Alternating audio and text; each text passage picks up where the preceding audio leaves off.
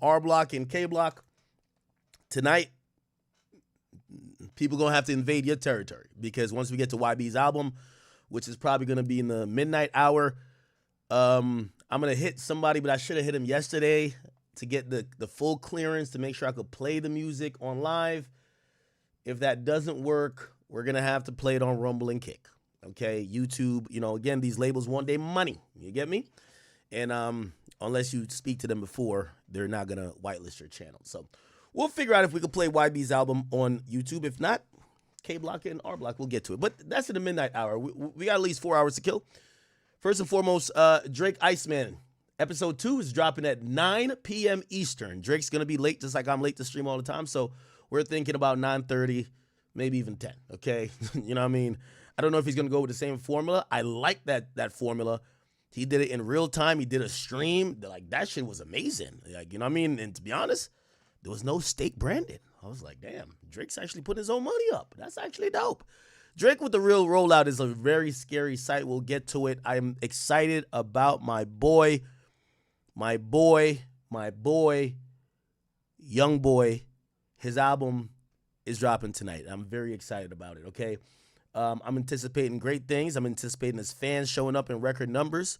And we're going to push this a whole week, okay? Fucking with it. I haven't heard the album yet. I'm going to be honest with you. You know, I spoke to him not too long ago. And this was when me and Kanye was supposed to go to him. I don't know what happened with that. But I had called YoungBoy because I'm like, hey, listen, I'm going to pull up with Ye. And he was like, yo, what's Ye been on? Like, he's cool? And I'm like, he seems cool. And I was like, yo. And he's like, Ak, why you ain't hit me? And I was like, bro, I'm going to be honest with you. You got out of prison and I was letting you spend time with your family. You know, I don't want to be the person that as soon as you get out, I'm like, Ryan, yo, dick, pause. And he was like, yo, Ak, like, you're like my family, man. Like, you should have been showed up. So I feel a little bit guilty. I should have been hanging out with YB. But he's been traveling all around the world. I was actually trying to link up something with Bounty Killer and him because Bounty Killer loves him. And the day we were trying to link something up, it was supposed to be at the Barclays. YB gets on a plane, and he headed towards Amsterdam. Yeah, that's what they told me. Well, that's when he postponed the album because that was going to be his album night as well. So we'll see. Sure, rest assured, me and YB will be together doing some cool things in the very near future. We got a track list for his album I'm excited about. Shit, I ain't gonna lie. Maybe we could even get him on the phone tonight as a consolation or something like that. So this would be cool. All right? So, okay. So Iceman in an hour, right? What else is going on? There's a bunch of stuff going on in hip-hop, but even outside of hip-hop, we're going to get to all these things. First and foremost, I do want to start off hot. And by the way, there's a TV out there. It usually has my security camera thing on it, but like, I took it off for my remodeling thing, so it's playing regular TV. I can hear it. I might have to turn it off in a second. I get distracted by the slightest noise. Okay, we're going to shut that door. Let me shut that door. Hold on. Oh. And just like that, this is why you soundproof a studio. This is a studio, by the way. I built it as a studio to alternately streaming, and it's all good. So, yeah, by the way, you also see me rocking the Academy. Yo, these are the most fire pants in life. All I wear is these. I'm trying to get new colorways going. I have the black one and the red one. I try to wear it a bunch of times. Anyway, all right. So, couple things that happened. We're going to just go through what's going on in hip-hop. I know we haven't done a 6-hour stream. Today's a 6-hour stream. Or stream until I pass out. But I'm going to try to control my alcohol intake. We got to talk about several things. So, first and foremost, Queso's trial has started. We're going to try to do some, deep dives on that. We have Glorilla, who, is speaking out. By the way, her lawyer, who's now my friend. I like to have lawyer as friends. Drew Fillon reached out. He gave me a statement. I'll probably read it on here for you guys. But apparently she was arrested over weed found in her house. It was kind of like odd, right? So we're going to actually check that out, see what that's about. What else is going on? Hulk Hogan died today. Oh, my God. Rest in peace to Hulk Hogan.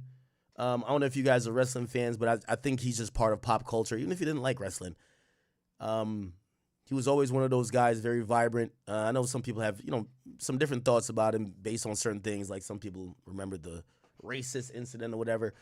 For someone who, when I came over here as a young child and I was trying to get into American culture, it's the first time I ever watched wrestling. I saw the tail end of what he had going on, and that's why I fell in love with Stone Cold Steve Austin. So, I kind of learned a lot about, I acclimated, or whatever you call it, to the culture here by watching wrestling. So, Hulk Hogan, it meant something to me, right? He's one of those people that, we know he's old. It's like Morgan Freeman. We know they're old, but we don't see like death on the horizon type shit. And apparently he hasn't been doing that, or he wasn't doing that well recently. And he had a surgery, he was recovering. There was rumors that he was in a coma.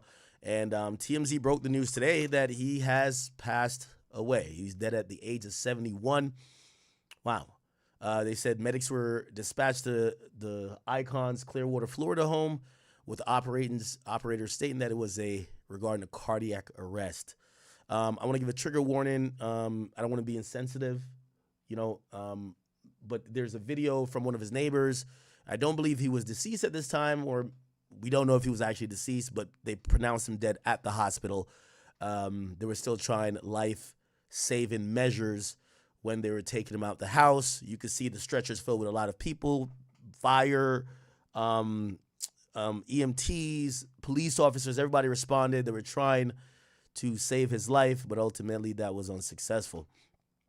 Here's a video. Again, trigger warning. I'm not trying to make anyone upset, nor am I trying to, this is a legend, and I do understand that the last moments of someone's life it should be sacred. So a little bit conflicted about even showing this, but I see TMZ have it up here.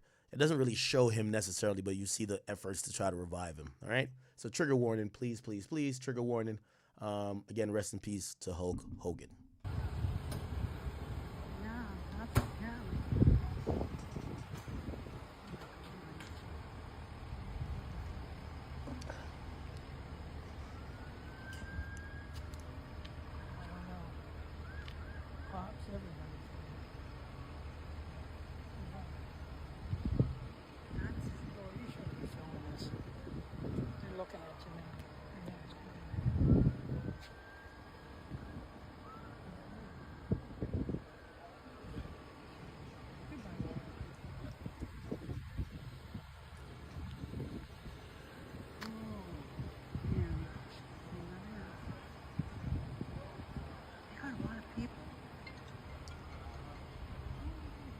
Yeah, there are a few people there that, I'm sorry, they're doing CPR, all that stuff. You see, there's so many paramedics. Everybody's trying to make sure they could get him out quickly, but still try to continue to try to save his life.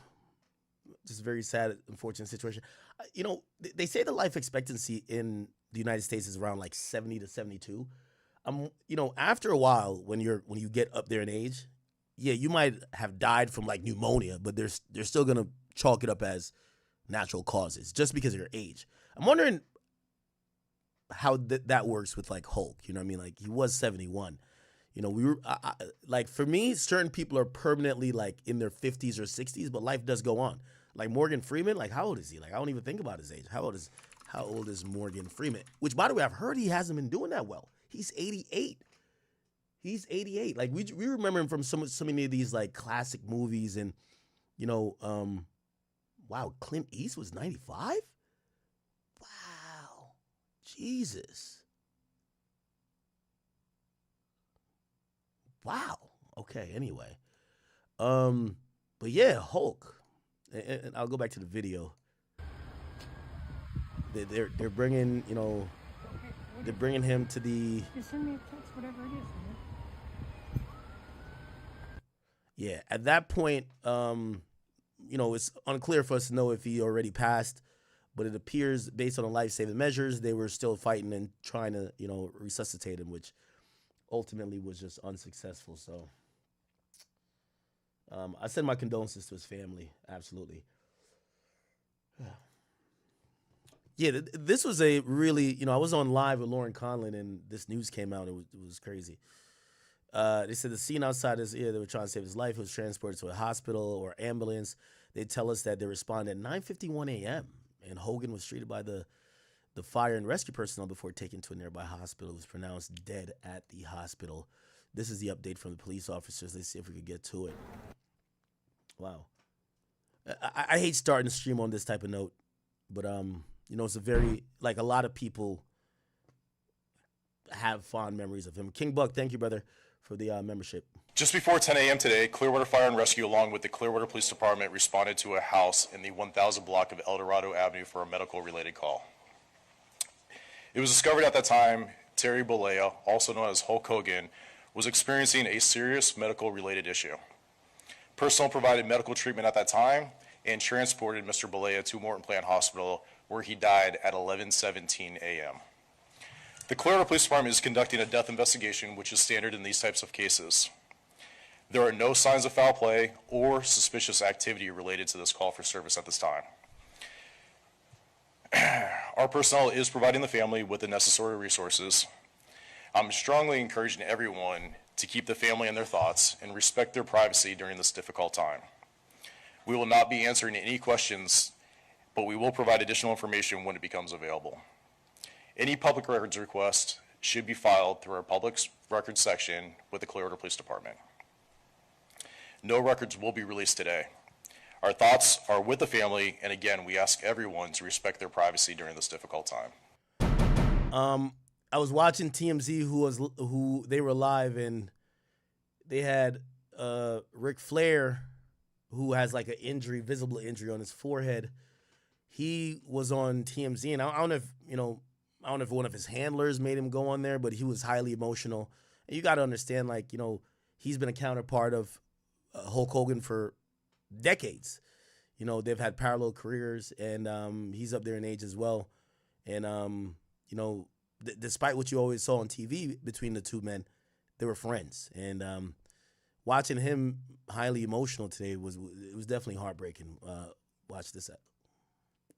Keynote 2. Okay. All right. Yeah, very unexpected, chat. Very unexpected. Here we go. Rick, first of all, I am so sorry. This must hit you profoundly. More than you'll ever know. People always wanted to paint us as enemies, but we were actually very, very close friends. And we kept up with each other on a regular basis. So I just talked to Jimmy Hart yesterday, and he was fine. To have this happen is just horrible. How did you get the news? I'm so sorry, Rick. I am so sorry. Oh, I've gotten it from everybody. My phone won't stop. And that's a good thing, because everybody is saying something nice. When social media can be so cruel, in this case, everybody is saying something nice. So, you know, I knew him over the years, but not like He loved you, Harvey. I really had a connection with this guy.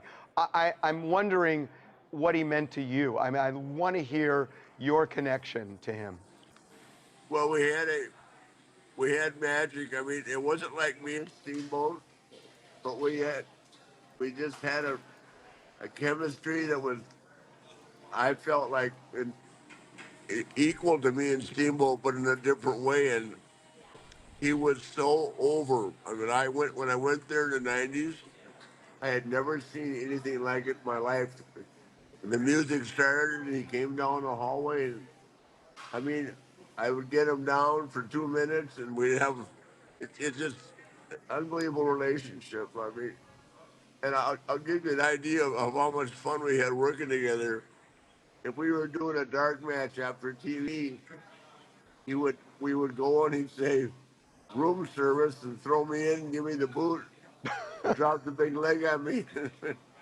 We got back to the hotel for room service. I mean, that's how much fun we had working together. So you guys were rivals in the ring. And I'm so curious about this. Did that ever kind of bleed out into real life? or were you always secretly friends? Or Always friends, always friends. I'd be remiss to say I wasn't jealous that he was making so much more money than me, but it had nothing to do with him. It's just, I'm not going to bring up his name. The promotion just put me in a bad spot, but not with him ever. Are you kidding? I loved him, and everywhere we went, we drew money. It's just we had a connection, and since then we've done signings together, and like the Hard Rocks, and I keep up with him. I've been out to his bar for karaoke, and I mean, it's just, everybody wants to take a shot at Hulk, but he doesn't deserve it. People make mistakes, and who knows how that happened, but it just it's unfair to judge anybody by, I mean, who would I be to judge anybody? I mean, really, who is anybody? What mistakes are they talking about? I know about like the leaked racist like rant or whatever when he was in an intimate moment with someone that was secretly recorded, but I thought like universally he was loved, right? Like obviously he went a little bit political and he supported Trump. Maybe that's why some people didn't like him, but I thought everybody loved Hulk Hogan. It's like, I ain't gonna lie to you, like I kind of forgave the racist shit because I was like, it's Hulk. Like I'm like, what old white man that's over 60 don't have a little bit of racism in them? I'm gonna be honest with you. That's how I thought about it. Like, I'm not over here judging. Like, yo, bro, if y'all think that Robert Kraft and like all them old ass white dudes has never said the hard ER or something like that, possibly private, come on, bro. Like, you kind of learn, like, it'd be like, yo, that nigga old, man. Them niggas lived through the times where racism was actually cool, right? That's how I look at it. Maybe you guys look at it different. I'm not telling you how to look at it. But I've obviously there was an outrage at the moment, but I never really harbored that and judged him afterwards. Like, I hate you. Like, I see some people actually reacting to that with his death. Like, some people I see even celebrating his death because they're like, oh, he was racist. And I'm like, damn, like, yo, we do all make mistakes. You know what I mean? Like, but I think generally that comes from the group of people who all of their failures, shortcomings, and mistakes, even if they apologize or not, nobody will know except maybe their close comrades and family. It's not put across for the world to see.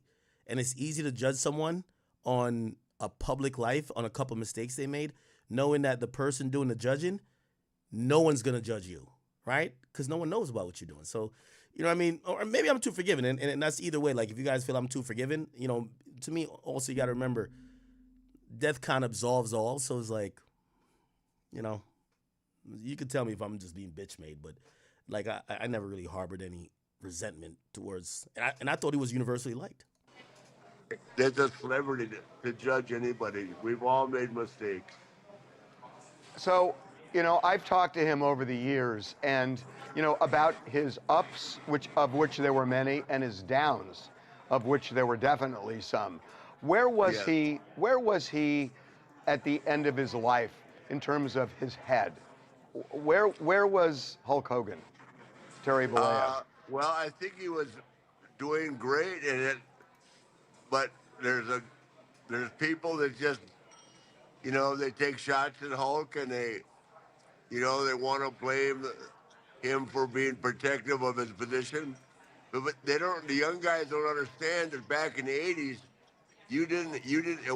it wasn't as political as it is now. But you had to fight for your position. I mean, not fist fight, but in some cases even fist fight. But because everybody wanted to be you. Does that make sense? It does. And you mentioned being political. He was political. I mean, he was, I believe, the star of the Republican National Convention last year.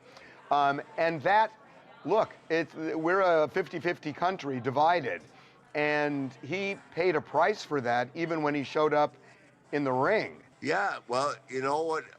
One thing about Hulk, and I've never forgotten it. He used to say to me, it's not about who's the best worker, it's about who makes the most money. Hey, I hated that saying.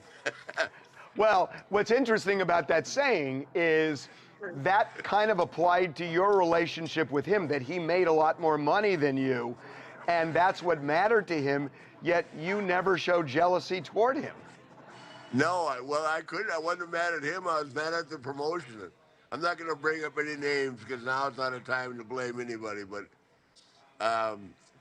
you know, he with me, he knew that I wanted to work with him because that meant I was on top. And we had some fantastic dealings. The match with Shaquille O'Neal as special referee, and then Halloween Havoc were Tommy Hearns, Muhammad Ali, Sherry Martel. I mean, they're never going to be called classics, but they drew money, and we drew money.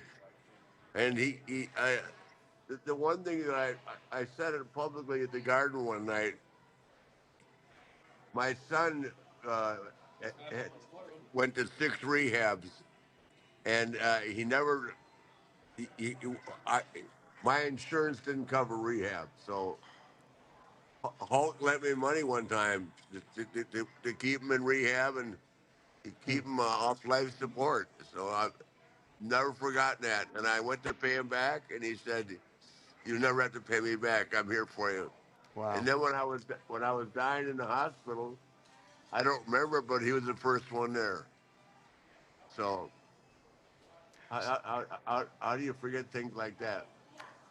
So this is, you know, an hour after we broke the news. So maybe it's too early, but I'm going to try.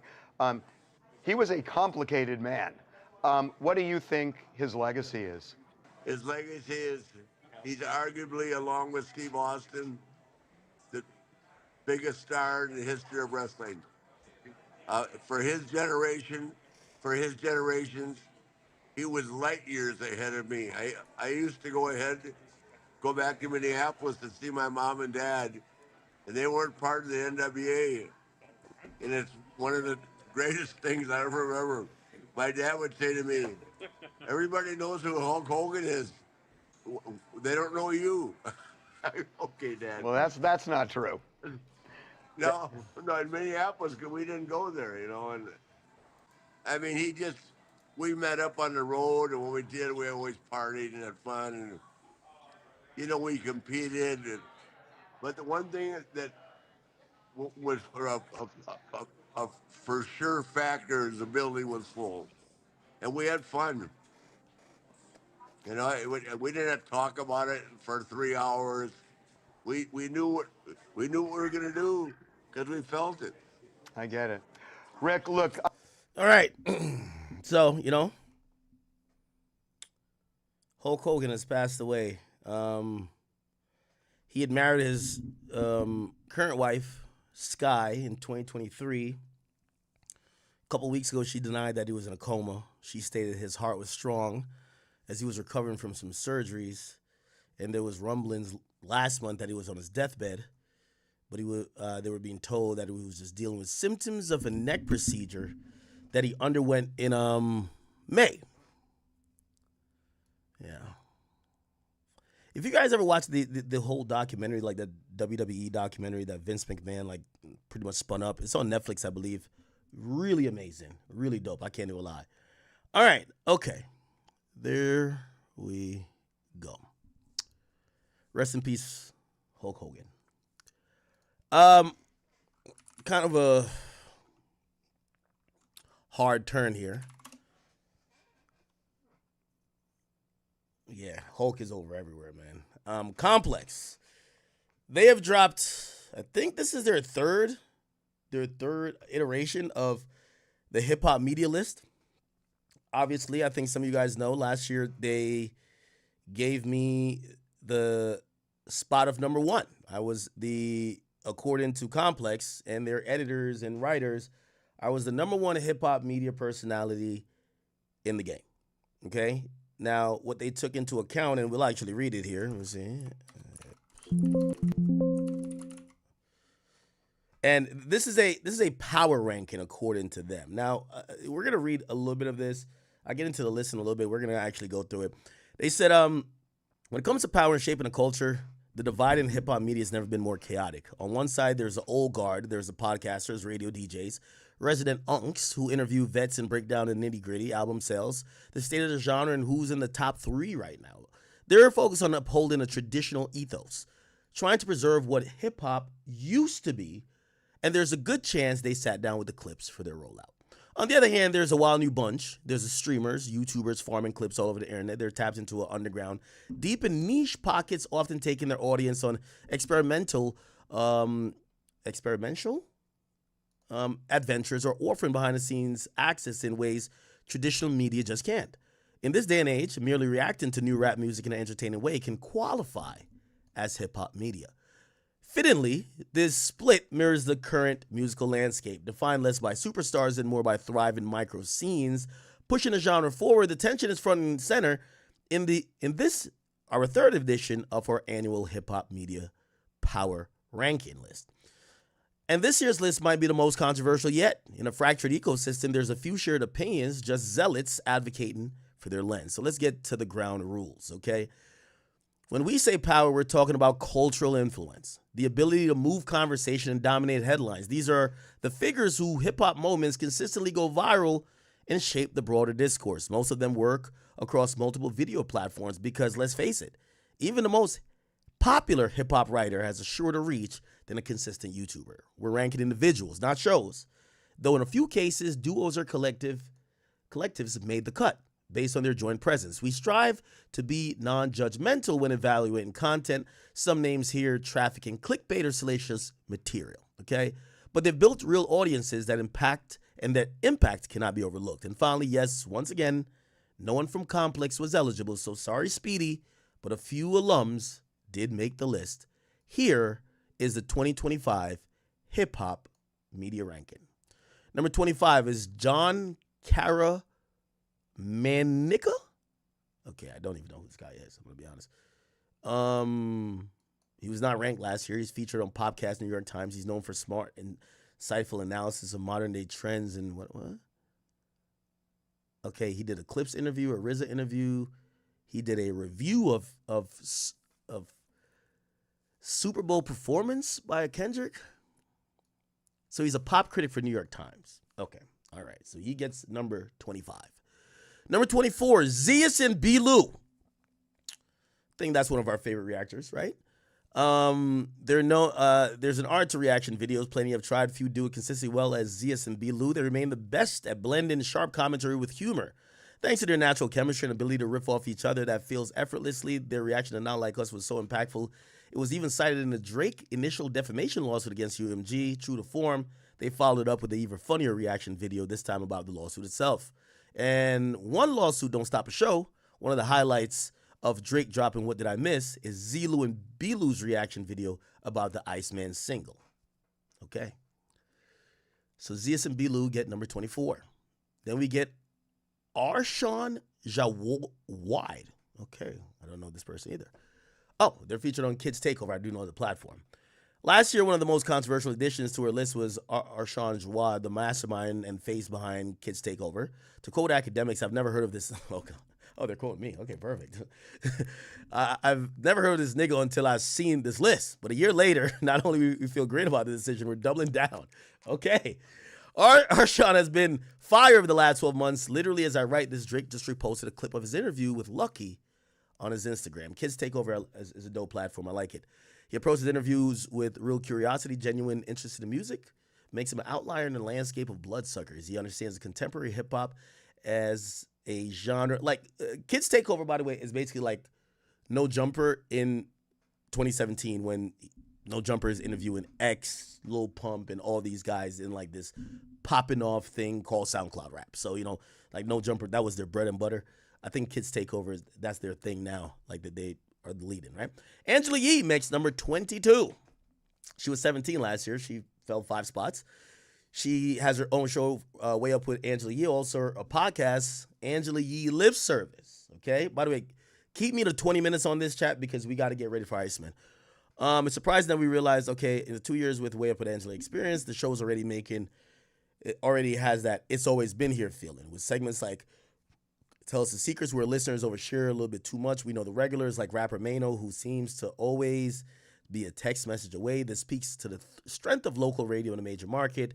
If you have a right slot, you can offer this type of consistency that feels underrated on lists like this, which tends to reward big moments. But don't underestimate Angela Yee. She's a pro, still one of the most respected figures in rap media. After all these years, she remains a trusted ear some artists feels comfortable around, which can actually cause some issues. On her long-running sex podcast, Lip Service, Mexican OT got a little bit too relaxed and even shared a controversial view on the N-word, comments that he'd later walk back.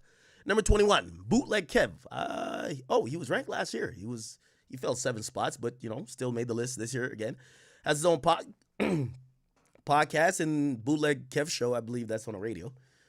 And this is a hip-hop nerd disguised as a host. He brings deep-cut, obsessive energy and whatever. Okay, cool. Like Denzel Curry breaking down the Drake versus Kendrick. And fucking X-rated casually reflected on being cool with the Menendez brothers in prison. Kev has the most thorough coverage of Joey Badass and the Ray Vaughn dust-up, sitting down for extended conversations with both. Okay. Big Boy, number 20. Again, when I mention legends like Big Boy, I got to say Big Boy really is bigger than a list. One of the legends when it comes to talk radio, but also media personalities, so salute to him. He's number 20 on this list. It's a power ranking list, which means a frozen moment in time. He was 16. He fell 4 spots. He's known for his comedic timing, energetic interviews. Okay, all right, I'm not going to read everyone. Number 19, Nadeska Alexis. Shout out to Nadeska. I'm glad my sister, who I did Everyday Struggle with the entire time, is still very relevant in the game, still doing her thing. I grew to respect her honesty, her hard work, and ingenuity when it comes to like just media and content in general. She's gone on to Apple Music. I was a big proponent of her doing that, and I think she's done amazing things over there. So you'll never hear me speak a bad word about my sis, Nadeska Alexis. So congrats to her on 19. Number 18, DDG. Ooh, DDG. I feel like DDG could be up a little bit. He should be up a little bit higher on the list, right? He's been popping off on Twitch, as everybody knows. Definitely one of the biggest streamers, right, in the game currently. And here's the thing: I have a prediction. DDG will be either completely off this list or top 3. He's one of the most famous people here with a romantic relationship and constantly making headlines and antics at Streamer University, dominating coverage. But is he really part of hip-hop media? You could argue that for a stretch he was, but he's becoming a leader in the hip-hop streaming world, taking the ethos of Black Boy Max in the Booth series to another level, recording an album live with artists like Rob 49, Khalifa, Bia, The Baby, and more. The album might have not had a raging success, but I could appreciate the swing. At times, he's been a voice in the mix for news headlines. With Bad Baby was in the midst of her dust-up with Alabama Parker, she went to see DDG. Okay. I feel like he could be up higher on that list. Elliot Wilson makes number 17. He's known for conversations with rap legends, sparking hip-hop debates, and pissing off streamers or rappers who think they're doing journalism. Last year, Elliot Wilson was where was he ranked? Oh, he fell from 5 to 17, but he was 5 last year. Okay. Last year, he was one of the most prominent voices in the Kendrick and Drake beef, but without a back and forth of that scale this year. Sorry, Joey Badass and Ray Vaughn. It's been harder for him to find that narrative to latch on, and the bigger picture remains one of the better rap shows, and he's a vital part of it. So it's cool to see him get that momentum for another interview series, the Elliot Wilson Experience. But he's talked to a wide range of artists from Cash Cobain to Mac Homie. But it's telling that most of his moments actually capture the rap zeitgeist came from conflict, like when he revealed a fiery private voice note from Bow Wow, or when private tension from former partner B-Dot spilled into the open, or when Cameron or Elliot hashed out their intricacies. Interesting. DJ Head. Garbage. I'm gonna just be honest, like, it's just garbage. Like, I don't even know how you could be on this list, but okay. Whatever. Let's get past it. Jadakiss and Fat Joe. Interesting, because are they hip-hop? Absolutely. Like, the very essence of what hip-hop is probably bleeds out of the pores in the veins of Fat Joe and Jadakiss. Are they hip-hop media? That remains to be seen. But I'll read a little write-up on them real quick. It's almost given that a podcast hosted by Fat Joe and Jadakiss would be a hit. The duo, often hilarious chemistry built over the years of collaboration, shines in every episode. Joe takes the lead with a quick Joker story that is exaggerated to the 10th power, like he talked about the Taliban took the day off after Michael Jackson's death, while Kiss played the perfect sidekick, often looking exasperated by what he's hearing. They've only been doing the show for a few months, but they've developed or delivered viral moments, whether they're responding to one of our rankings or giving Jim Jones a platform to claim he got more hits than us. Shannon Sharp, 14. Interesting. I feel like Shannon Sharp, if we're talking about size of a platform, he could be higher on this list as well.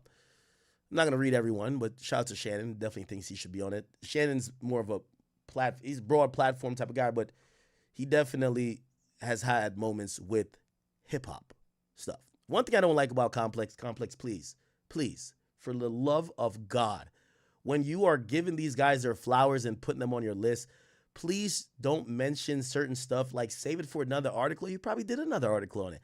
You got to throw in sexual assault accusations while you're trying to talk this guy up? Like, come on. Like, bro, like the reality of it is this. We're not judging him on if he's an amazing person or if he likes snow bunnies. We're judging him if he's a good outlet and a good personality or he has power and influence within hip-hop. Why the fuck are you mentioning sexual assault accusations? Which, by the way, is now settled. This should have been a deleted sentence. Come on now. Come on. You guys did the same thing with me last year. I didn't like it. Trapo Ross, my boy. Trap. I think Trap is an innovator. He's taken what I think a lot of people strive to do. Like, when I look at Trapo Ross, I look at me doing either Warren Chirac or whatever, but me doing it in really like this gun-ho, like super salacious, getting stuff from Twitter, which I think he still crowdsources his info, but he puts it together in such a very polished way. You know, I'm telling you, the next iteration of Trap Lore is going to be, you know, him creating these innovative documentaries that not only regurgitates and rehashes certain stuff that's already on social media, but we're all lazy to go look and compile.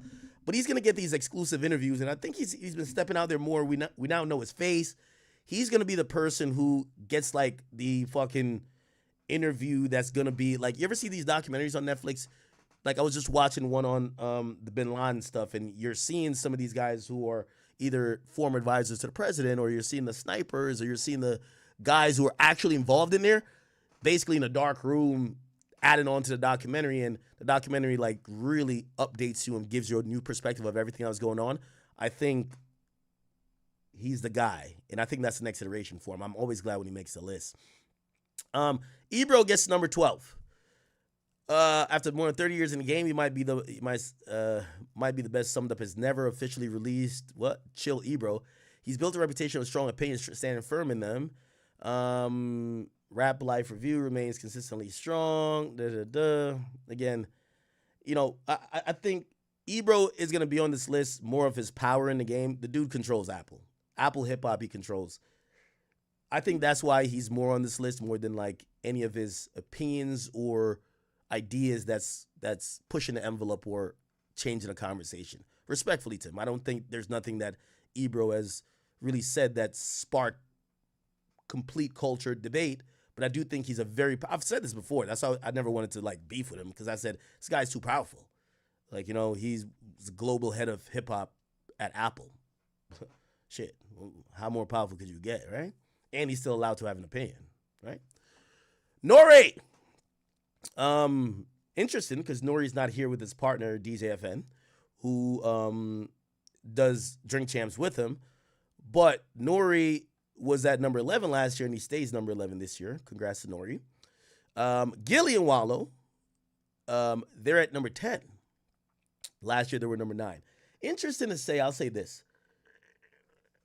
It's interesting to see how this list is evolving over the years, where I think before podcasts were the de facto number, like, top 5 slots.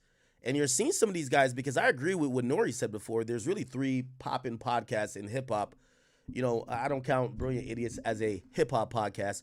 But Drink Champs, Gillian Wallow, Joe Budden podcast, they're consistent, this and third. Obviously, I know I have my off the record, but I'm so inconsistent with it. Like, we're just doing content in a wide, broad space more than just podcast things. With these guys, 99% of their content comes through their podcast. It's interesting to see it feels like podcasts have lost a little bit of market share because would you say that Drink Champs is not relevant anymore? No. Like, it's very relevant. Same with Gillian Wallow. But it appears the streamers and streamer platforms have caught up to them a bit. Because, again, they went from being like top 5. Now we're watching Nori and Gillian Wallow, who are partnered in their ranking at 10, kind of slip to 10. All right, let's see 9. Okay.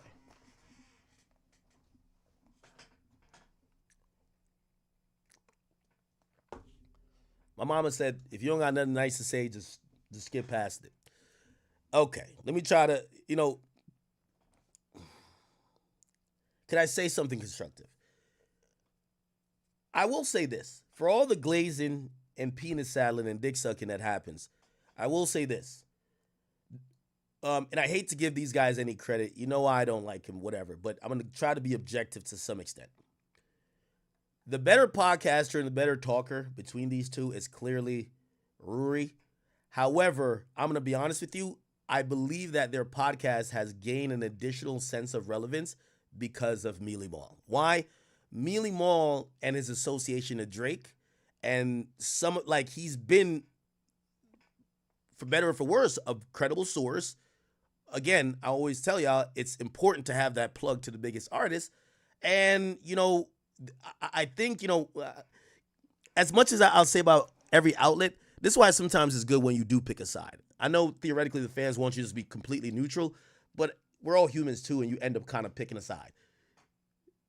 Mealy Mall clearly picked Drake's side, and I'm going to be honest with you, it helped their platform. I thought their platform was about to die. I thought they were on their way out, and once that battle jumped off, them being aligned with Drake, I think helped their platform, even if you don't want to consider Drake winning the battle. I think it helped them because it gave them, you see, all the other guys, they were echo room, dot arrow. Like, you're like, what the fuck is a dot arrow? Like, they're just saying stuff, right? Like, DJ Head's just talking out of his ass. Like, you're like, okay. But then these guys, they were coming with like this a little bit back and forth talk. I think Rory did I've seen some clips. So I think he did a decent job of challenging Mealy Mall. And Mealy Mall, kind of always stuck to his guns. Like, he's who LeBron should be. Let's be honest, right? Mealy Mall is who LeBron should be, loyal. Like, you can't get Mealy Mall to like, I'm gonna lie, I think Mealy Mall more loyal than me. Because I'll sit here and criticize Drake. Mealy Mall will not. Which, again, I think it's turned out good for his career because, look, they're number 9 on this list. And I'm telling you, the way how I squashed these two years ago, it's only God. It's a miracle from God they're even on this list. Or even alive, period. Okay? So, all right, whatever. Anthony Fantano. I can't say he doesn't deserve to be on this list or doesn't deserve the position. What I will say about the position is that, well, not his position, I guess him. I hate that he represents the beta male wokeness that I'm hoping hip hop gets rid of. He's like the white knight, the soapbox, he's always like value signaling or whatever that's called. Like, he's always the guy who's trying to like, yeah, he's a very intricate hip hop reviewer, but the more you hear this guy, he aligns with feminists. And if we go back to the history of hip hop and how just the culture where hip hop comes from, like, you just start realizing like this nigga right here is just like yeah, you could listen to it for some technicalities about an album, but come on, bro. Come on. You get what I'm saying? Like, come on. Like, when I see this nigga, I expect him, like, he's probably wearing a thong. This guy's a feminist. You get what I'm saying? And to me and no feminist, especially no hip-hop feminist, will ever align in opinions, all right? Just me. But 8, he got an audience. Like, all the little beta males, soy boys, they love him, and I understand why, okay? He's the, always, he's the guy on Twitter that will go viral off some shit, like, seeming like he's above the fray. Come on.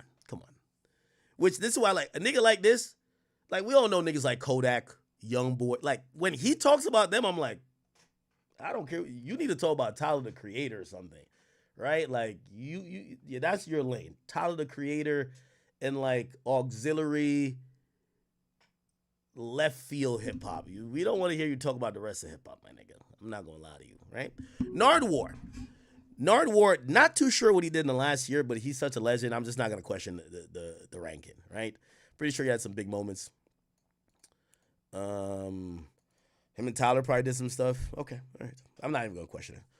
DJ Vlad. Yo, let me tell you this. It's interesting thing with Vlad. Vlad was talking to me about retiring from hip hop media, or just retiring from doing content, period. And, you know, Vlad has worked tirelessly over 20 plus years trying to get the recognition. At first, you know, he couldn't get any like signed artists. He started, I think personally, he started the wave of taking the quote unquote irrelevance or washed up artists and making them a thing in terms of giving them voices and making them interesting. And now I think the hip hop sphere in terms of interviews, the interviews that do the most numbers aren't necessarily from artists. It's from people who wouldn't be on the Breakfast Club and this and third. It's just people who are personalities.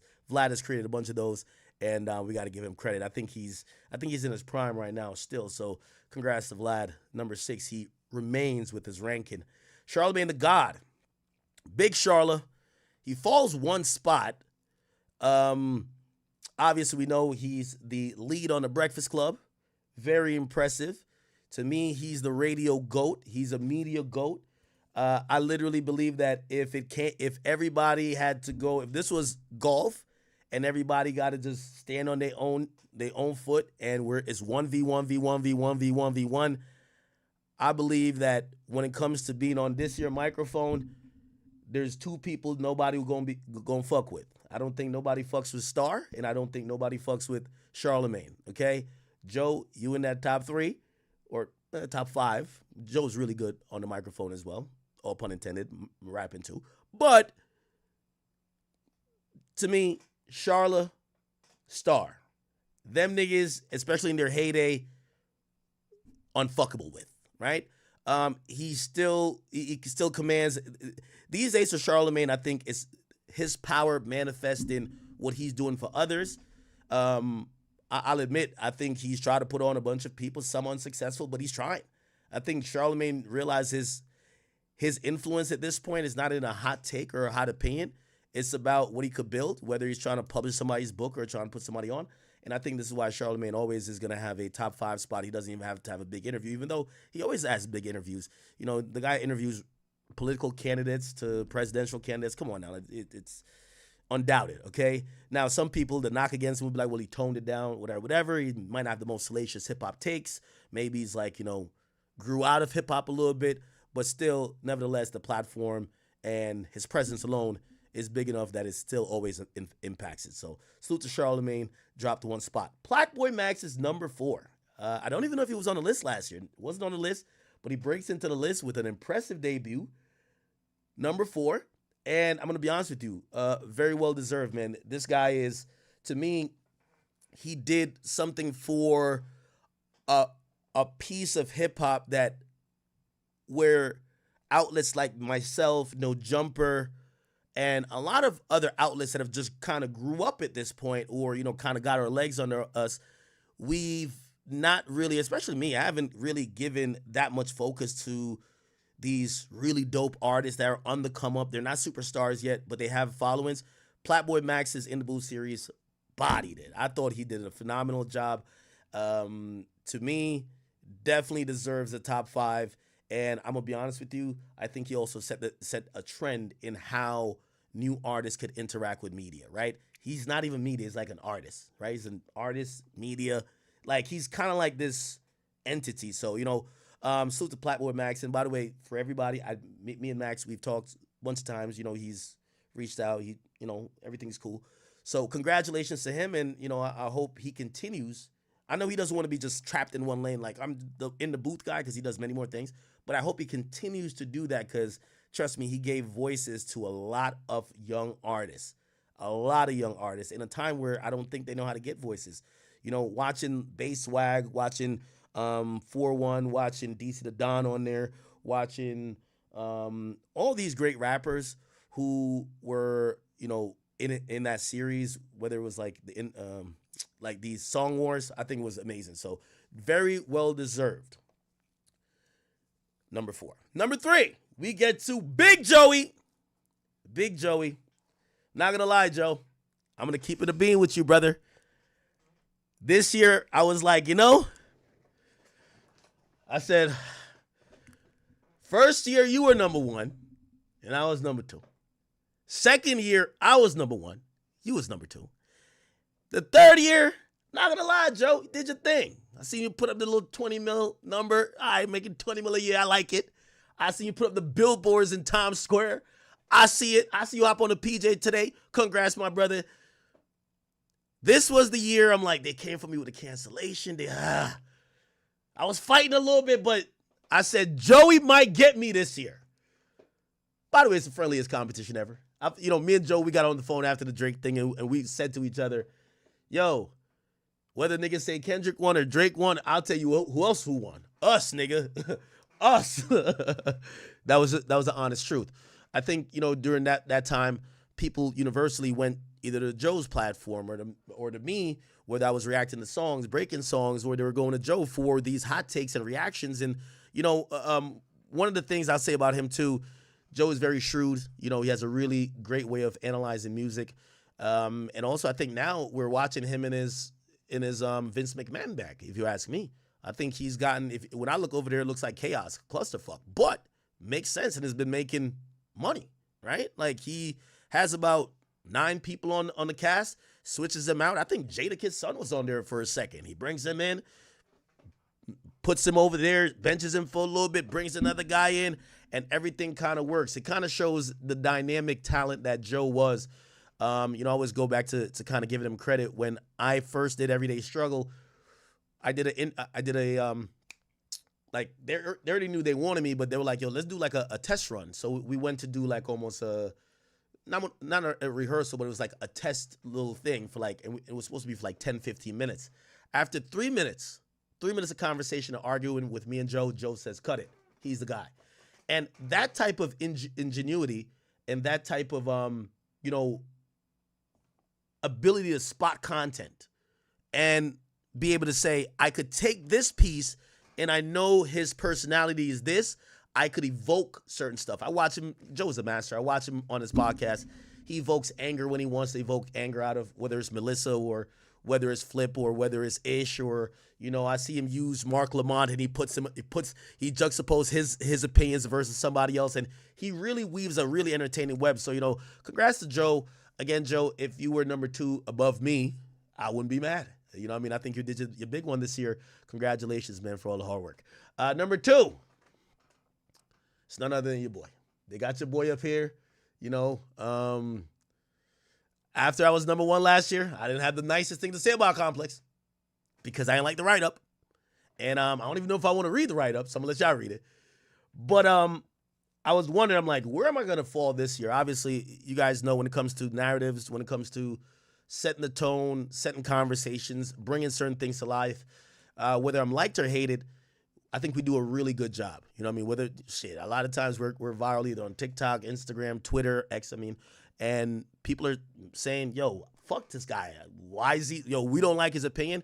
But it's never something where like, and I've always said that's the strongest part. I don't try to be, Charlemagne told me back in the days, like, you never want to be a shock jock. He never liked that word. He said shock jock says things for the shocking aspect or shock value. Say things that you mean.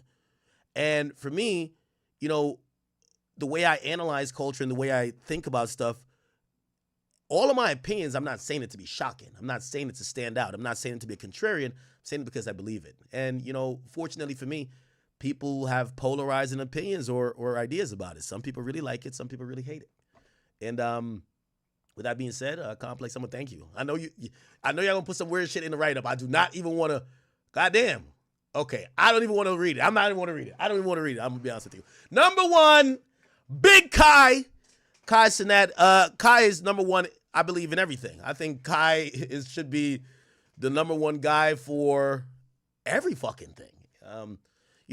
I think me and Joe, we had said to each other, hey, we love this back and forth and also we love the, Charlemagne's in the mix and a couple other media personalities. And we love it because we've worked very hard to get to this point. But we were always saying, when is Kai going to pass us? Because it's reality. Kai has an incredibly huge platform, whether you want to call him hip-hop or not. I don't think he brands or tries to say he's a hip-hop aficionado, but he's a young kid with an opinion. Usually his age range is where the majority of hip-hop targets. He's kept his integrity. You know, he's doubled down, let people know I can't be bought, and I respect it about him. I told you, I've always heard numbers that people were down to throw out to try to influence his opinion. $100,000, and he turned it all down. He was like, if I like it, I like it. I don't. I don't want to be bought. I've always respected somebody who never could be bought, no matter how big you get, no matter how. And again, I've always said if they could buy your opinion, you don't matter. Again, I don't think Kai would sit here and say he knows everything about hip-hop or knows the history all throughout this and third or knows every artist. He likes what he likes. He's very influential with what he likes, and he does give shine to a lot of artists and a lot of particular type of music that he's into. So, you know, well-deserved. I think that him bridging how big streaming has got and him always having some type of foothold or anchor when it comes to hip-hop, I think that's very admirable, and I think he's leading the whole charge in letting people know that it's the changing of the guards.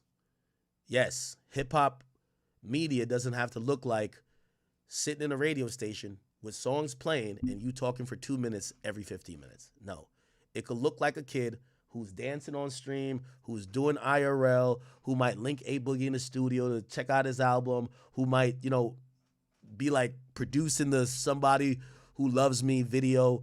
He's really good, and I'm not going to lie. Congratulations to Kai. So congrats. I think this list is good. I do want to make a few honorable mentions. Complex, I don't know what you got against Adam 22. I think it's criminal that he's not on here. I'm being honest with you. I know he does porn. I know he does this. I know he's white. I get all the things that people would say about him. I know people say, yo, he's... Listen, I say some of the stuff too. Like, yo, you're doing a lot of gang stuff. But his platform... And I know it's not a platform thing. I think Adam is, like, looking at this list, Adam should be on this list. We got to be honest. Last year, I gave him 22. Him not being on the list is kind of like, okay, come on. Right? Number 2, Whack 100. I'm sorry to tell y'all. And maybe y'all just don't consider them hip-hop media, but y'all consider Kai hip-hop media. Y'all consider DDG hip-hop media. Y'all consider Blackboy Max hip-hop media. Y'all consider people who do multifaceted things, but also hip-hop media. I think Whack 100 is too. So I'm going to be honest with you. I think Whack 100, I think Adam 22, they should both be on it. I'm not saying they should be in the top 5, top 10, but I think it's kind of disrespectful you guys don't put them on at all, right? Who else? Who else are we missing? Somebody says Charleston White.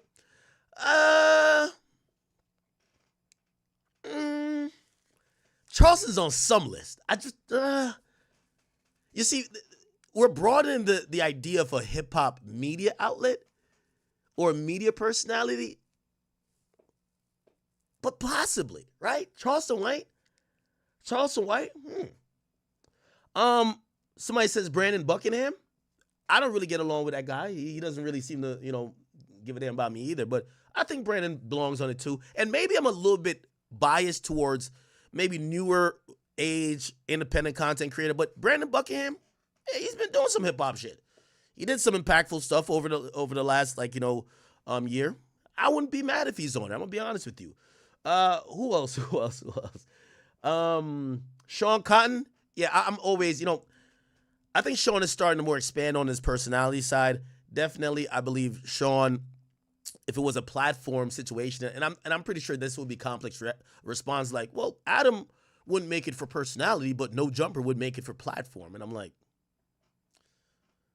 but I don't know. All right, anybody else? I'm trying to give everybody their flowers. Like, who do you think got left off? I'm saying Adam, Whack, and sure, Brandon Buckingham, right? Who else? By the way, we are 5 minutes supposedly away from Ice, man. But I know Drake's finna be late. Somebody says Art of Dialogue. I think that would be under the umbrella of platforms, 100%. Somebody said Tasha K. Man, y'all are trolling. Y'all are trolling. Somebody said no jumper is not a person. How to man says, bro, I'm telling you, you Flacco and Joe are at the top of hip hop media right now. After y'all, it may be Vlad. I think, listen, I want to give some props to Flacco. Flacco, I think next year, man, you might get that debut on this list. Flacco's been working incredibly hard. I see him taking some of the complicated, very controversial stories. My only thing I would ever say to Flacco is just always ensure accuracy and that you're on your shit. But I think Flacco is working his way. You never know next year. And I think the only reason why Flacco isn't on this list is that hip hop media is waiting for that big moment. Like they're almost waiting for that joining Complex moment that I had, right? When I joined Complex, like they're looking for the, oh, Flacco has arrived moment. And, I don't know if it happens at No Jumper, but I think it'll happen if either does a show somewhere, collaborates with it has to be something that he kind of figures out, but that is going to give him probably all the recognition and put him in the conversations I would assume he wants to be, All right. Okay. All right. Bet.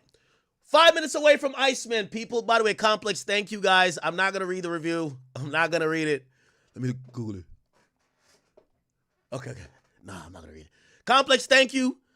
Chat, when I see this, it gives me incredible, I'm one of those people where no matter what, I always feel like I'm not working hard enough. And I know some of y'all be like, of course you're not working hard enough, nigga. You can't even do the 30 for 30.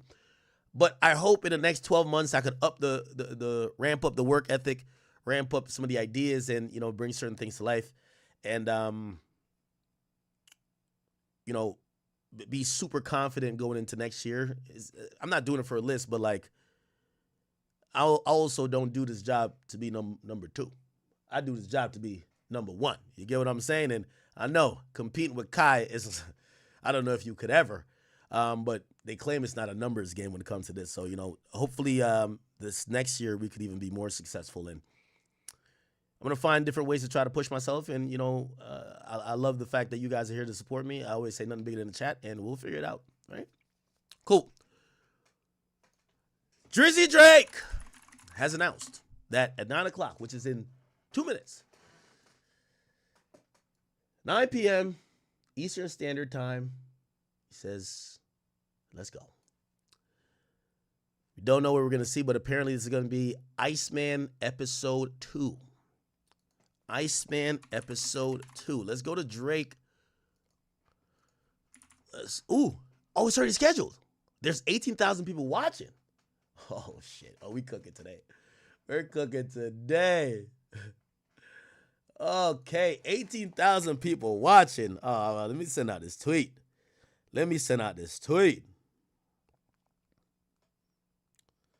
Come on, people.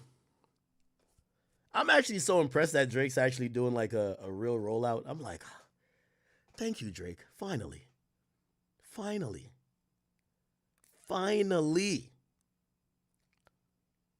Okay, here we go.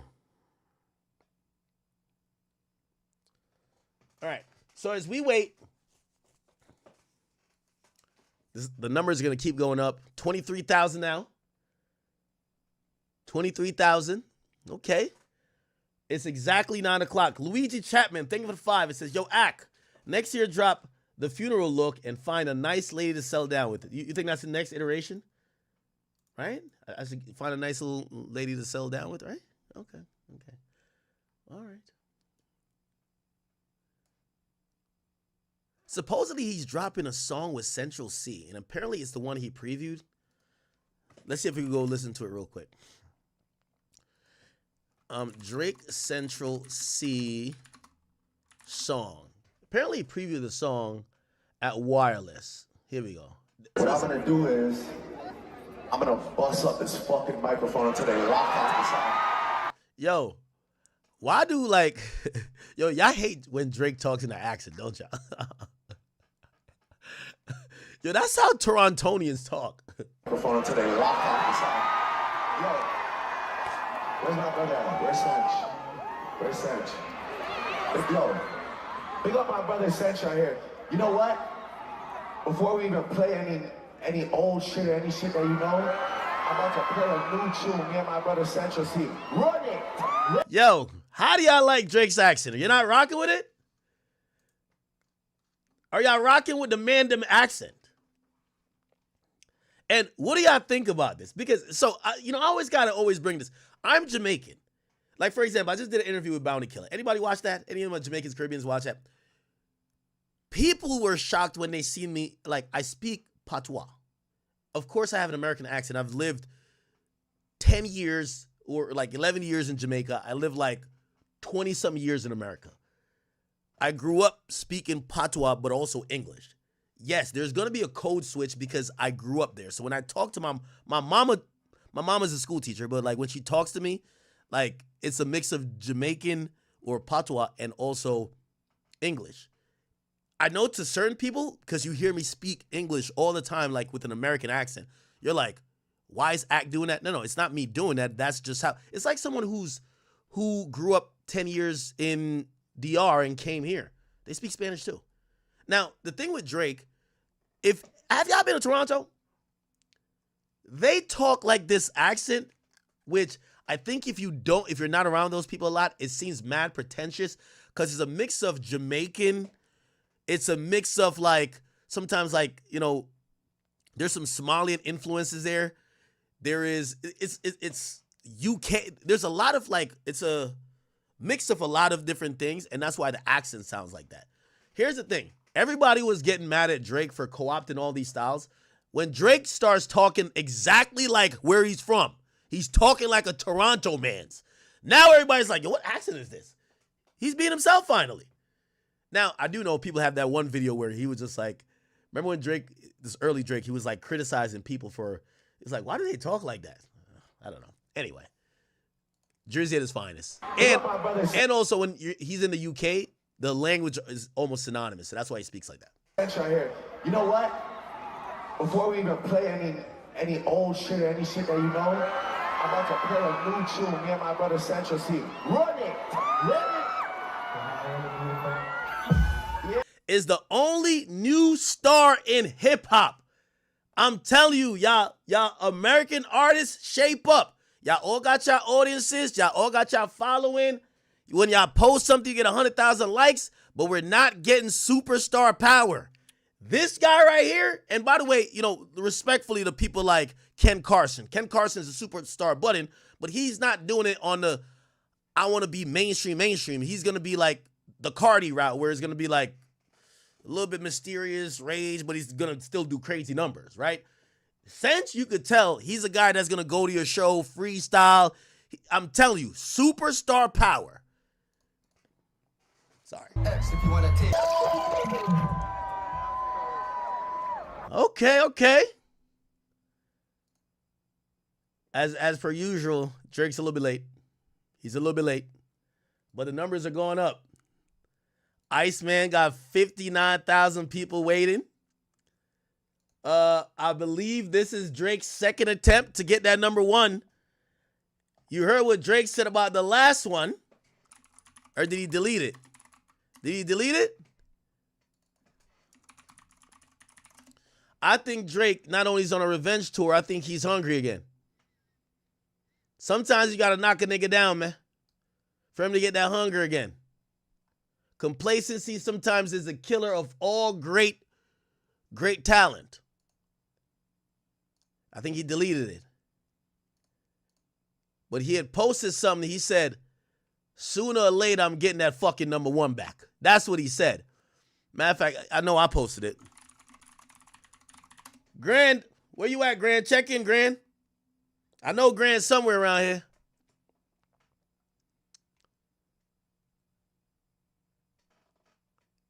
Oh, Grand hit me right away. Grand, where'd I post that, Grand? Where'd I post that? It was the Billboard post. I know I posted it too. Let me scroll down a little bit. We didn't even get to the Rick Ross stuff. Well, I did it on the Kick Only stream. We did a Kick Only stream this morning. You guys gotta get on Kick, man. Like we do like an hour or two per week Straight kick. We're cooking over there.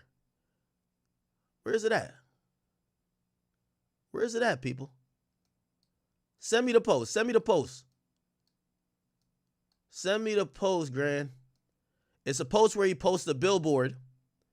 By the way, for all the YB fans, YB drops at midnight. Oh, here we go. Oh, he posted to his story. That's what he did. He says, suppressor. Yo, you know what's so funny? I now read everything in this Toronto voice by Drake. How did Drake sound when he had like a Houston voice? No, he had a Memphis accent at one point, right? How did Drake sound? Drake is full Toronto now. Says, suppressor on the #1 spot. I'm taking that soon. Don't worry. One song or another. Rule changes and all. You got to have that Toronto slang when you're talking like Drake now. Drake is full Toronto now, man. Drake is full Toronto, right? By the way, when I went on to Turks with them Toronto things, they quickly told me, Ak, you're saying it wrong. It's not Toronto. It's Toronto. Toronto. So you know what I mean? After being with them for a week, I'm saying Toronto, okay? So Drake, he debuted at #2. A song named Ordinary that supposedly had like a crazy amount of airplay. Like, you got to go look at this. I know Grant posted it. Grant, I know you posted on the page. Let's go look at this Ordinary song that, well, maybe that's why Drake was saying it. He felt he got blocked. He felt he got blocked by this song. And you got to check out the stats for this song. It's kind of utterly ridiculous. Like, this song that blocked Drake from the #1. Remember I told you there's a formula how to get, like, you know, how these things are ranked? The way how it's done is this song right here, Ordinary, right? By the way, there's a whole thing about it where people claim that he's botting. I don't know if you ever heard about him. His name's Alex Warren. I never heard the song. Let me hear this guy. 1 million monthly listeners? Are you serious? That's more than Gambino. All that it takes to find out why is by looking at their Appears On playlist in their Spotify artist profile. This is Alex Warren's Spotify, just so we see here. If we go to his Appears On playlist, you can see, look at all of these sketchy, like, AI botted playlists that he's on, like Summer Hits 2025, Hot Hits, and it's like some AI crowd. Rainy Weekend, New Hot Pop, Top Songs Hits 2025, Just Broke Up. And y'all think I'm joking too. Let's go to Benson Boone. It's all the same playlists. There's that one weird, like, German classroom one. It's all the same ones. Now, is this guy botting? I hate to speak about people who haven't fully researched. You know, I'm hearing other people speak about it. I've never heard the song, but there's a lot of songs I didn't know. Like, some people put me on a Sabrina Carpenter, and I don't think she's like botting. I think she's just something that, a type of music that I don't listen to, right? Where's the, I'm trying to find, there's a whole thing. There's a whole thing. Let me see. There's a whole thing about how it's calculated that this person gets the #1. I don't know if I can find it. Where is it at? Basically, it was something that said that the airplay for the song, right? The airplay for the song is like wild, which is like, it's abnormal given the activity in other. Oh, here we go. Alex Warren Ordinary is expected to spend a 7th week at #1 on the Billboard Hot 100 after Insane Radio Payola. Well, they're saying that, but we don't know if that for sure. So who does this remind you of? Anyway, for the week that they're going to be #1, they had 6,500 sales of the song. They only did 20 million streams. Keep in mind, Drake, like, I forgot how many streams Drake did that week of the song. But you got to remember, in all platforms, just 20 million streams, right? Drake does that, or he's going to do that for the first week just on Spotify. So he's going to do the same on Apple Music. So he's going to do at least double what this guy's doing. But what matters for the #1 is airplay, which means these radio stations are spinning this song out of control, which that's going to be the thing that keeps the #1. So I don't know. They keep saying it's suppressed. Well, it's not. Drake's not being suppressed. It's just that this guy is getting insane radio play. So maybe Drake is cynically thinking like, yo, they're giving him the radio play that I can't get a number one. I don't think it's that serious like that. I think the reality is that if Drake wants, and I'm going to say a real number one, because I think Drake could get number one on any slow week where he just says, new song, it's just going to go to number one, right? Because he just said new song and just did a video and it went number two. A real number one lasts at number one for multiple weeks, if you ask me. I think he needs a campaign. He needs a campaign around it. But do I think Drake could get a number one song? Of course. Like, Drake could drop midweek and get a number one song. Like, his clout is a lot. Let's go back to here. We're still waiting. We have 81,000 people. 81,000 people still waiting. You know, Drake's probably going to let it build to 100,000. Right? 81,000 people waiting for Drake to go live. Someone said Alex Warren is WMG, not UMG. Hey, it's the same. It's the same circus, just a different show. Just so that you know, it's the same circus, just a different show. Okay. Anyway, you want to hear the song again? Supposedly, this is what Drake's gonna. I'm pretty sure he's gonna preview other music, but apparently, this is one of them joints he's gonna drop. Listen. I'm gonna bust up this fucking microphone until they lock off the side. Yo, where's my brother at? Where's Sench? Where's Sench? Yo, big up my brother Sench right here. You know what? Before we even play any old shit or any shit that you know, I'm about to play a new tune. Me and my brother Sench will see. Run it! Run it! Yeah! Think I can knock the boy off right now? All the girls that's here for the truth come put both hands on a DJ booth, then wind your waist to the big man. See, we can't really hear the melody of the beat because the bass is so heavy, right? Cameras are always horrible in like settings like this because the bass, you only hear the bass. So we can't hear like the percussion or like really the you know, the keys or whatever. But we can get the bop of it because we're hearing the bass. Hey,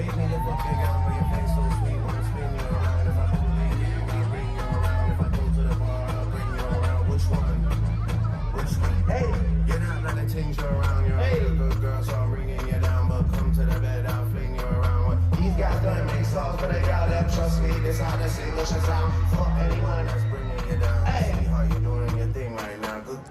Now, I'm going to tell you why. And yes, pull up. I'm doing that. Okay? I'm DJing in real time.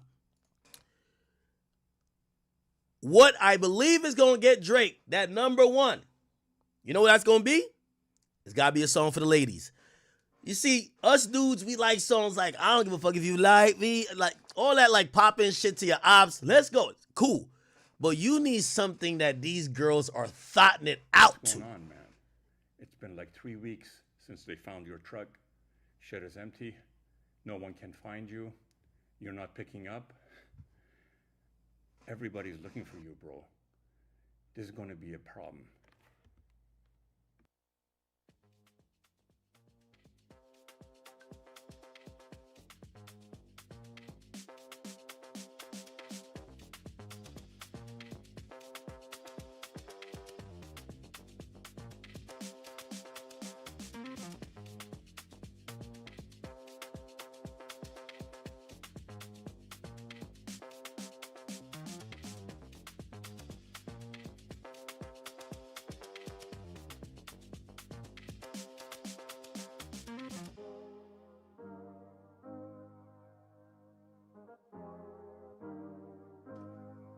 Okay.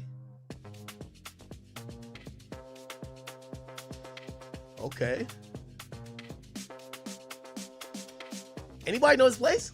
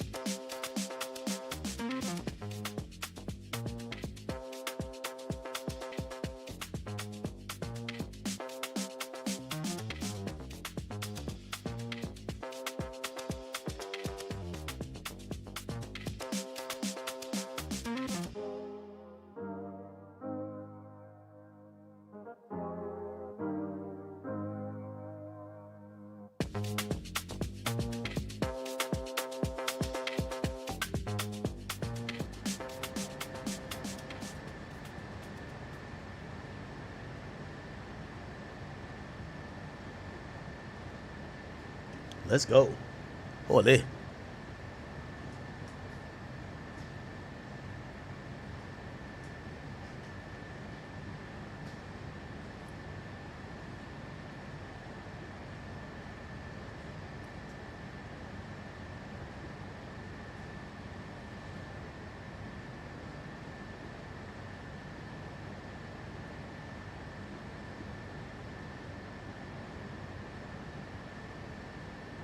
$107,000 people watching now. 110 is going up. 110,000 people watching.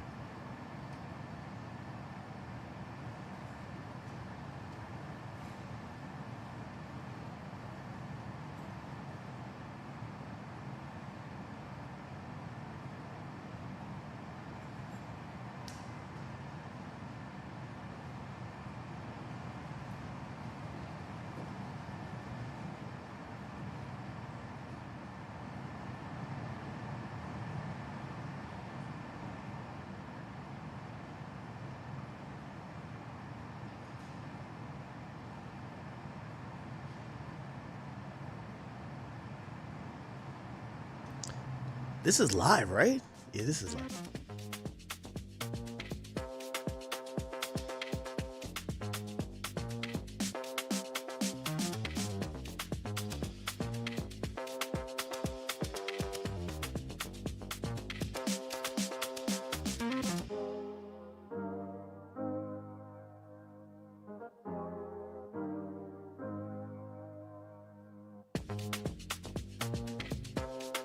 Is Drake leading into this like idea of 122,000 watching? Alex, I'm thinking of 5. It's act me looking at Drake like he in deepest of love. Stop playing with me, Alex.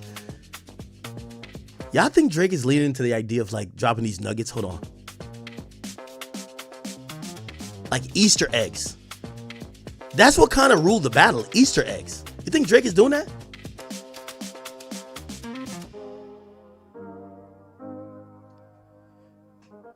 Backway says Ordinary got 5 million streams on Spotify yesterday compared to what I missed 1.5. Why should it be number 1? Are they adding up? Is that true? I'll look at it.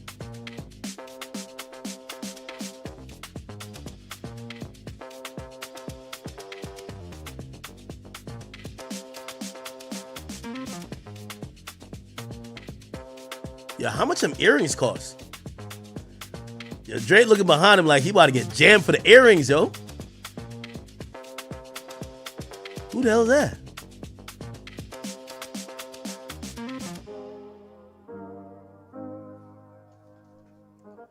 Thank you guys for becoming members. Gerald Michael, what up?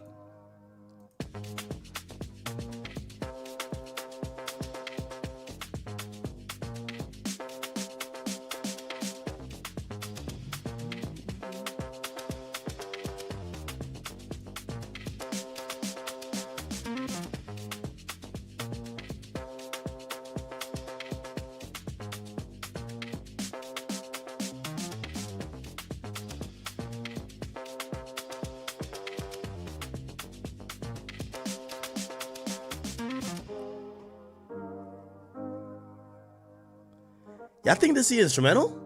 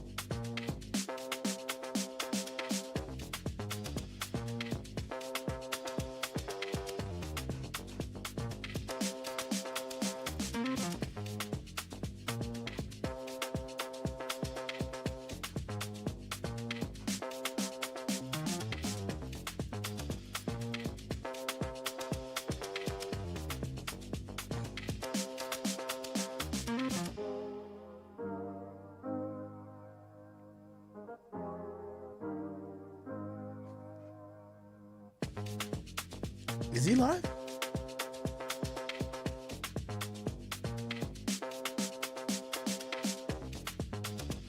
What's the time?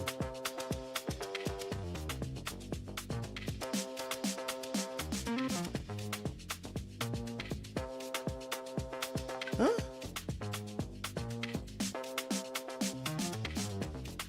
This wouldn't be live.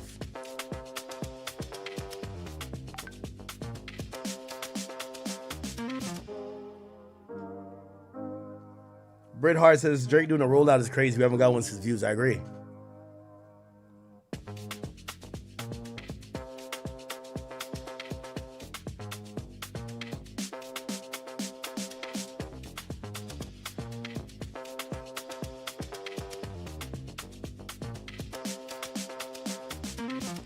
I'm confused.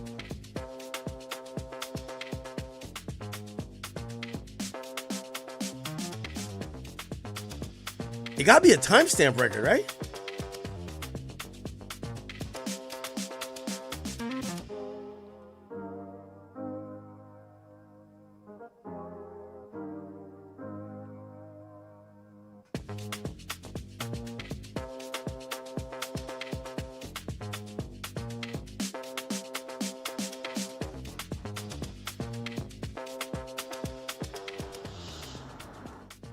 Okay, here we go. Whoa, nice house.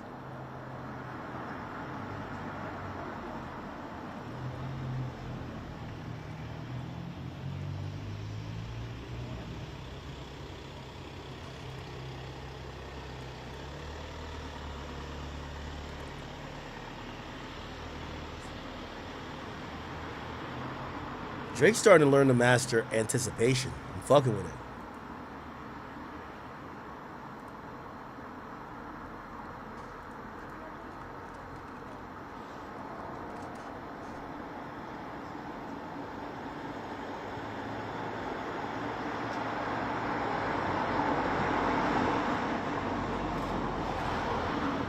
Whose house is that?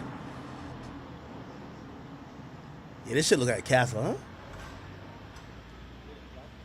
Nah, this is not a low budget rollout. This is mythical, cryptic. Put the pieces together. I think he's also testing shit. But it looks confident, like he knows what he wants to do. But I still think he's testing shit. You gotta kill him with suspense.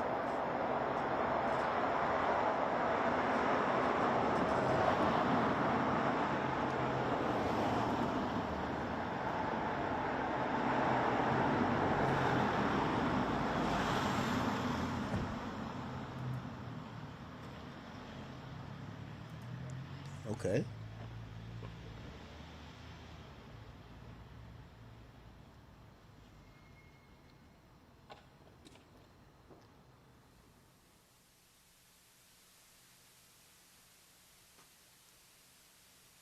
Where are these places at? Is that an empty pool? What the fuck is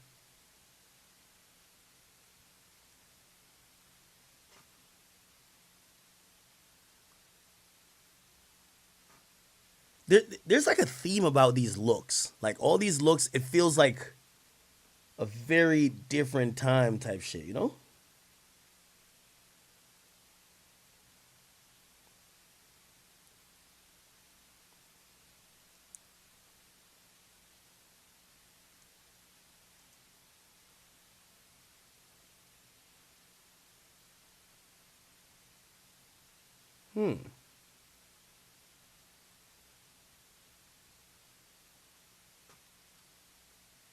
Yo, he's killing us with suspense.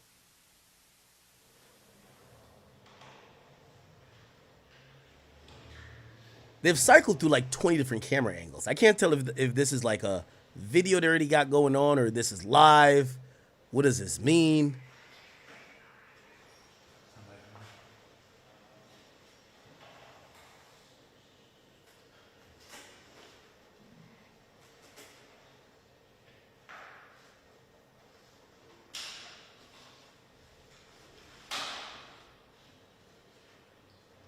Somebody said the grassy swim meet?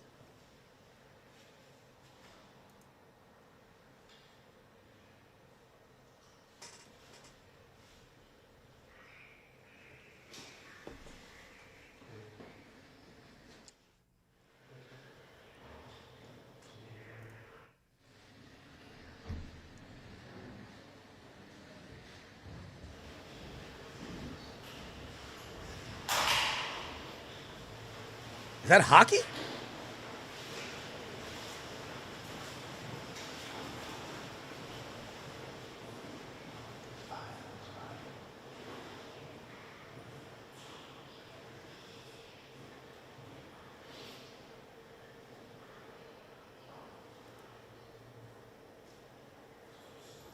I heard like a puck or some shit. I don't know.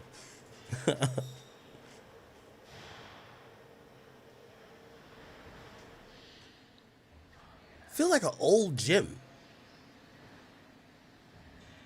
Like an old YMCA type shit, you know? But the same feeling here is the same feeling you get from that ice shop he keeps showing. I don't know, like, at first I thought this ice thing is like to show like or resemble like that cold-heartedness from him. By the way, you know what I realized? Yo, it's crazy how Drake drop a song be like, yo, what did I miss? Yo, Drake been rapping his whole career about fake friends. And now Drake is like, wait, my friends are fake? Yo, Drake dropped a song, I got fake friends, or fake love, nigga show fake love, no new friends. That nigga been dropping hella songs over his career about not trusting niggas. You get what I'm saying? And 15 years later, it's like, wait, what did I miss? Y'all are fake? Be like, bruv.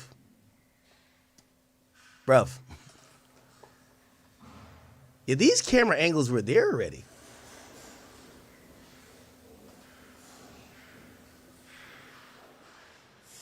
Yeah, I think this is a live from the UK. This ain't Toronto, is it? Oh, maybe he did this in wireless, or before wireless or after?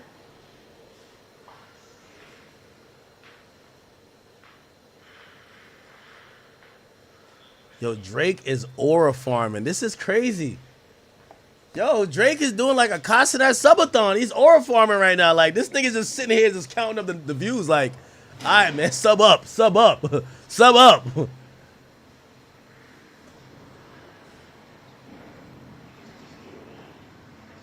The heck is this? That's Cinch. Oh, this is the UK. Damn, where'd they find like an abandoned subway station or like a gym? That's Cinch. I can see Central a mile away. That's Cinch.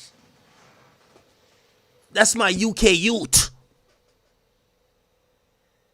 That's Cinch.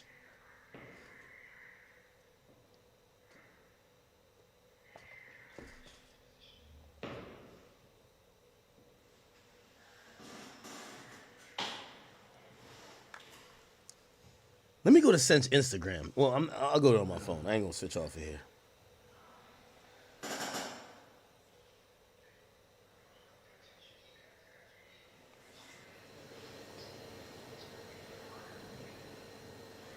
He posted this to his Instagram. Yeah, I think he's there.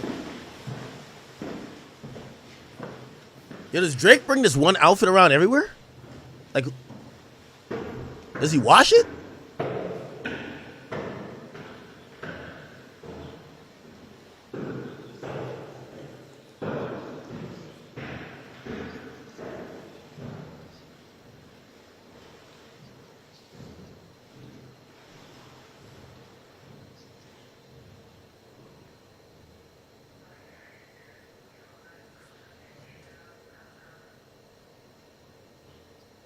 That's the work uniform?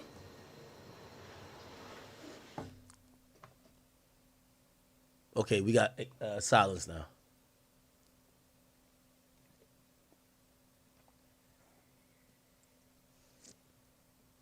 Just like he delivered ice for real? Okay.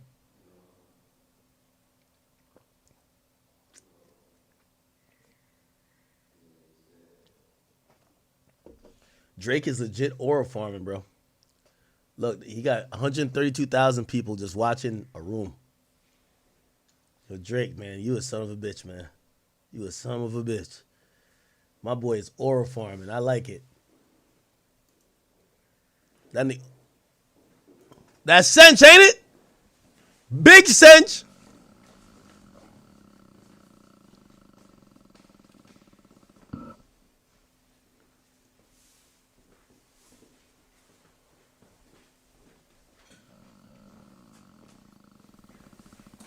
Nah, this is lit.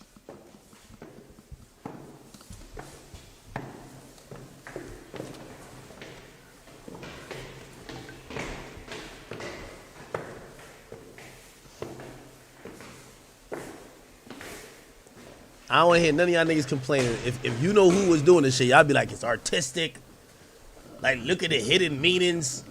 Look at the ground, the reflection. It says this. Look there. Like, y'all would have been saying all type of fuck shit. Let him rock. Let my boy cook. Is that a pool? It's a pool, right? But it's empty.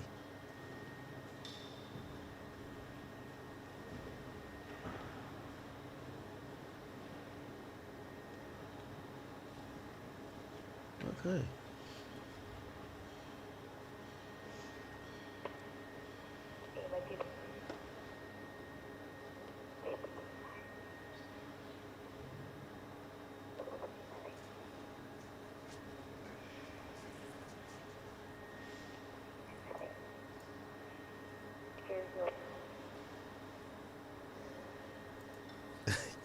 Are we supposed to be zooming in this shit like this? That nigga Drake on his Kendrick vibes, man. 6 feet? What I mean? 6 feet? It's probably a different... Oh, he put niggas 6 feet under. Oh, shit. 6 feet. He's put niggas 6 feet under. Holy. Nah, Drake got the triple entendre meanings. This shit crazy. Drake's a fucking genius. It's going over some of y'all heads. Y'all think we just watching dead air? No, nigga. No, nigga. 6 feet deep. He's putting the ops 6 feet deep. Smart as fuck. Told you. Told you. He's thinking on a different level. Genius.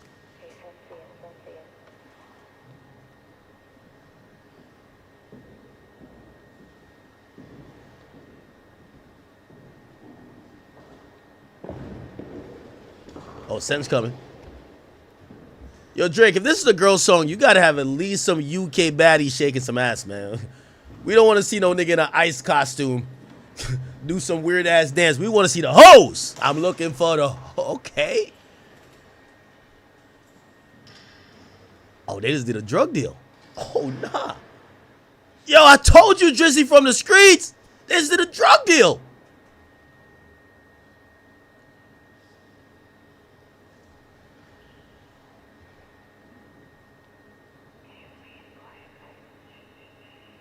They just did a drug deal. That's in Baths in Manchester, UK.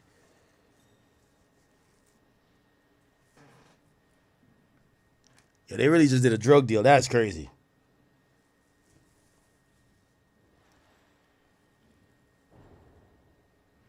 That was crazy.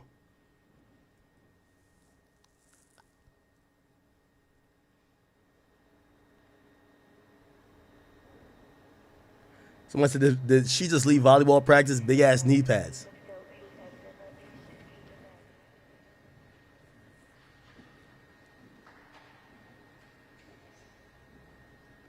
I'm starting to think that wasn't a song. Because I think if that was a song, he would just give us a music video. Whatever it is, he's going to give us a music video. I don't think that was a song. I think he's teasing that. I'm not pot committed on that song, though. I was trying to hear some more melody. It's for the ladies, though, you know? What is this? Why does shit look like a doggy bowl? What the hell?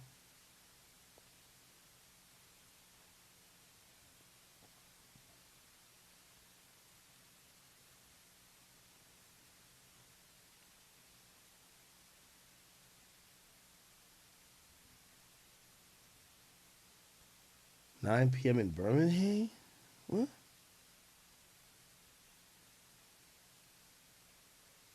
Somebody say he aura farmed 40 minutes for some men. That's not my favorite one. I'm gonna be honest with you. But again, I've thought to some Drake songs, and then a week later I'm liking it. Like, what did I miss? Okay.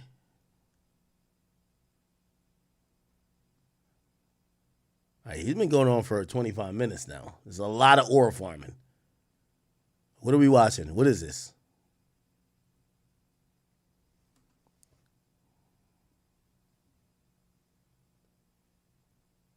You know what the beautiful thing about how Drake is rolling the shit out? There's no explanation to us. He's not telling us, oh, hold on. Oh, give me a second. It's just like, watch and shut the fuck up. This is why I'm kind of glad that I have no inside info, nothing to tell y'all. I've never seen these things before. I've never heard of them before, whatever. King Trevon says, face it, your goat's washed, gang. Nah, that was a teaser. That was a teaser, my boy. See? Yo, how quick y'all doubt the GOAT. Sen's still in the scene. Oh, Sen's looking on social media. Okay. His shit probably getting clouded up. His shit getting clouded.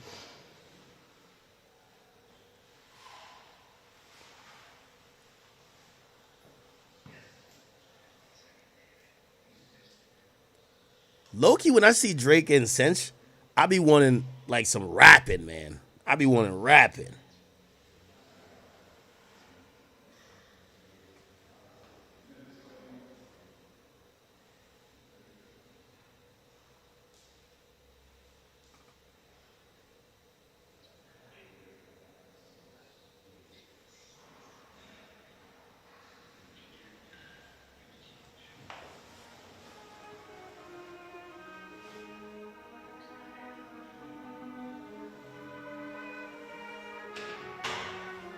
Classical music.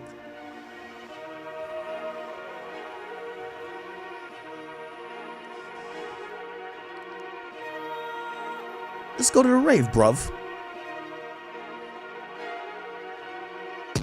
My bro said he wanna get paid, okay, let's see what's possible. Popped a pill and I feel alright, I believe I could fly, I feel unstoppable. Yo! Flashbacks in my mind, but times we grind all night, it was horrible. It was flights and stairs, now I'm taking flights and arriving somewhere tropical. Man, I call him my phone, but beefing my feet in the sand, that's a juxtaposition. He had a chain, but I didn't even know, cause he came in a club with it tucked, it was hidden. I told man, if you wanna be great, be patient, but they still rush to the riches. And all of these guys we've talked for the Live Yours gang would love to be in it.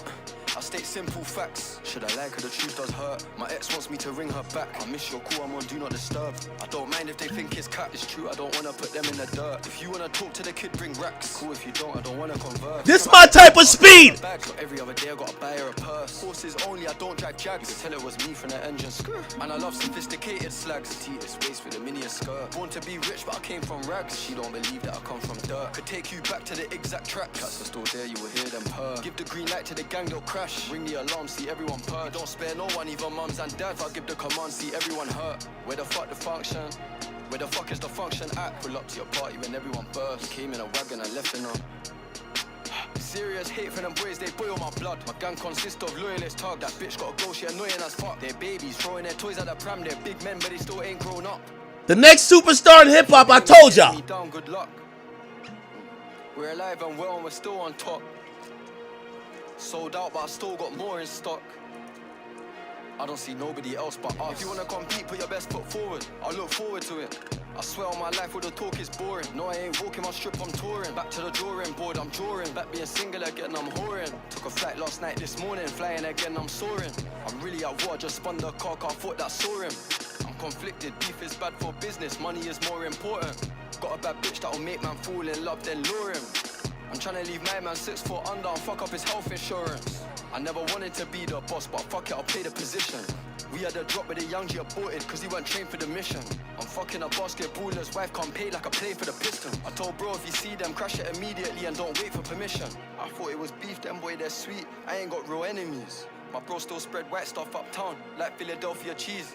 And he got dark like South Sudanese, no drought, still out in the B. Everything's gonna make sense in the end when we all get out of the streets. Is the boy on this?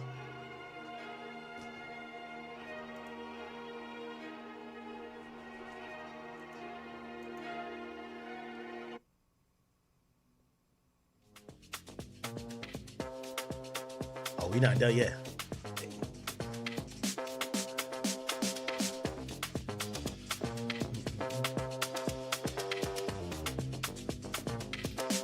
Yeah.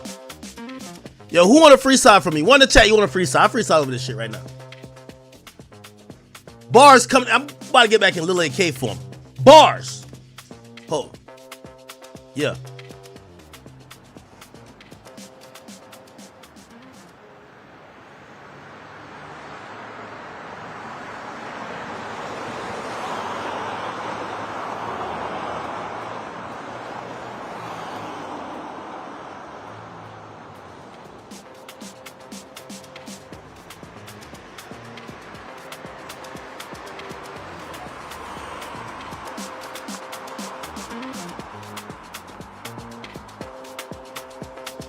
Yo, which part of London is this? They keep telling me Manchester. Why London look so London-y?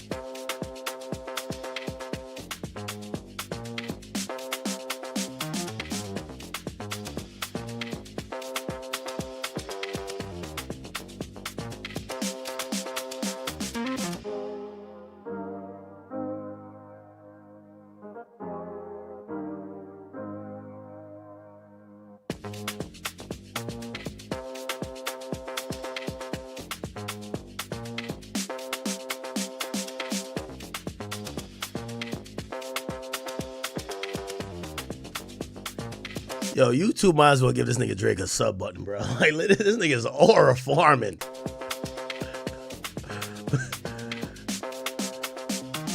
Thank you for the 100 gifted subs, man. Drake is aura farming like a motherfucker, bro.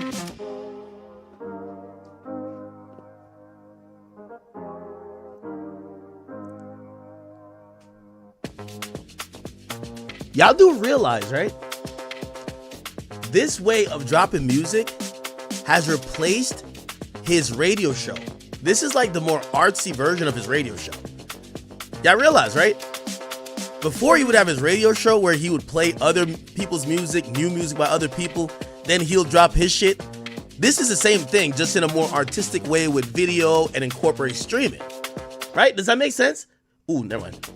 Ooh, Manchester. Oh, shit.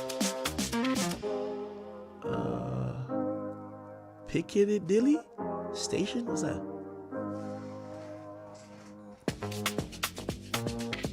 Alright, Drake, I'm about to get drunk, bro. Like, you are aura farming too much, gang.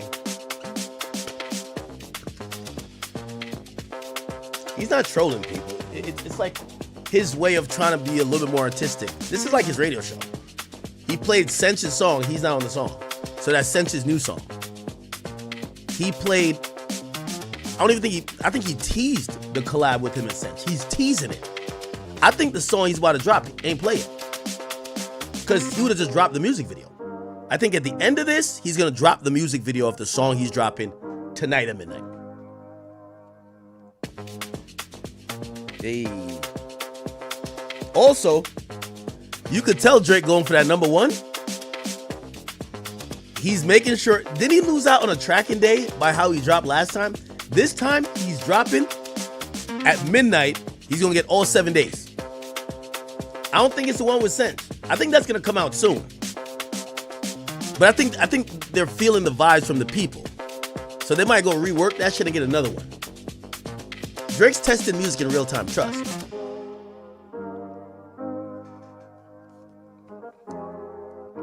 Y'all can hear me over the music, or should I like turn it down? Y'all can hear me?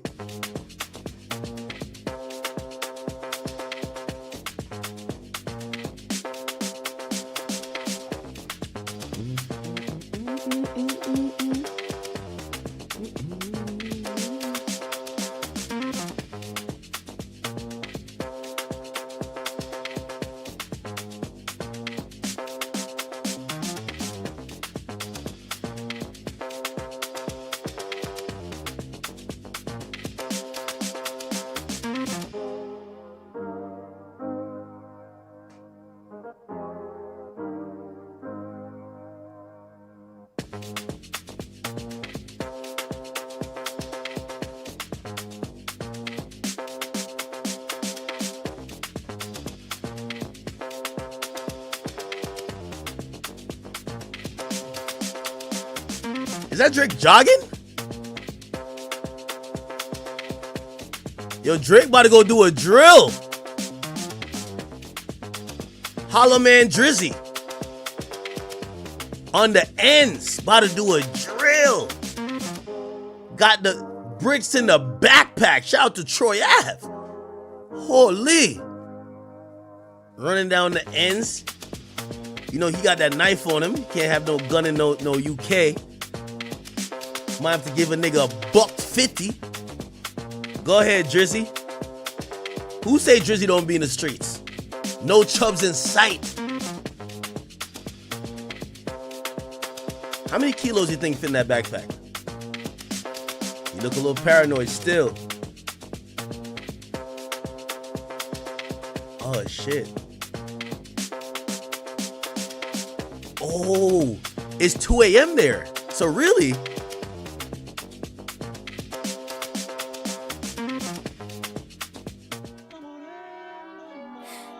Yeah. For the city though. Uh-oh. Timestamp. Yeah. I gotta light the tower up for this. Yeah. Okay.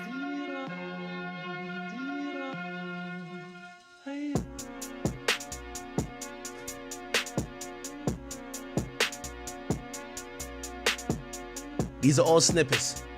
That's why you can't hear it clear.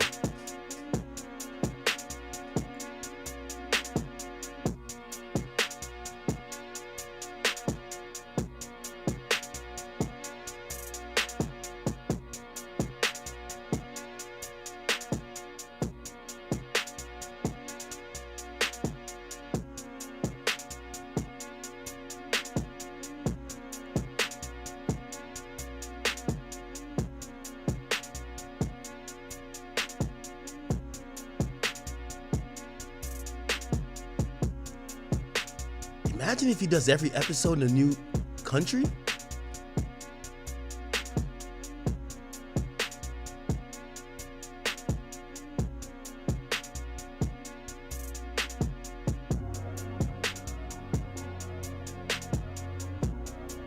Oh, this is the preview of the beat. He's not even gonna give you the lyrics.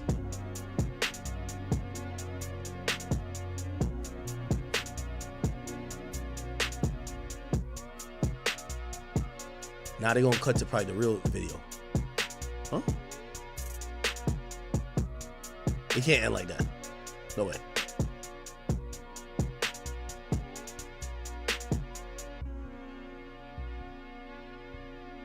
Where's the song?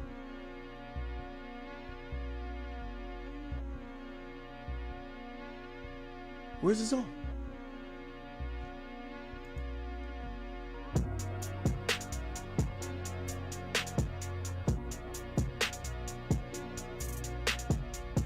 Did Drake just aura farm and just tease a bunch of songs to get off?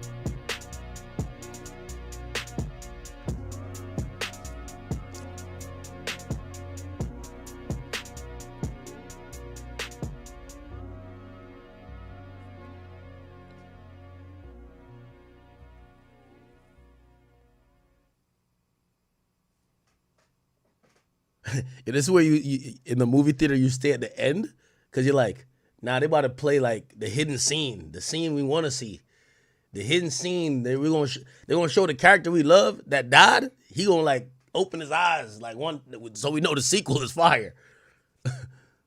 We still watching. Still watching. The credits are rolling, but we still in that bitch. What movie I was in? Y'all was in. Wait. But that was it, for real, for real. Oh, shit.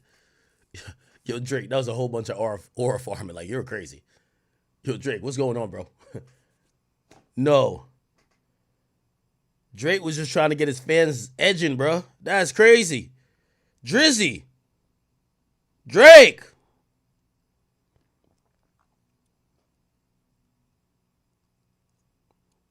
In basketball, they call it a heat check. This got to be called like a clout check. What the fuck? Drake, what'd you just do to us?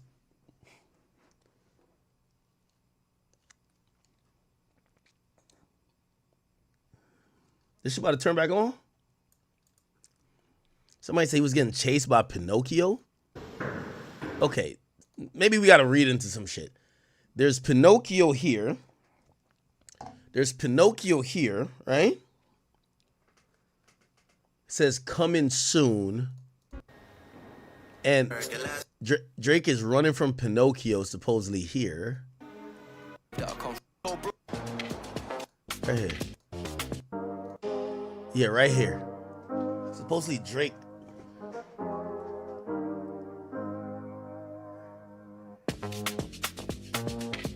Yeah, Drake is walking. He's on the other side of the road over there.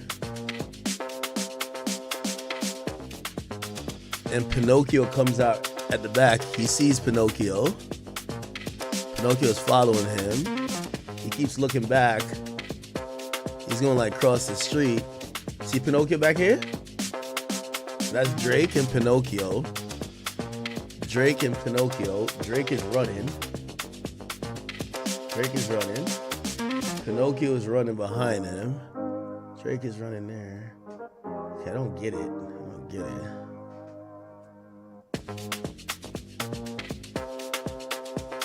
Bret Hart, somebody who loves me so in the summer, of course. That's Pinocchio.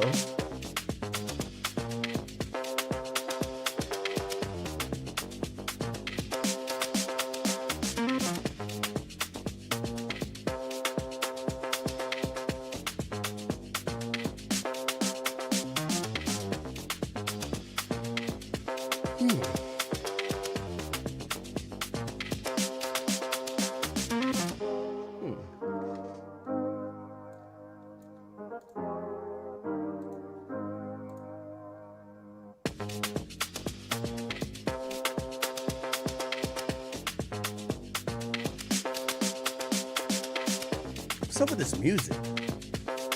I'm so confused.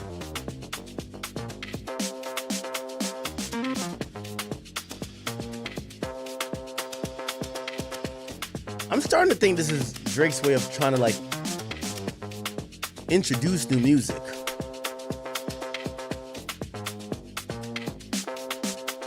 I love how in the UK they call elevators lift.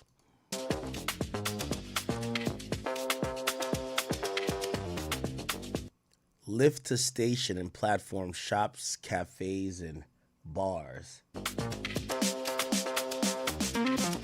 Don't worry, YB gonna save the night. Yeah. For the city though. Yeah. I gotta light the tower up for this. Yeah. Okay.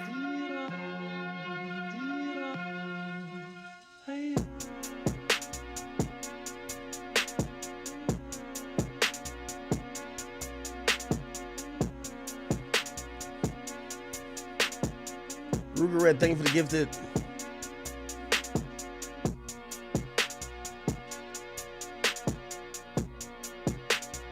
Why is that elevator so long? Pause. I thought this was like a start to a music video type shit.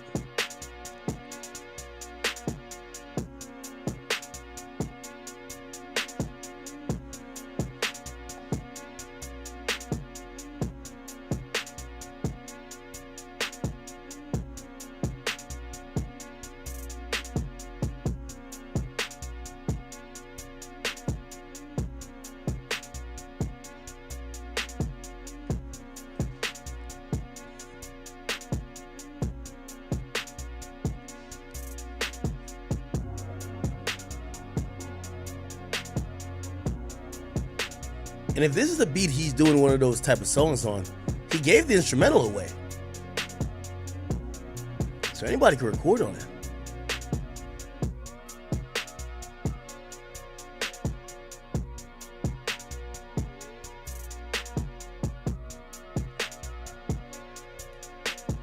He's about to board the train.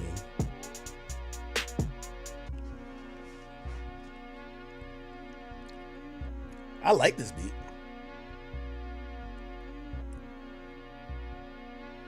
Coming soon.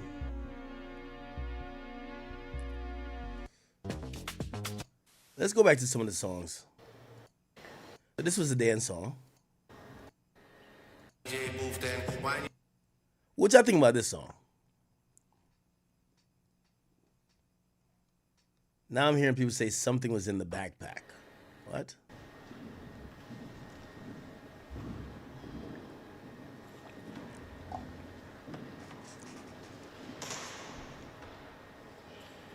Might have to hit cinch.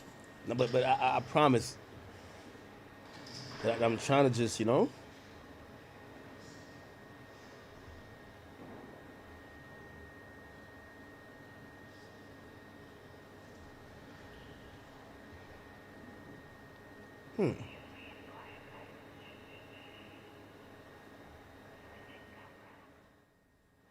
Is my hair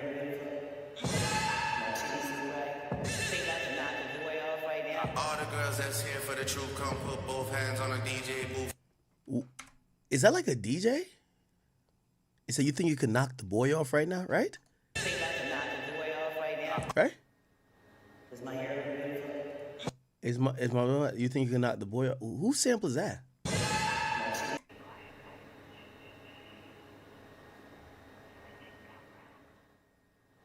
Is my hair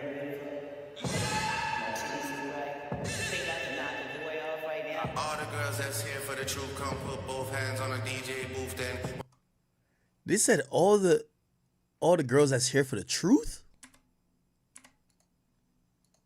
Is my hair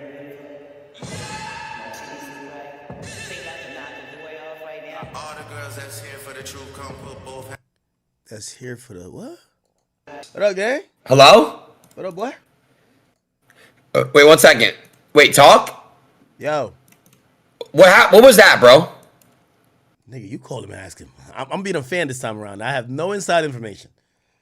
Dude, act. I don't. I texted Drake just now. Did you? He told me be patient. Yeah, he answered. He said be patient. And then he told me, he said that him and Central C, the CDQ version is gonna drop at 12 at midnight, which was planned still. Of that dance song, right? Mm-hmm. How do you feel about it? It's good. But here's the problem. The audio wasn't good, so people are going to hate until they hear the CDQ. Yeah, so you're right. Because when I heard it first at the wireless through, like, you know, amateur cameras. It's on a Fire Wireless. Yeah, but you hear the bass is so strong, you can't hear the melody. So, like, right. You have to hear the CDQ. And I'm excited to hear how it sounds. Have you heard it? Nigga, you were at wireless. Yes, I know. I wasn't there. I got late. You were taking I heard the pictures with Drake in a green room. I heard the song. It's a good song. Were you winding up your waist when you heard it? Yes, it's a dance song. Were you winding up your waist, my brother? Yes, I was tuning my booty up. Yes. Pause. And I know you got no rhythm. I just try to make sure. What do you think of the song, though? I can't tell. But here's the thing. I'm no matter how much of a huge Drake fan I am, I'm usually skeptical of his new stuff until like a week later. It always sounds better. What did I miss? At first, I'm like, it's cool. Y'all go to Turks, everybody's playing it like it's going out of style. This shit's a hit.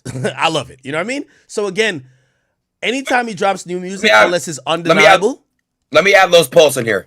Let's get a real quick talk in here. I'm at Los Pulse. Join this new call. Yeah. Ain't gonna lie. Act, put your camera on, sweetie. I want to see your fat. Pause, brother. Chat, we're having a Diddy party in Discord. Bang! Oh my God, man, this guy. Hey, you gotta knock this. You gotta knock it off, man. Wait, is it here? Okay. So, what did you think of the song overall? What did you think? What the fuck? What did you think of the song? You talking about me? Yeah. Why you laughing, motherfucker? Because, bro, you're so fucking ugly. I'm sorry. No, you're not. Yo, Aiden, you got a face only a mother could love, brother. All right. Yo, Diddy. All right, hold on. All right, so here's the thing. In reality, I have super high expectations for Drake. I'm also waiting to hear the last song that I think, I want to hear like God's plan. Like I think the moment I heard God's plan, I'm like, that's it, right? Like this is it, right? And okay, but do you remember how God's plan got leaked? It was those kids in the car. Yes, that snippet. Yeah, that was hard. I believe Drake is testing all this music. This is his way of testing music. You know what I'm saying? So yeah, of course. I don't like. I'm shocked that he's actually dropping something tonight because it felt like he was testing. What do you mean? He's testing the music to see how people are reacting. Because I thought if he was gonna legit drop something, he would just go with the music video. Why bring Sench to stand there to watch some girl that looks like she came from volleyball practice dance up to the song and just give us the music video? Like he got to roll everything out with a music video now, right? This is a rollout. This is kind of a rollout, right? So I'm wondering, like, wait, is he just giving us the audio? And if you're gonna give us a music video for the shit talking song, What Did I Miss? You should definitely give us a song for the Wind Up Your Waist song, which is the girl song, which that's I think, he's mentioning number one. That's what's going to get him number one. He got to. You think that song's going to be the number one? That's the number one right there? I don't know if it's the number one, but it's going to be a girl song. Like all this, like, yo, listen, I'm going to slide on you. I'm going to slap you. Like, that's not going to be the number one for Drake. We're going to like it because we're guys. But like, the thoughts, they want something to get freaky to. I'm gonna be honest. They want some shit to move their waist, throw some ass, and I think that's what's gonna be the number one. I'm not sure if it's this one. I love Sench. I'm not sure if the American audience loves Sench like I love Sench. I think Central C is the only new artist that has superstar potential that's came out in the last 4 years. Question, because I know Central C dropped the album this year, I believe.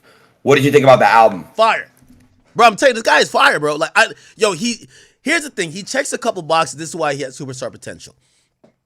He's curating the image that is palatable on a mainstream level, right? Where he's not like wearing fingernail polish, not showing his face, blah, blah, blah. Like, he's putting himself out there. Girls are liking him. Dudes are thinking he's cool. That's very big and important. If you're going to be a superstar, girls got to like you. Dudes got to think you're cool. You can't just be like the guy, like a hermit with a fucking just wearing dark all the time. No. So he's checked that box. Rap his ass off. He could stand toe-to-toe with Drake on a song, and he could make a hit song with Ice Spice or Lil Baby. Big check mark, right? Yeah. He's right, though. You are right. Those two things and the fact that he's trying to get every audience, he's trying to show the rap fans, oh, I could hang. He's trying to show the girls, I could make cool songs for y'all. He's trying to show the thugs, yo, I'm one of those guys too. You got to check mad different boxes when you want to be a superstar. So wait, my question to you is, do you think this is a good Iceman rollout second track? Do you think this is smart what Drake's doing, dropping the second track being the dance song? Not too sure on the track yet. I love the rollout. I like the fact that finally Drake is realizing that just throwing something up on a story and putting out music is you're the biggest artist in the game, bro. Like, just give us a little bit more effort. Honestly, even watching the stills of we don't know what's going on, like what hallway is this? It tells me he's bringing us somewhere, and that's enough for me to be like, okay, it's cool. And I told everybody, I'm like, yo, when other artists do it, what? I don't know if this is a stretch. Look what I'm sending you. Look, I'm gonna put it in your chat, okay? I don't know if this is like this might be because you know how it was Pinocchio. I think he's referring to Kendrick as Pinocchio. You think so? Well, look at this picture, and this could be a total drag. I put in your chat. Wait, what do you mean by that? Is he referring to Kendrick as Pinocchio? Is this a stretch? I mean, that's probably somewhat true, right? I don't think it's just Kendrick though. What'd you put in my chat? Like, I can't even see it. Or is it's in your chat, you dumbass. No, look. I know you're trolling. I'm not even gonna look. Yo. Oh, no, I'm not gonna send you a dick.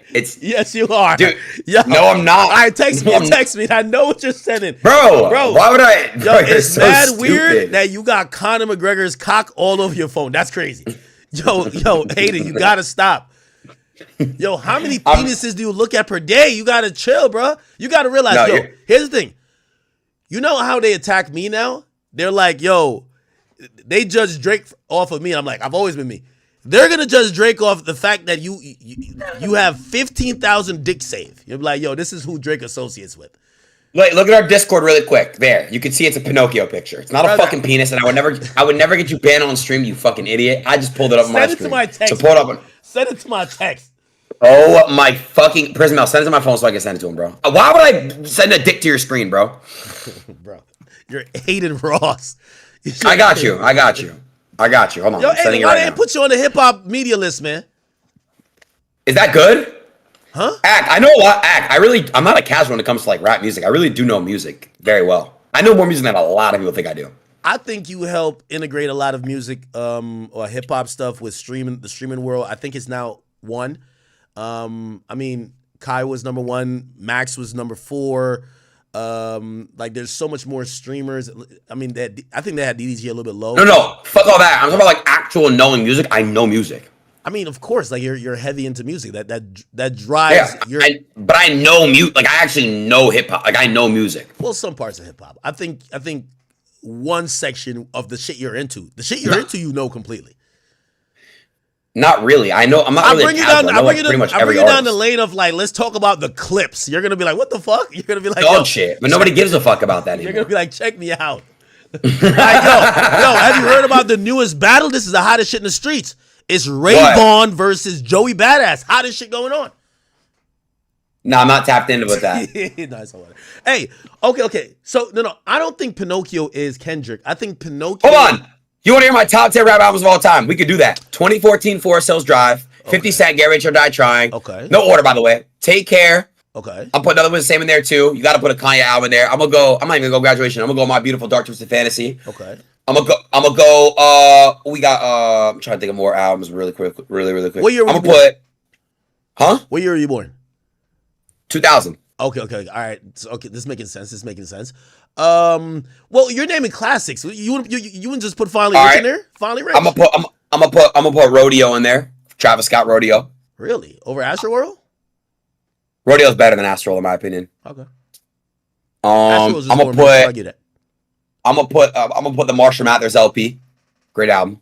Okay. LP 2 or just the original? The original Marshall Mathers LP, the one with it's a black and white. It's a gray cover. Yeah. Okay. That's the obligatory. I'm a white boy pick. Go ahead. Even though Eminem is the greatest rapper of all time. Well,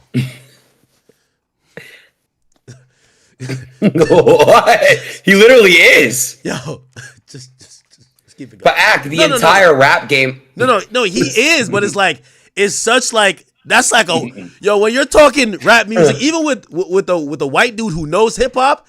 But if you think about it, you know Eminem was canceled and blackballed everywhere. He wasn't supposed to be as big as he is. Like he went against everybody's like he was saying crazy shit. He was doing crazy shit. Nobody wanted to fuck with him at all. He really made it his own. You of the rap community. That's a fact. The way you said what? You of the streaming world. He was that of the rap community. Dude, I went against everyone. He didn't give a fuck about anything or anybody. He went against everybody. And he just did a bunch of drugs. Like, bro, he was cool as fuck. True. Yo, did it hit you hard that Hulk Hogan died today or no? I mean, dude, it's sad, bro. Of course. What about you? Yeah. I seen people have mixed reactions to it on social media. I thought the guy was beloved. I ain't gonna lie. I saw a post. It was crazy. It was somebody like his daughter and like a basketball player. Bro, I'm not gonna lie. If that was real, that was the craziest shit I think I've seen today. What? I don't know. Bro, I gotta show you this shit, bro. Prismel. No, hold on, bro. I gotta send this to your phone. I don't even know. You can read this out loud, but I'm not reading it. But holy fuck, this is bad. What? I don't know if it's real or not. I just sent it to your phone. I don't think it's real, though. I don't know if it's real. Because I'm not gonna lie. I saw that and I was like, holy fuck. Chat. Right above the thing I sent him is Connor's dick, and he definitely seen it. Bro, stop, bro. Like, yo, I'm about to block your number, bro. Like, what's up with you? Yo, I can't even read this shit. I got like a dick just hanging in my phone. Yo, bro, I can't have penis in my phone, bro. I can't just tap this. In my phone, tap the picture, bro. Read it out loud. Read it out loud for real. I think this is true. This is like from his like racist rant. He says, I mean, I'd rather if she was gonna go fuck some nigga, except he said the ER. I'd rather her marry an 8-foot tall nigga worth $100 million like a basketball player. I guess we're all a little racist. Fucking nigga. I think he did say that. He had said, but I think he had said it. I think because his daughter was fucking black dudes, and he was upset, and he was laying some pipe on a chick, and she secretly recorded him, and he went into a rant, and you know what I mean. They put that out, which by the way, he sued over that. He actually won some money from that because like that shit never came out. They secretly recorded him, but yeah, he was on. Yo, come on, yo, bro. Hulk Hogan is a dude. If you have kids, would you let your kids date a white girl and marry a white girl? And be honest. Of course. What the fuck?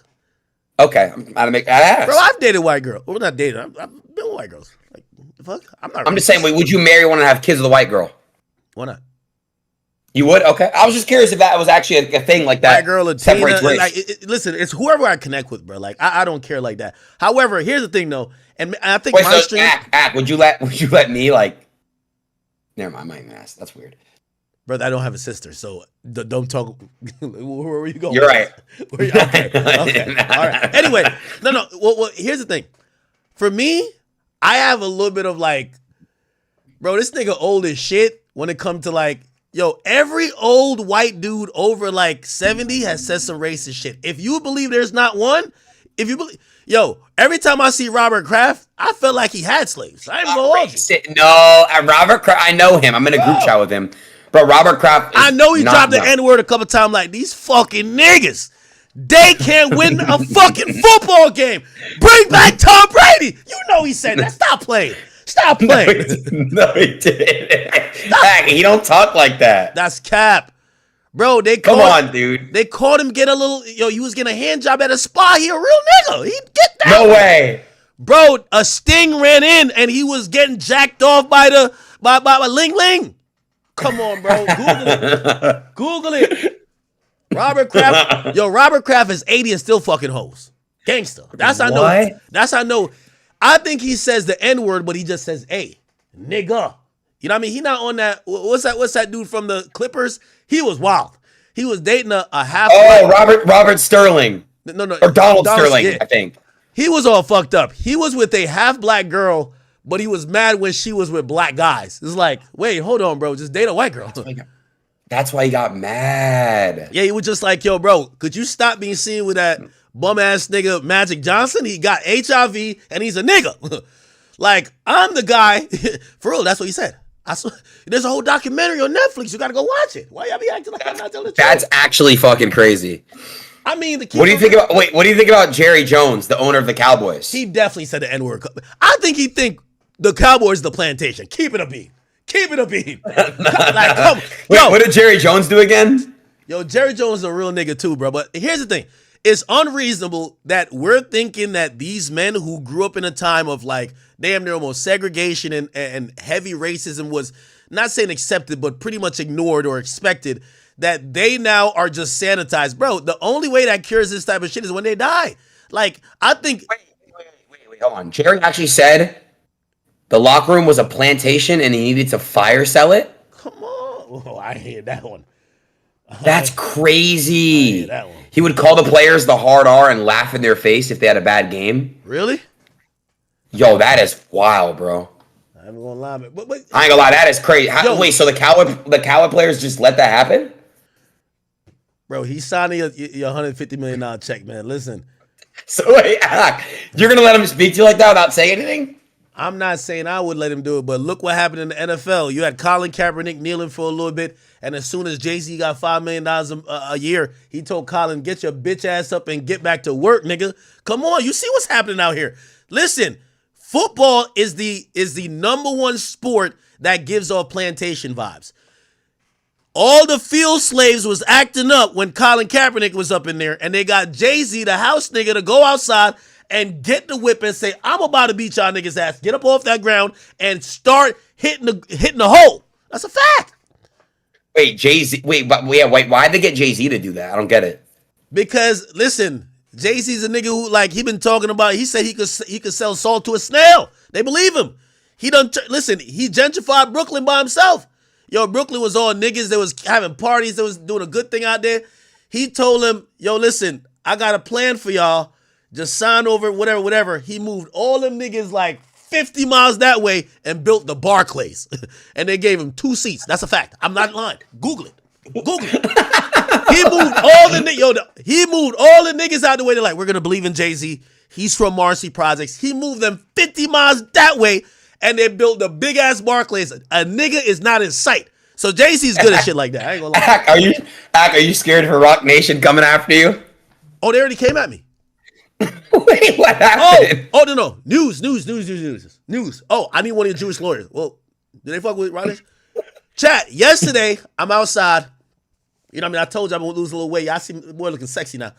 Got my shirt off. I'm washing my cars. Washing the Maybach, the R8, the Lambo, the G-Wagon. I'm doing all that. You know what I mean? I'm like, yo, because my car was dusty. I see some white dude pull up. So already I'm thinking, I know I'm in this neighborhood and I'm the only black dude, but I got to remember where the strap is at because I don't know what's going on out here. It might be a contract killer from Rock Nation or Meek or something. I don't know. The dude come up. I'm like, all right, man. So I remember I got my gun in my G-Wagon, but it's on the seat. So I'm kind of like, playing it cool because you can't look like a bitch. Not at your crib. But I know where the joint's at.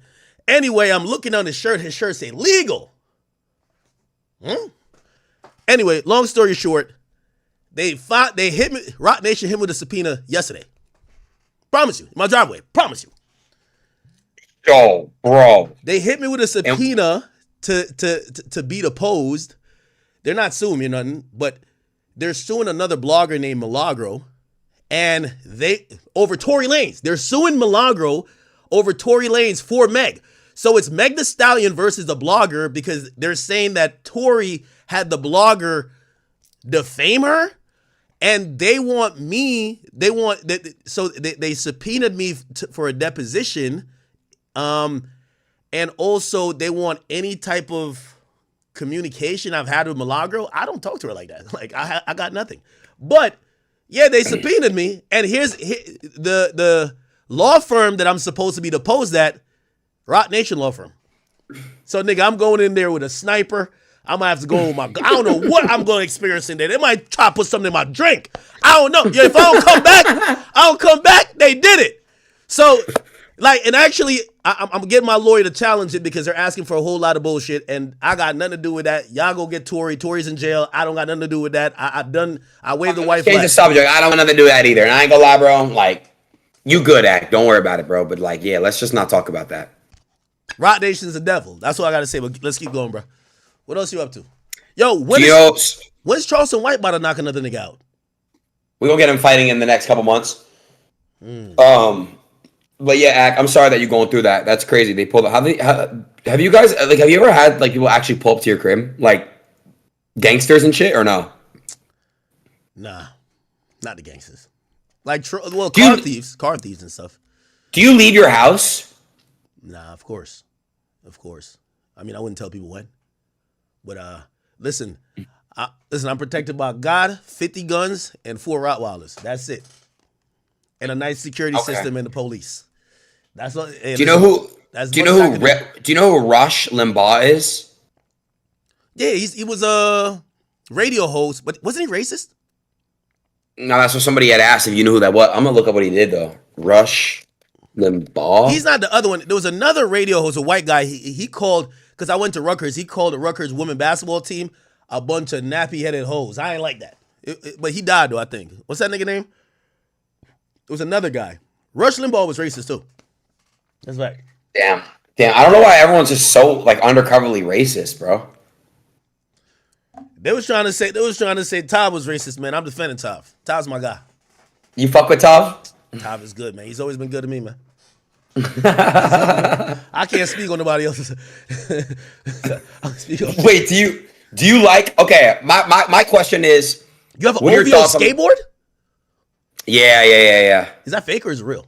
OVO ain't no fucking skateboard. That's like when I see niggas with a Louis Vuitton do-rag. I'm like, Louis Vuitton never said let's make a do-rag. Never. Nah. It's real. It's a custom one made just for me. By who? Who made that? OVO. Mr. Morgan did not make that, man. In your opinion, what's the best album of the year so far? We're in almost August. We're already 4 months left of 2025. You're not what's gonna the best albums? You're not gonna like what Don't tell me music. Don't say music. It's not. Okay. So you're gonna have to give me reasonably what you think it is. So so let me give you some of the albums that's some sexy songs. Bro, are we talking about rap albums? Are we talking about rap albums? Overall music.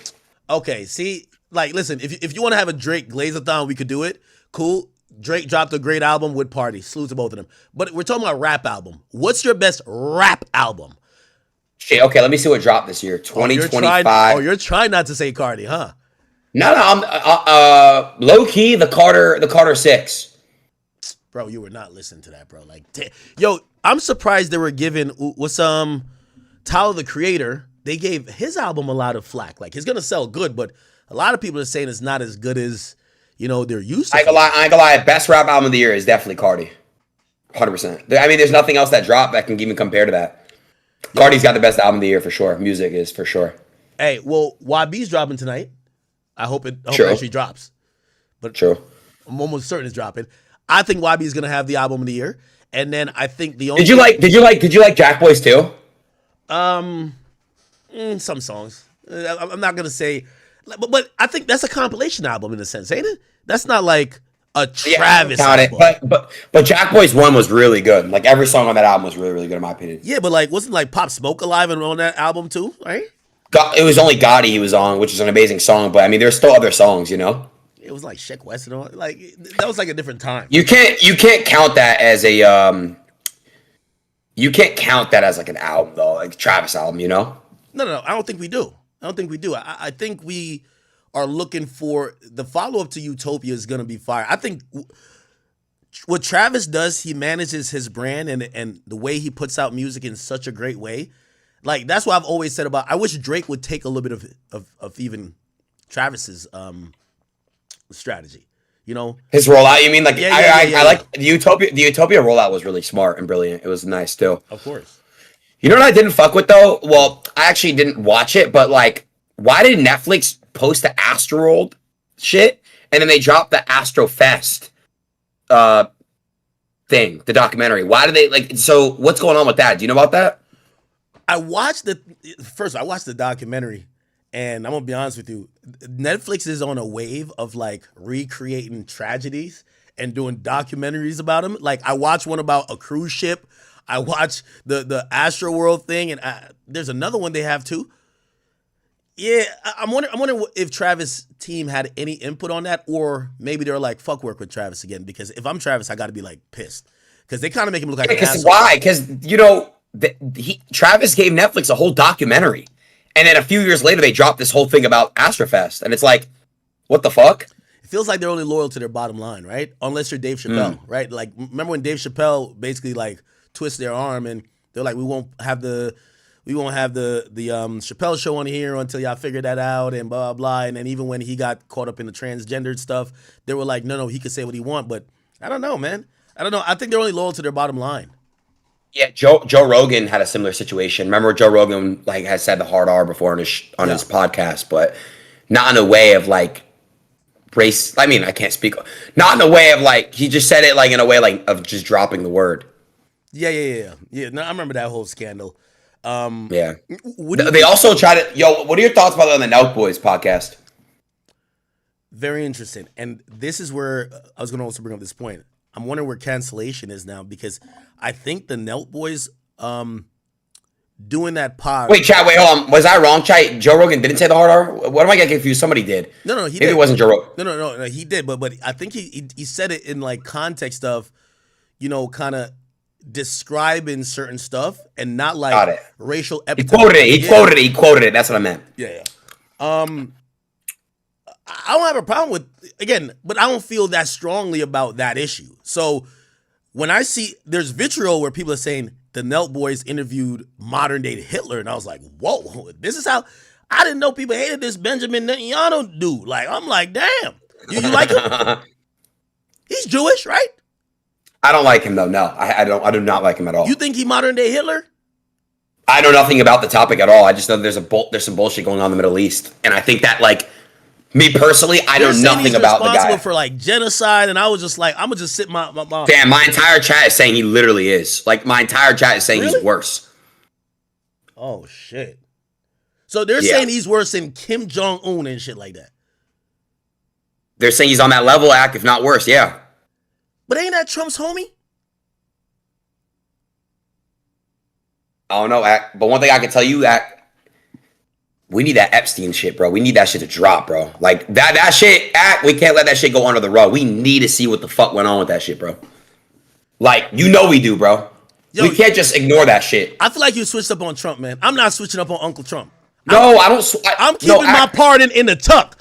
I'm keeping my pardon in the tuck with Uncle Trump. I'm not switching up. I'm sorry. I fuck with Trump. In the beginning of his election, he kind of was like, yo, I'm going to show the people about this Epstein shit. And now it's kind of like not a big deal. But I want to know, as an American, that was kind of like part of his campaign.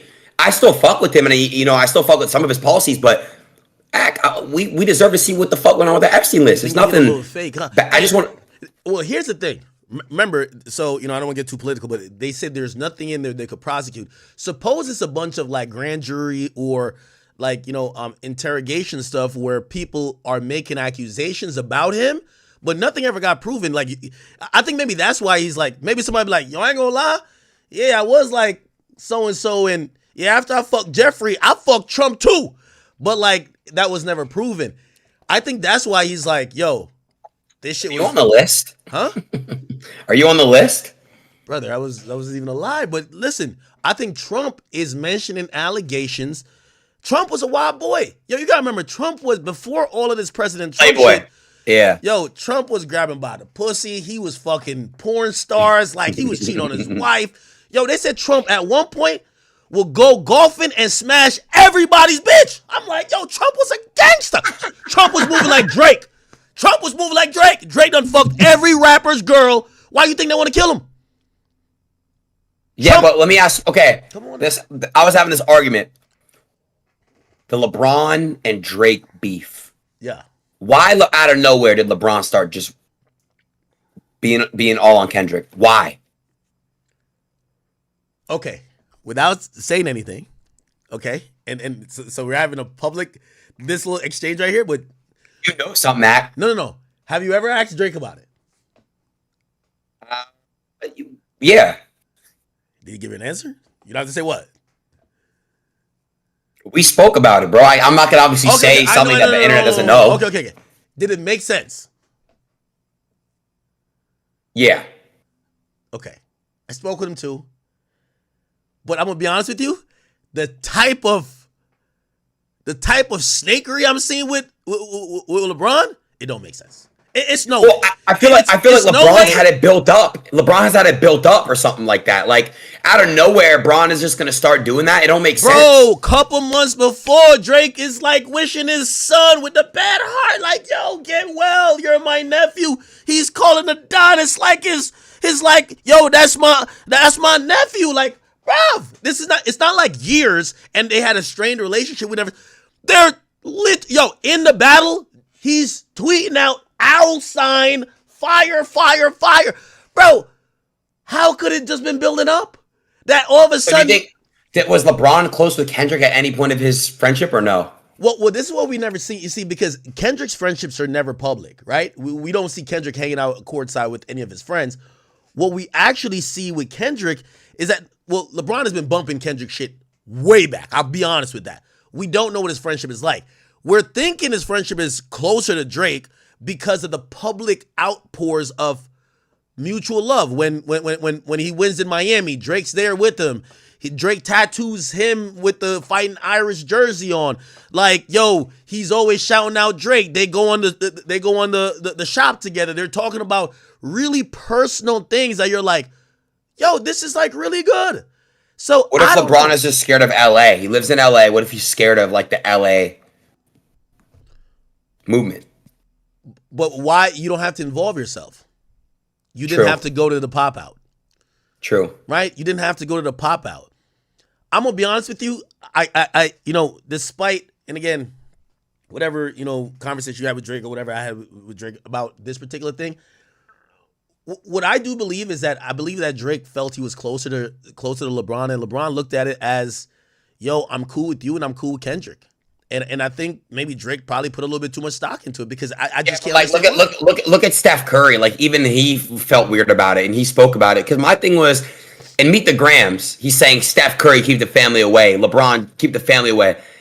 If you're close with somebody and you're still going to the pop out and you're still supporting their music, I don't know. In my opinion, it's just a little bit weird. I don't know, bro.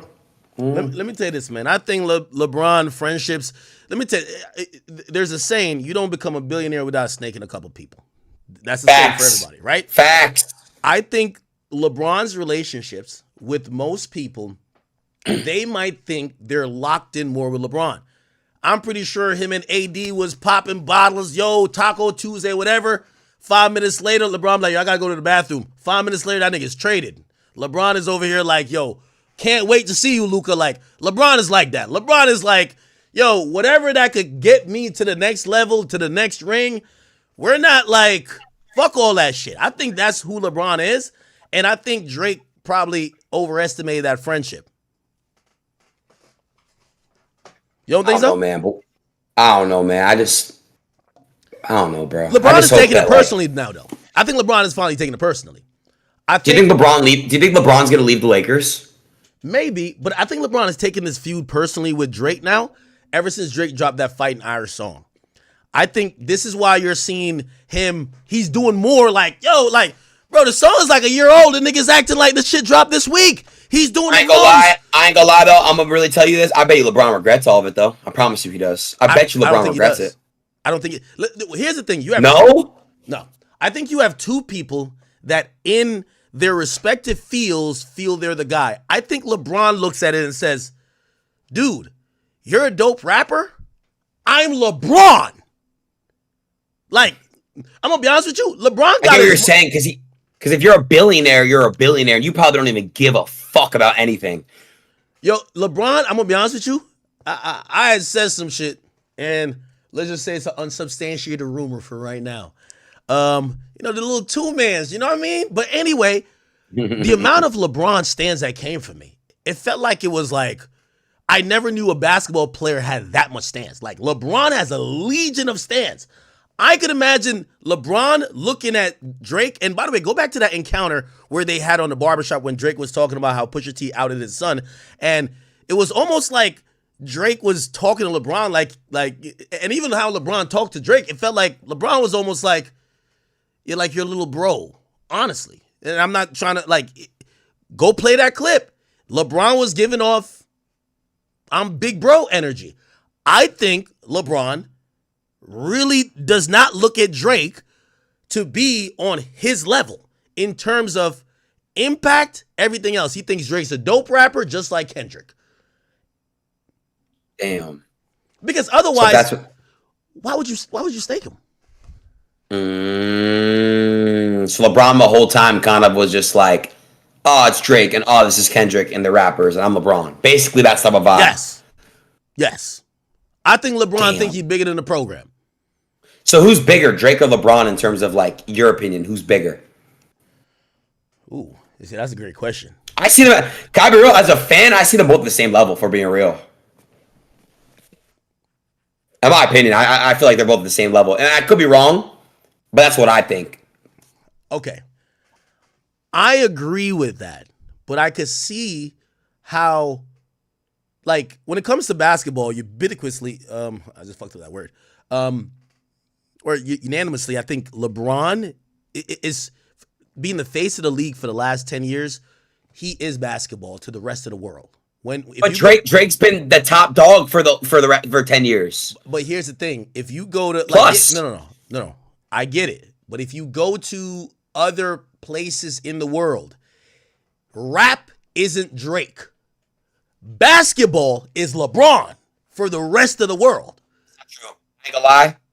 Well, and a lot of places other places in the world, motherfuckers care more about like Ronaldo than a LeBron. No. I'm talking about basketball. I'm saying they take Michael Jordan. If you go to China, Michael Jordan. Okay. But Michael Jordan isn't around anymore. What I'm saying is that in other places in the world, when it comes to basketball for the last 10 to 15 years, they look at LeBron as the representative. He's the only one, unless it's like someone from their country. When it comes to rap, someone in the UK doesn't say, oh, I'm thinking about rap, I'm thinking about Drake. They don't say that. If they're in China, they're not like, oh, I'm thinking about rap, I'm thinking about Drake. They don't say that. in any other place other than here, we know he's the #1 rapper, but he isn't rap. In many other places where basketball is, almost exported, when they think about basketball, they think about LeBron. At least for the last 15 years. Obviously, Michael Jordan is Michael Jordan. I could be wrong with that. Saying though, that's a very good point. So then technically what you're saying is the face of basketball, LeBron. Yes. Bigger than Drake. Okay, I get what you're saying. Yeah, LeBron is in the place right now where Michael Jordan was at probably after the first 3 people, but definitely after the second, where well, to ask you a question, I have a question. If once LeBron retires, when you think basketball in other countries, are they going to think LeBron or Michael Jordan? Because LeBron's near his retirement, right? Probably got a year or 2 max left. So when I ask this, it's like when you go to other countries like Europe or whatever, Michael Jordan or LeBron, who is their basketball GOAT in other countries, non-America?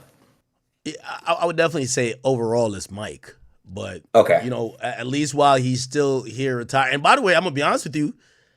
I think Drake, I think Drake's mortality is going to be more long-lived than he's going to be around longer than LeBron's going to play. I think LeBron got like 2-3 more years. I think Drake got at least 5. You get what I'm saying? Wait, you think Drake retires soon? No, I don't think he retires. Well, first of all, I always resent the idea that rappers retire. Like, this isn't Barry Sanders, okay? I get what you're saying. It's not an athletic. It's more of just like they could keep going type shit. I get it. Well, I think no rapper retires. I think fan retires a rapper as opposed to... How crazy is it that we had a Drake and a Kanye, in one generation? Crazy. Bro, that's crazy, bro. If you think about it. Ye and Drake, 2 of the greatest artists... We had them in one generation. These new kids, they're never going to fucking know what real music sounds like, bro. If you think about it. There's no artists like Drake and Ye. It's crazy, bro. It goes back to the superstar thing. Like, there's so many rappers who are quote-unquote popping now that was Drake in 2009. But even then, Drake probably felt like he didn't even start his ascension. These guys are complacent with that. They're like, yo, I fuck some bitches. Yo, I sell out like this 4,000 venue. I'm lit on Instagram. I get like 200,000 likes. That's all I really need. They're not looking at, I want to do an arena. Like, think about, you can't name another rapper that came out in the last 4 years that you're like, oh, he's going to be doing stadiums or he's going to be doing arenas. Like, they're cool with just doing very small venues. And they have a fan base. It's just that they're not up in the ante, right? Like, Yeet just did some crazy shit in Romania. Not going to lie. I saw a crazy video of Yeet. Bro, I'm going to be honest with you. I think half of hip-hop don't even know how Yeet looks. And that's part of superstardom. If there isn't a face recognizability, Yeats.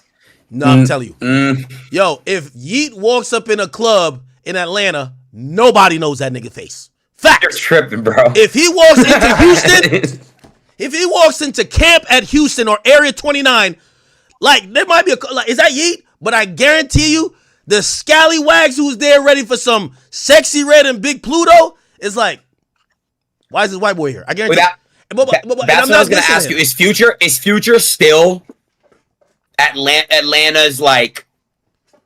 He's Atlanta's Drake. I remember 21 That's Savage. my man. Atlanta's Drake. Atlanta. Yeah.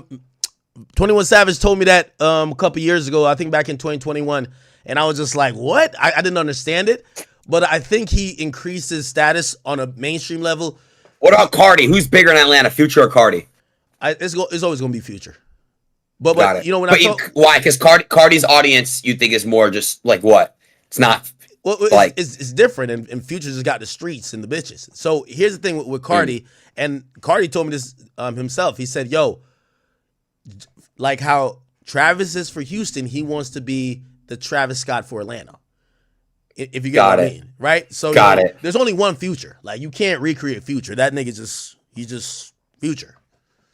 What about Thug? Young Thug, what is he in Atlanta? I would think that Thug is like, he operates in a different lane though. He has like a unique lane of himself where it's like this eclectic, but also street, but also he got everything. It's almost like you fuse Future and a Cardi, but of course he came before, not really came before. Well, yeah, he did come before Cardi, yeah. So. No, I mean that is crazy. So what do you think about music? That's where we're at. Act like what's gonna happen? This is like such a weird place in music. Like you just said, the best rap album of the year is Cardi's music. What else is really dropping that is not come and go? What's gonna stick? Yo, we're getting back. Let me tell you, I've said this before. The hating era is over. We gave everybody a year to hate. Everybody who got, you know what I mean, like who didn't want to work hard, didn't want to drop consistently, didn't want to go on tour for 3 summers. They want to go take some time off, go to therapy, just start eating their boogers. I don't know what they got going on, but they wanted to just pop up with an album and start hating on the guy who's done the work. Here's the thing. There's no way to cheat hard work. There's no way to cheat putting out music consistently, going on the road consistently, serving the fans consistently. And that's why I said we were in the hating era. Like, Kendrick's a really amazing artist, but half of the problem with him is that he's not here. He's not present in the culture most of the time. He's not putting the work. You're not going to get people to just hate on somebody and get them out of the way with lack of work. So, again, I think people have gone back to that. Yeah, he gave us a great moment. It was a cool, I guess, year. But now it's the summertime. People want new songs, new bops. Niggas want to do different things. And I think we're getting back to a synergy with music where that hating shit's over with. I think new artists or artists we've been waiting on to drop, they're going to drop. The A-Boogies of the world, the Roddy Riches. I think they're going to try to spark their shit back up. We're going to go get, of course, the big dogs. Like, for example, Thug's coming. YB's coming at tonight. We have 21 Savage. I know he's going to come out with a classic. We're going to get back to some regular shit. Cardi B's coming. Like, there's going to be great music coming more consistently as the years speeds up. And I think we're going to get back to some consistency. I think the Kendrick shit sucked the air out of the goddamn room, bro. It was just like this hating-ass energy. Everybody's trying to do these robotic, like, West Coast dance. We ain't trying to do that all the time, man. We're getting back to some good shit where you're going to have the Drakes, the Futures, the Travises, the Cardis. Then we got to have the gangsters. You got to have, 21 Savage. Like, it's going to be great. But it takes time, and I blame this whole lull in music on Kendrick Lamar. Gotcha. All right, we'll wrap it up here, but I appreciate you, though, my brother, for answering and shit like that. What you about to do? I'm about to chill out until YB drops. YB about to drop a classic. You go listen to... Wait, YB's dropping a whole album? That's what it's supposed to be, a whole album, but I'm going to be honest. Or is it a single? What is it? I think it's going to be a single. You give the track list, you drop the Cardi song. I think that's the play. But, and then you announce a new date at midnight. That's what I said. That's what I think. But again, the thing with YB's rollout is like, I think sometimes he gets on the fuck it, here it is. And I'm hoping, I think it's half cooked, the promo right now. It's half cooked, and he has a lot of anticipation. He's not at Thug status. Thug is on overtime. Like, we're waiting on Thug. Like, Thug been tweeting about Gunna for like 3 months. We ain't hear like one lick of music. We're like, gang, what's up? Gunna ain't going nowhere. What about the album though? So hopefully, I want Thug's album so bad, bro. I can't wait though. But all right, we'll figure it out though, chat. But hey, I appreciate you, baby. You're so fucking hot and sexy. All right, man. This is we gotta trade you. Go say that about one of the K-bots, man. Go say that about one of the K-bots. All right, we're off of there, chat. We're back. We're back. Here we go.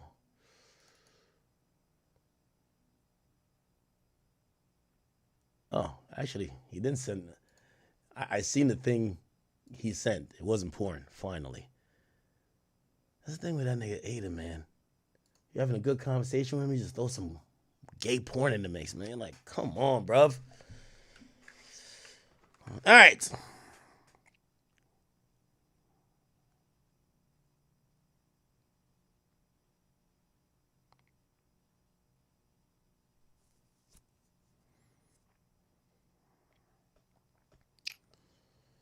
Okay. Okay,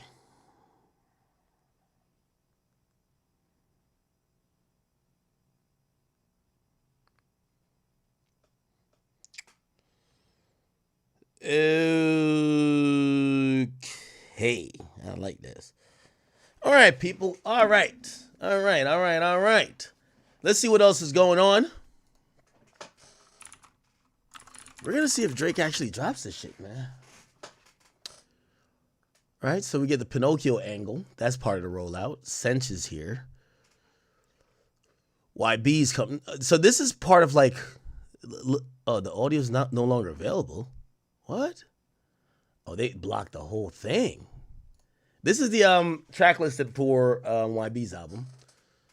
It's called, the intro is My Shit, Games of War, Triple X, Get Up With Us, Fire Your Manager, featuring Playboy Cardi, Big, I'm Ready, Morocco, Cold World, featuring Mellow Rax, No Fuck, Burn, Alter, Slim Retta, Myself Part 2, Cash Shit, Combat Boots, Wine and Dine, Fuck the Drugs, Low, If You Need Me, Massa, Kickboxer, When the Time Passes, Priorities, Peepin', Diesel, Shot Calling, Finest, Where I've Been, and Top Tings.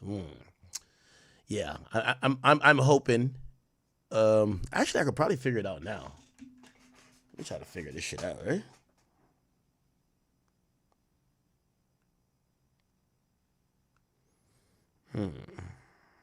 Let me see.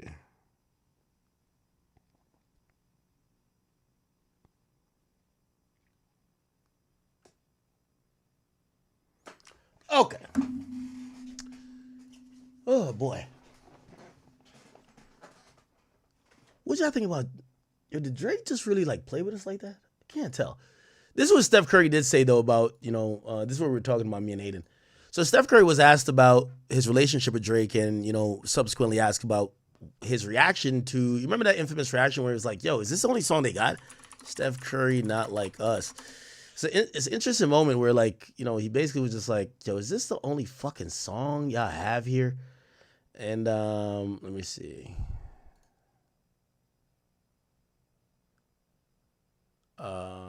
Is this song right here or this?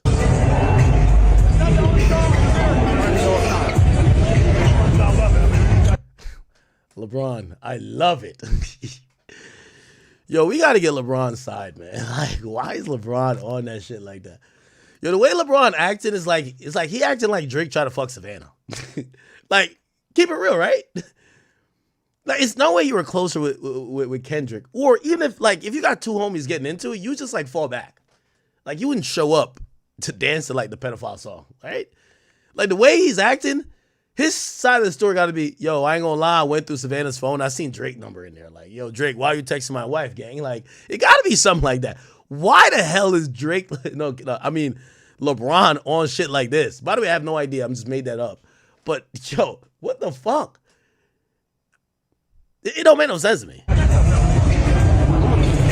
Yo, nobody even jamming to the song like that more than LeBron. LeBron loves this shit. Like, how? Right? Like, how?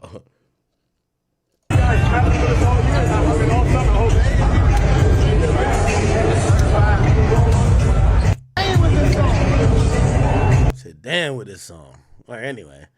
This is him addressing the song here. Seems like you and Drake are super cool. Every time I see y'all courtside, it's love. And if I'm not mistaken, he has you tatted. Yeah, you got the 30 with the halo, I think it is. Yeah.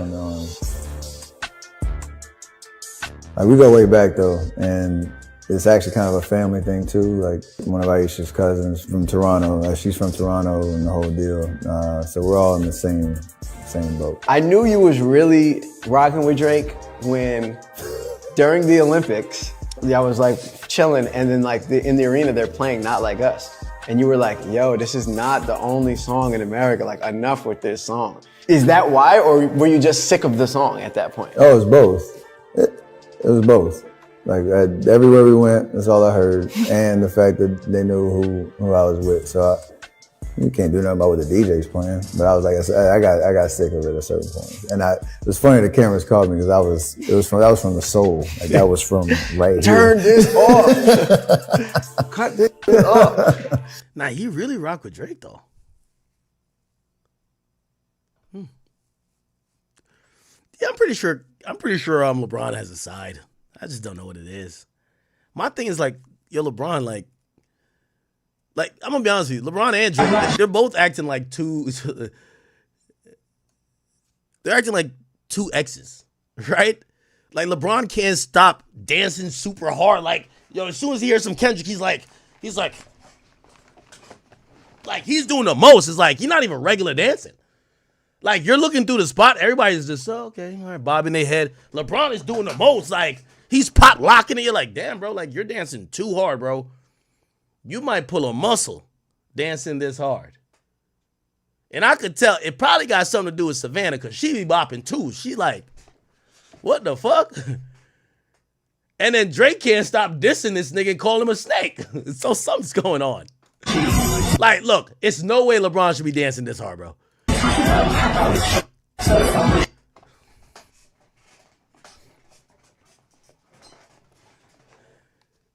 Like, look at this guy, man.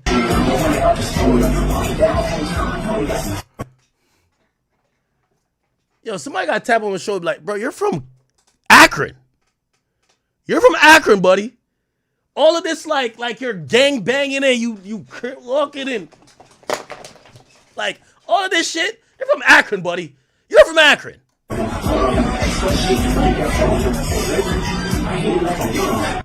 That's the illest part. You should be like this when that part come on. Say Drake, I hear you like him. What?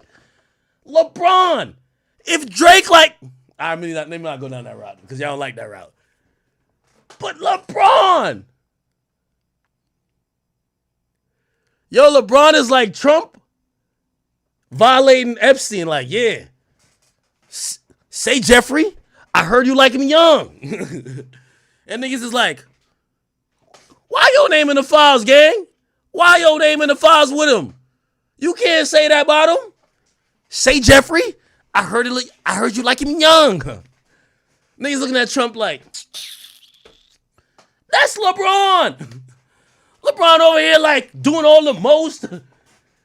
You should be, this is the perfect time, LeBron. Let me give you some advice, bro. My car is the fuck? Shit fell out my phone, my bad. Yo, check this out. LeBron, when that song come on, bro, I don't know if you went to marriage counseling or what the fuck you went through, bro. Don't dance to it. This is the time to like look at your phone like you just seen, what's that nigga named Shams? Like he just sent a new tweet about like somebody getting traded. Be like, what? That's your face. That's how your face should look, gang. What? They traded AD again? What the hell? Damian Lillard going back to Portland? That's where your face should be. Not doing all this pop, lock, and drop and shit. What's going on with you, bro?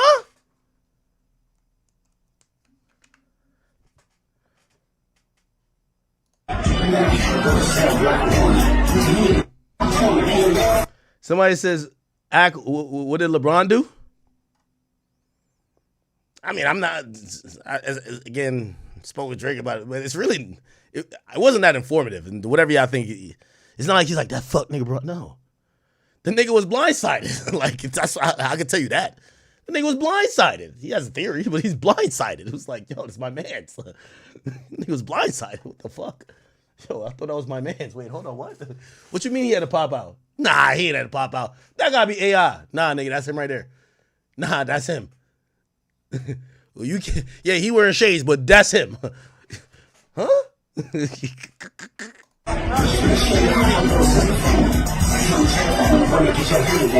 Yo, that's crazy. How is LeBron singing about Drake's right-hand man? I heard Chubb's the one that gets your hand-me-down. It's like LeBron is mad because he never got the hip. No, I'm playing. I'm joking. That's a joke. LeBron, I want you to win your 7th ring. How many rings he got? 4, and then he got one with Savannah, so that's 5, right? How much more you got to get to Mike? One more, right? Preserve black love, man. Preserve black love. Nigga punching in the air. Wow. What the hell? What the hell? Wow. What the? Bucket hat Braun? Yo, bucket hat Braun, man. You wilding out, bro. You bugging the fuck out right now, bro. What? What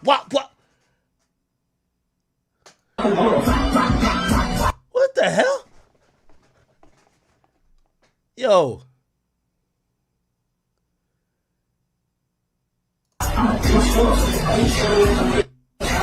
Is she crip walking too? This old geezer right here is like, yo, man, what is this Negro music y'all dancing to, man? How the fuck we in the south of France and y'all playing this bullshit? I did not buy this boat back here to come here and hear some Slauson fuckery. Okay? I came here to get away from niggas, not to get to niggas. Ain't this Maverick Carter or something like that? This nigga always look like he doing some business or something like that. Who is this nigga right here? Is this Clutch Sports or some shit? He always look like he doing something important. Yo, why Savannah scream out A minor? Yo, Savannah. You don't want to see the Braun files. The Braun files might be devious. Savannah. It probably what? Look at Jeff Bezos like, what is this Negro nonsense here? Do these Negroes buy from Amazon or do they still shop at the bodega? That's Jeff Bezos. He owns Amazon. He's looking around like, he's just videoing the chick because she over here like, you know when white girls trying to like dance, you're like, but to him, that's like, oh, you got moves. Okay, let me videotape you. Which wife is he on? Is like the third? Shout out to that nigga, man.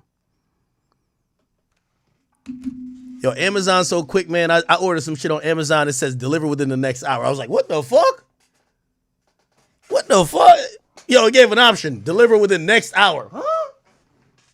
Nah. No Jeff Bezos slander will be tolerated. That's his wife? That's his wife right now. He a billionaire. Billionaires switch out wives as soon as they get old or boring. Real nigga shit. Elon get another one pregnant every few years. Every few months. Just to let niggas know. Yeah, a billionaire don't got no wife. Let me tell you that. A billionaire got a bitch he fucking for the moment. And the one he gonna get pregnant. He might give her some bread. And he on to the next one. That's a fact.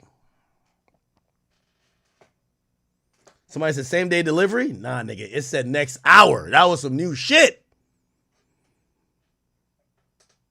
Amazon so good, I ordered some shit. It just says, do you want it delivered next day or you want the OTW option? I said, OTW? You click on the thing, it says, I'm on the way. On the way.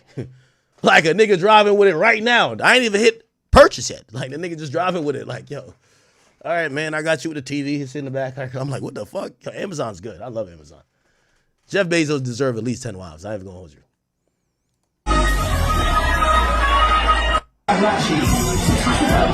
Yo, why is LeBron like moving like this? Like, why he's just popping in this shit? Oh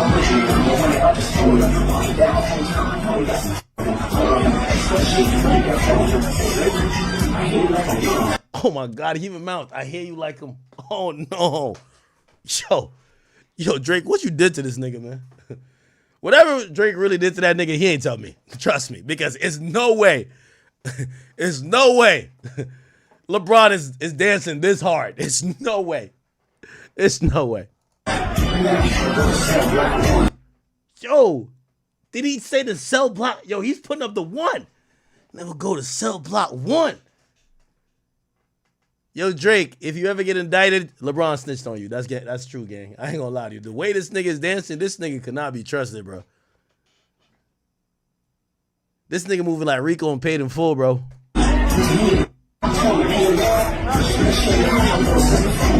Yo, he's really mouthing.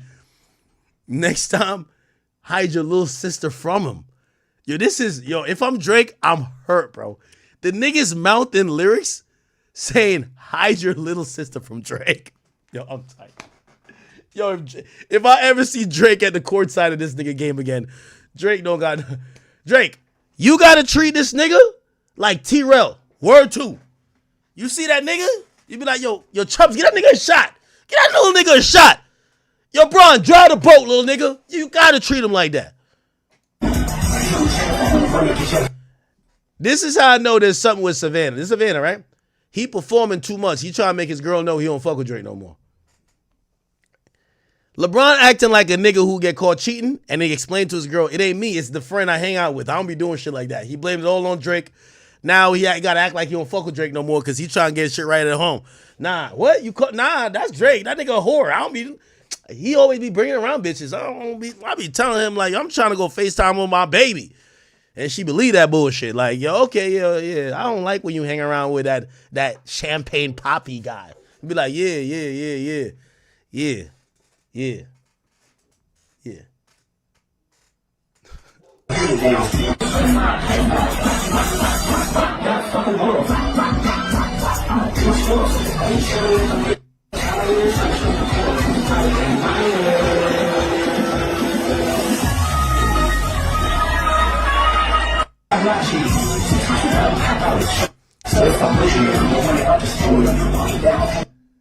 And she's singing A minor.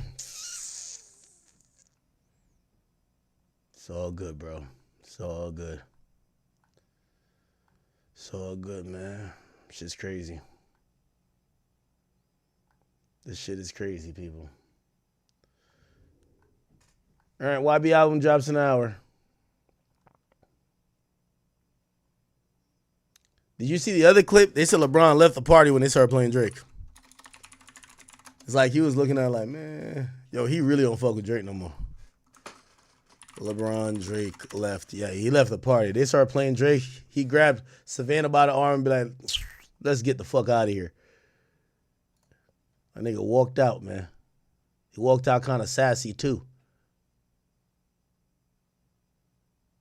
Apparently, he was caught singing some Drake, though. Is this the same party?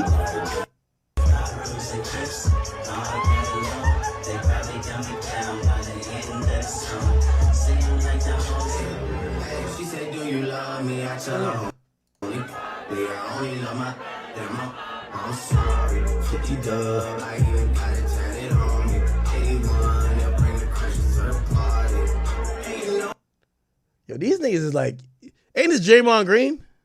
This nigga look like a piranha. Look like a black piranha, man. Yo, if I was Golden State, I'd bench this nigga when I play LeBron. Him and LeBron too cool, man. Draymond be moving like he one of LeBron's side hoes. I ain't even gonna lie to you, man. Like, I wouldn't even trust him to play defense on LeBron, bro. I think he would smack his own teammate for fouling LeBron. This nigga love LeBron.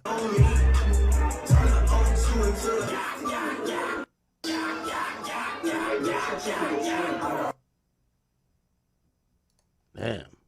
They said this was when they said they started playing too much Drake. LeBron grabbed Savannah and said, let's go, man. They're playing that fuck nigga music in here. Come on, baby. We're going home. Let's go cuddle. Let's go listen to Pimp a Butterfly. Okay, we don't want to hear this. We don't want to hear this gal tunes. Fuck that.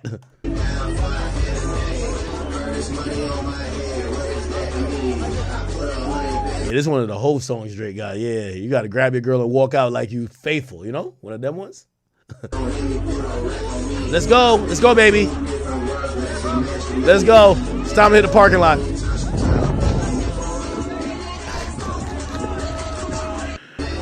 Bucket Hat Braun, man. Bucket Hat Braun. What else Savannah had told about you got hoes calling a young nigga phone? Stop it, Braun. Nah, Braun, we love you, though. We love you. We don't know what you got with Drake, but hopefully I work it out, man. Hopefully I work it out. You still the GOAT. He the GOAT, too. It's two GOATs. They did say two GOATs can't get along, but whatever. All right. That nigga really left the function, huh? My nigga LeBron, man. All right. Okay.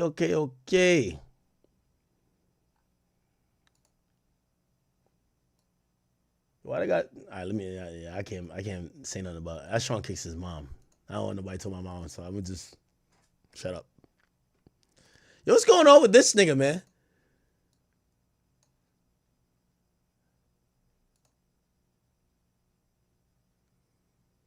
Yo, this nigga, bro, I don't know if he went shopping in his girlfriend's closet or something like that, but this nigga Young Jock came out on stage with a crop top and one of these pants that you only see females wear. Like, it looked like when he turned around, you're going to see Juicy Couture on the back of this shit. What the fuck is Young Jock wearing, bro? What the fuck is he wearing, bro? What the fuck is Young Jock goddamn wearing?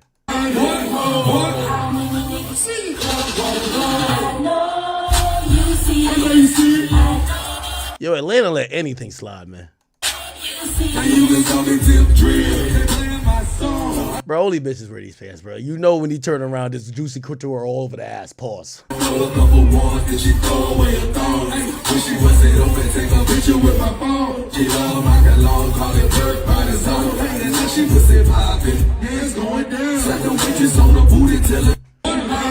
Bro. We watching rappers, belly buttons jiggling. Come on, man. Niggas is turning the belly dancers on stage. I don't want to hear this shit no more, man. All right, I don't know if y'all seen it, but 50 claimed he caught Rick Ross kissing a man on a boat. Okay? He actually put up a picture and he called out Rick Ross because he wanted niggas to know, yo, Rick Ross, we see you. You're on the boat kissing a man. Okay? This was his post. 50 be using mad AI post now. This is an AI version of him. He says, your man was looking real saucy on that boat, kissing that boy. That's not AI. Okay? That's what he said. That's not AI. Now, when you slide over, he talking about this. Now, this is Rick Ross. They're saying this is a boy.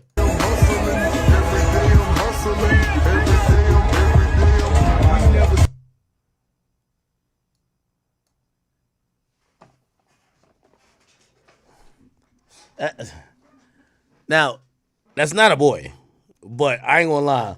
Sometimes when a joke's so funny, you just ignore the truth.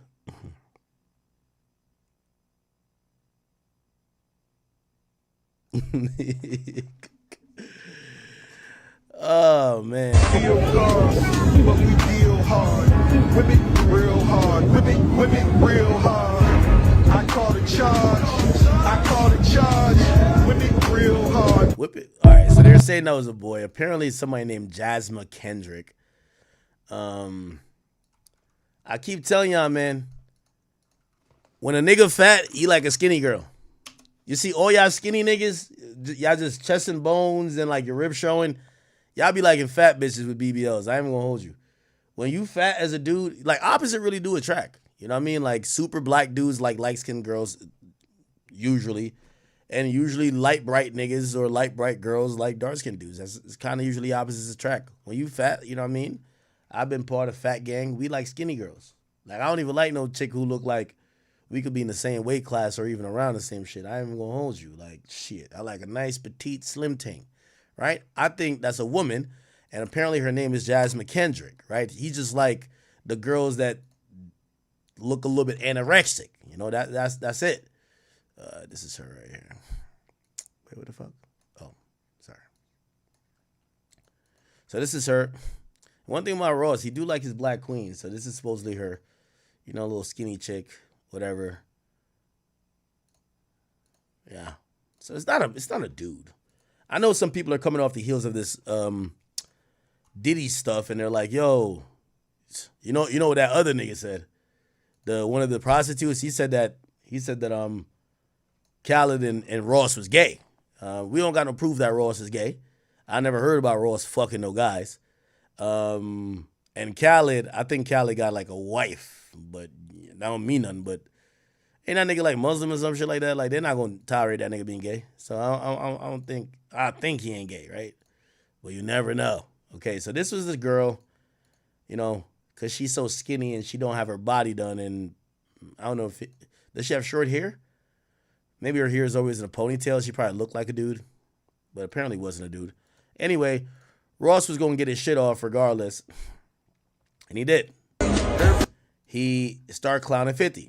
This is what he said. Curtis. You so infatuated with my lifestyle. You see me out on the yacht with a black, beautiful woman. And I hope you don't have anything against black, beautiful women, Curtis. I mean, what are you insinuating here?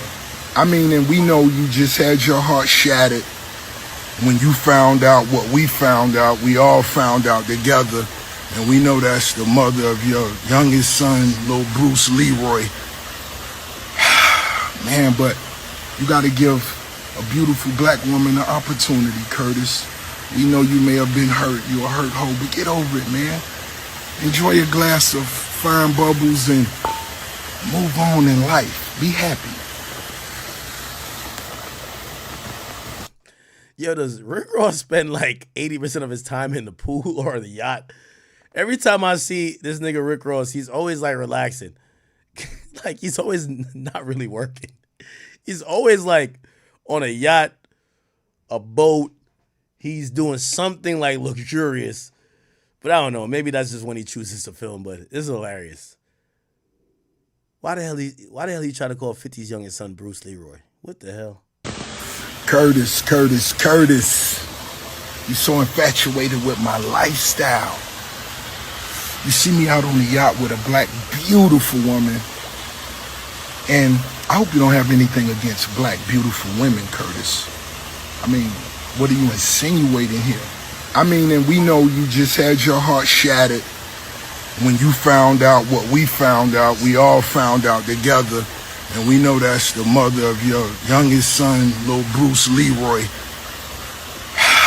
Man, but I ain't gonna lie. At least this beef is like funny. 50 and Ja Rule became non-funny because Ja don't be having funny shit to say back.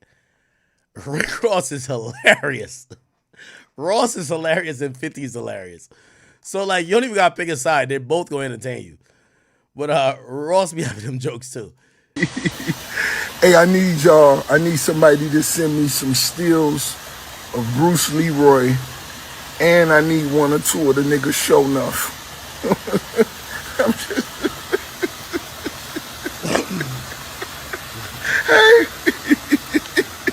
Hey, they said 2 weeks for 10 bands. Damn. It was a month for 10 bands. Don't try to devalue that woman. It was a month. Actually, that's devaluing her even more, right? Because he's saying 2 weeks, I'm saying a month. But shout out to Daphne Joy, man. Yo, she's still popping on the gram like she ain't get exposed. Yo, somebody ain't tell Daphne Joy that we know that she is like victim number 2. That we know she Jane Doe. Nigga, she's still posting like niggas is supposed to believe that this ain't for sale. Like, she don't give a fuck. Nigga, 10 bands. Yo, this is why I'm so confused about the Shannon Sharp shit. Yo, Shannon Sharp, you got a bitch telling you it's $25K per cheek. Nigga, it's 10 bands for this whole chick. It's 10 bands right here, nigga. It's 10 bands.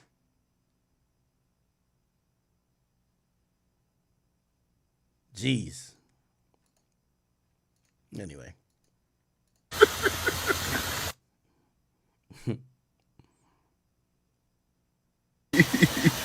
Hey, I need Ross, you need Jesus, man. Yo, look at the big mermaid, not the little one, okay? Not DDG problem baby mama. The one that Burner Boy be, you know what I mean, smacking from time to time, allegedly. I don't know about nothing. I'm just saying I think that's what happened. Anyway, look at this.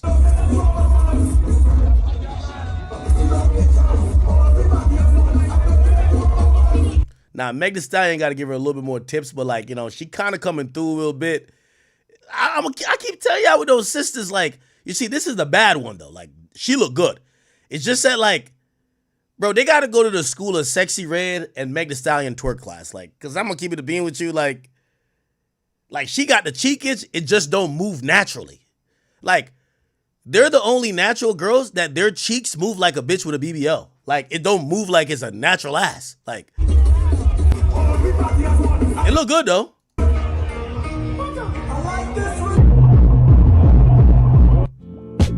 She got more sex appeal. That's what I was trying to say about, like, Halle Bailey. Like, Halle Bailey's sex appeal is 0. I think her name Chloe, her sex appeal is, like, on 40. Like, you know what I mean? She's like a 55, brown shirt, no badges. That's her. Halle Bailey's, like, 20.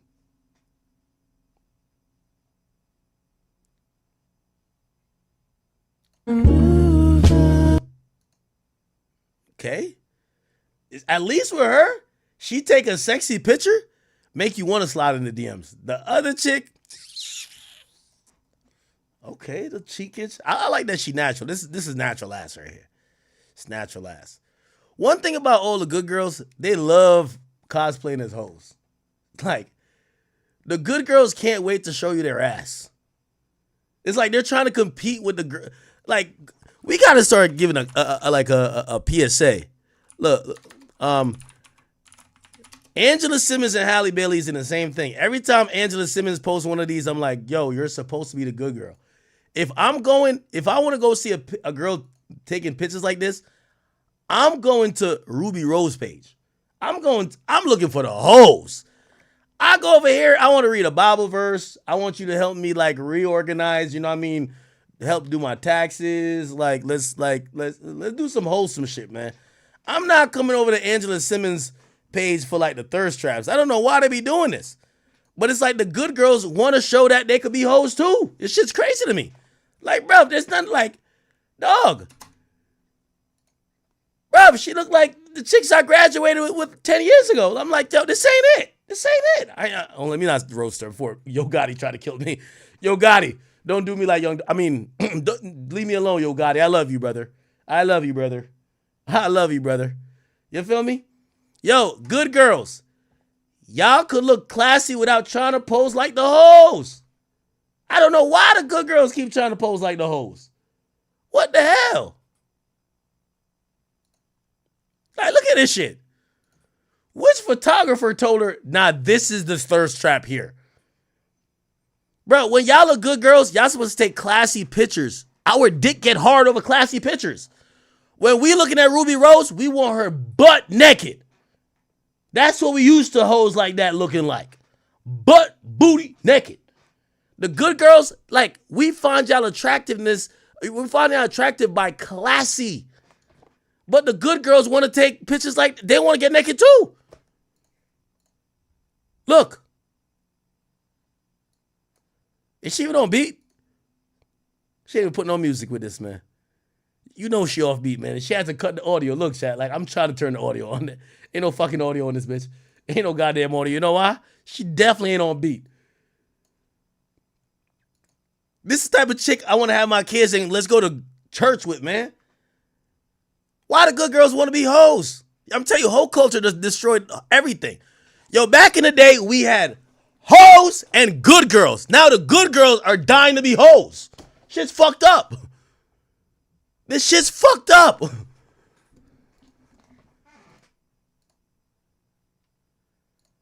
Like, putting a couple of captions in between this shit, like, come on, man. Like, how many bikini pictures is she gonna post? I'm telling you, the good girl's dying to be hoes, bro. Like, she can't stop showing us. Let me stop, man. All right, man.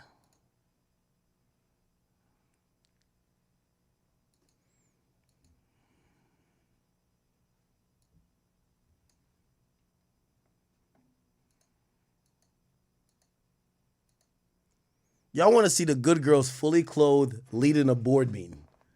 I want to see the good girls preparing a meal. I don't want to see, yo, there's mad girls that do this. Anyway, y'all do what y'all want, man. You know, fuck it. Fuck it.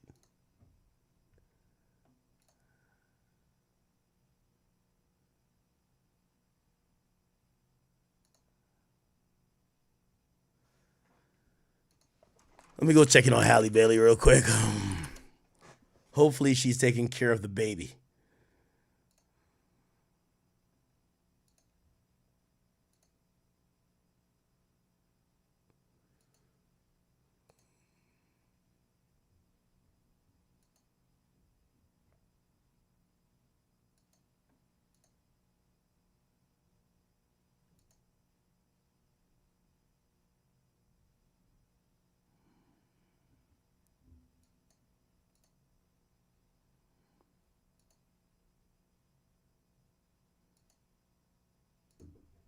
Okay, yeah, take some pictures with the baby. Good, good.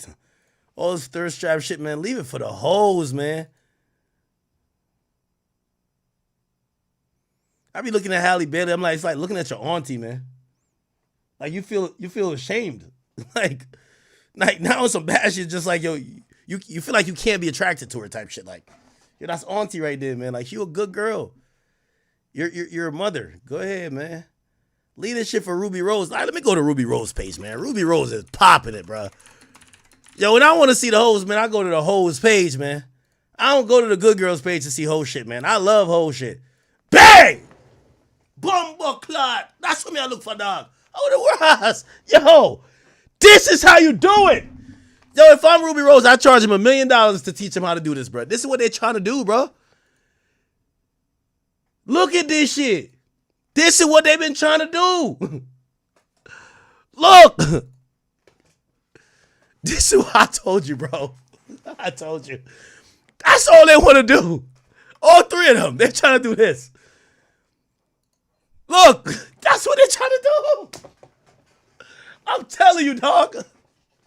You see how, yo, Ruby Rose is a natural hoe. Natural. She got a whole gene. Like these type of pictures, natural for her.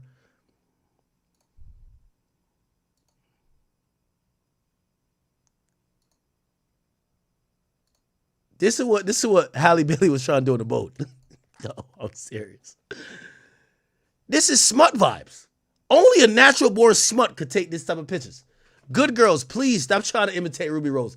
Ruby Rose exudes smut vibes. You can't do that unless you're a true smut. Look, tongue out.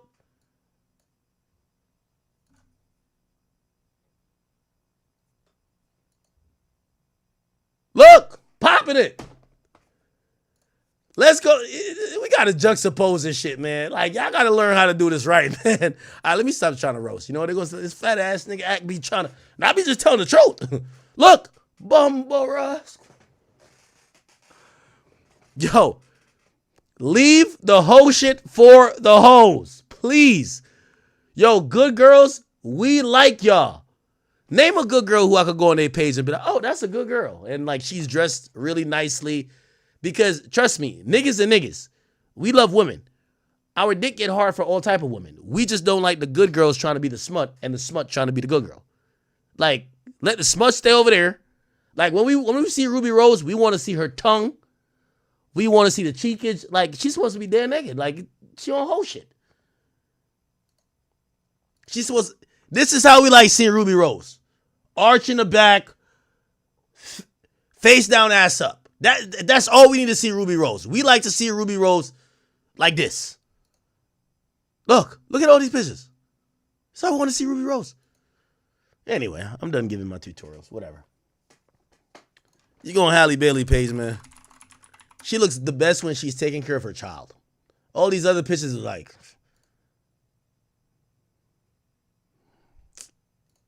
saying that, bruv. This look good. Honestly, this looks really good right here. Fully clothed, look classy. Fully clothed. This looks good.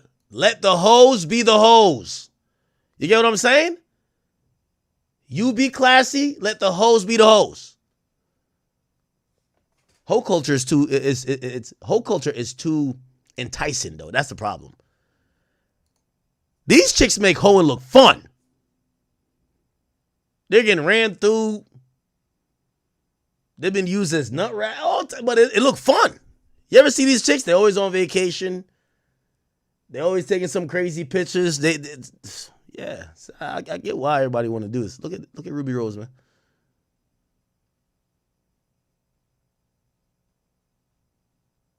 All right, man, whatever. How did I even get to that point? Yo, shout out to my new favorite NBA player, WNBA player. She's in the W. Her name is Courtney Williams. She looked like she's been live streaming. She's been popping it everywhere, letting people know she's in the W. And because she's in the W, niggas got to pay some respect. So apparently she went to a Sports Illustrated party. And she was up in there and she wanted to hear some Sexy Red. She wanted to hear some King Von. She wanted to hear some shit that she could be popping it to, which I don't know if it was really ass-shaking anthem she wanted to be popping it to because she a stud, ain't she? Anyway, she goes up to the DJ. Here's who the DJ is. Diplo. Diplo, if you don't know, is the EDM king. He plays like he's produced some hip-hop songs, but he's an EDM guy. If he's at the Sports Illustrated party, they didn't hire him to play Da Baby. They didn't hire him to play Finesse 2 times. They hired him to play EDM shit. She's a little bit cultural clueless. You know, it's the same reason why these WNBA players think they should get $40 million when they're not even getting rebounds, they're getting rebounds. Whatever, though. She goes up to Diplo. This is what happened.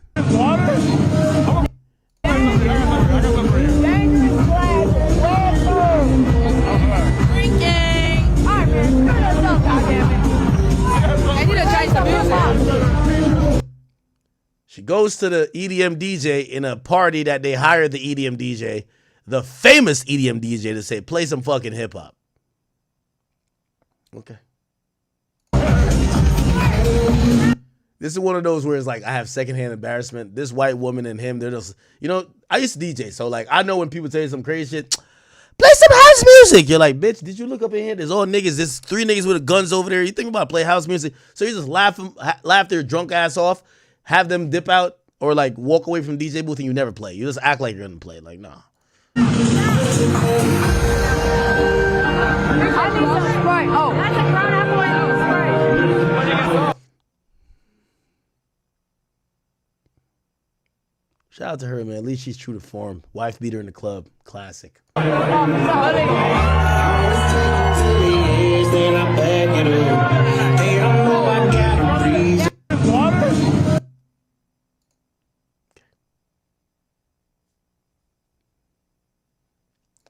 Kodak Black's baby mama reportedly filed a motion to put Kodak in jail because he was 1 day late on child support payments. Jesus Christ. I mean, I'm not that surprised. If you have a baby by a chick with double R tatted on their fucking hand, what do you think she's gonna like require? She tattooed the Rolls Royce logo, a car that's historically $400,000 or better. She tatted it on her fucking hand. You know that's a bitch who gonna have her hand out constantly. You put a baby in her stomach, if you're a day late, $1 short, you're going to jail. That makes sense. I'm not even gonna lie to you. Kodak Black knew what type of time it was. He better get on that Anthony Edwards type of shit. Pay her for 18 months or 18 years now. Okay? Just give her the 18 years of bread right fucking now. Or else you don't put your ass in jail. Let me see. Kodak Black baby mama. Kodak been going off about it. Here's that. The economy and people mindset. When you leaving, you can go straight out that gate right there. Okay, so real that way then. Yeah. Okay, all right.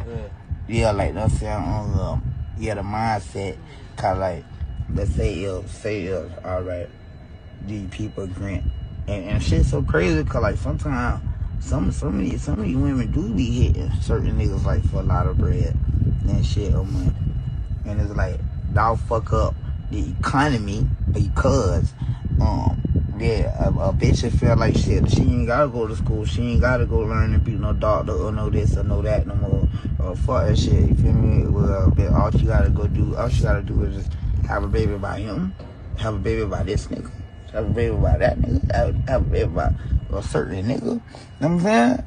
And yeah, and so what? So it was like this women right who actually like done put her brain in use. Nah, it is some of y'all who want me for my handsomeness. I'm just speaking in general. Yeah, I hope you pay student loans. That's what I would, hell yeah, I would. You feel me? The problem is that it's like people get around a certain caliber. Nigga, I ain't even just gonna say me. Kodak, man, I love you, brother, but you, NBA YoungBoy, and a couple of y'all niggas, Chief Keef too, y'all got really weak dick discipline, man. Y'all ain't the first niggas to fuck some hoes. Y'all ain't gonna be the last. Y'all just keep nutting in these women. They're not coming up pregnant by happenstance. Here's the reality about it. The majority, if you're in the limelight, and I'm even including myself here, we bagging girls on Instagram. These girls are popping their ass. We know how these girls pull up when you got a blue check or they think you got some bread. They're sending the nudes instantly. They're telling you, let's fly me out. They want to get to it immediately. The type of girls that are attracted to us and that we're attracted to, and I'm not trying to put me in there like, oh, whatever, but like, let's say rappers, are the type of women who don't want to work. Like, that's the reality about it. Like, I was having a conversation with somebody about, because, even like my mom is like, yo, you need to go date a school teacher or a nurse. And I'm like, here's the thing about me dating a school teacher or nurse. I live a very non-ordinary life. Somebody who work a 9 to 5, I don't got time for your job, your PTO. I don't give a fuck about what your boss got to say. So you know what ends up happening? When a woman's unavailable most of the time because of her boss, a nigga that's going to be a rapper in my position, we don't give a fuck about your job. So we're not going to deal with you. We're going to deal with the girl with no job. The girl who, when we say fly here today, The bitch is on a flight at 3 o'clock. What does that do? It weans out all the women who have something going on, and you get the women who need to appease you, and their business is to be in a relationship with you or get a baby by you. So you kind of realize that you kind of attract what you are. And here's the problem. Cool. What I'm saying is that half the rappers are fucking the same girls. It's just certain rappers who are nothing in them. So again, if everybody's fucking the same girls, stop nutting them, brother. Or at least have them pop a plan B. But like, I don't know if you're going to attract the women who don't have a job, who don't plan to work. Fuck them, nutting them. And then when they say, I'm pregnant, or y'all don't work out, because sometimes these rappers will gaslight the girls saying they want to have kids with them. And when it don't work out, you get mad at them because they're asking for child support and that's their game.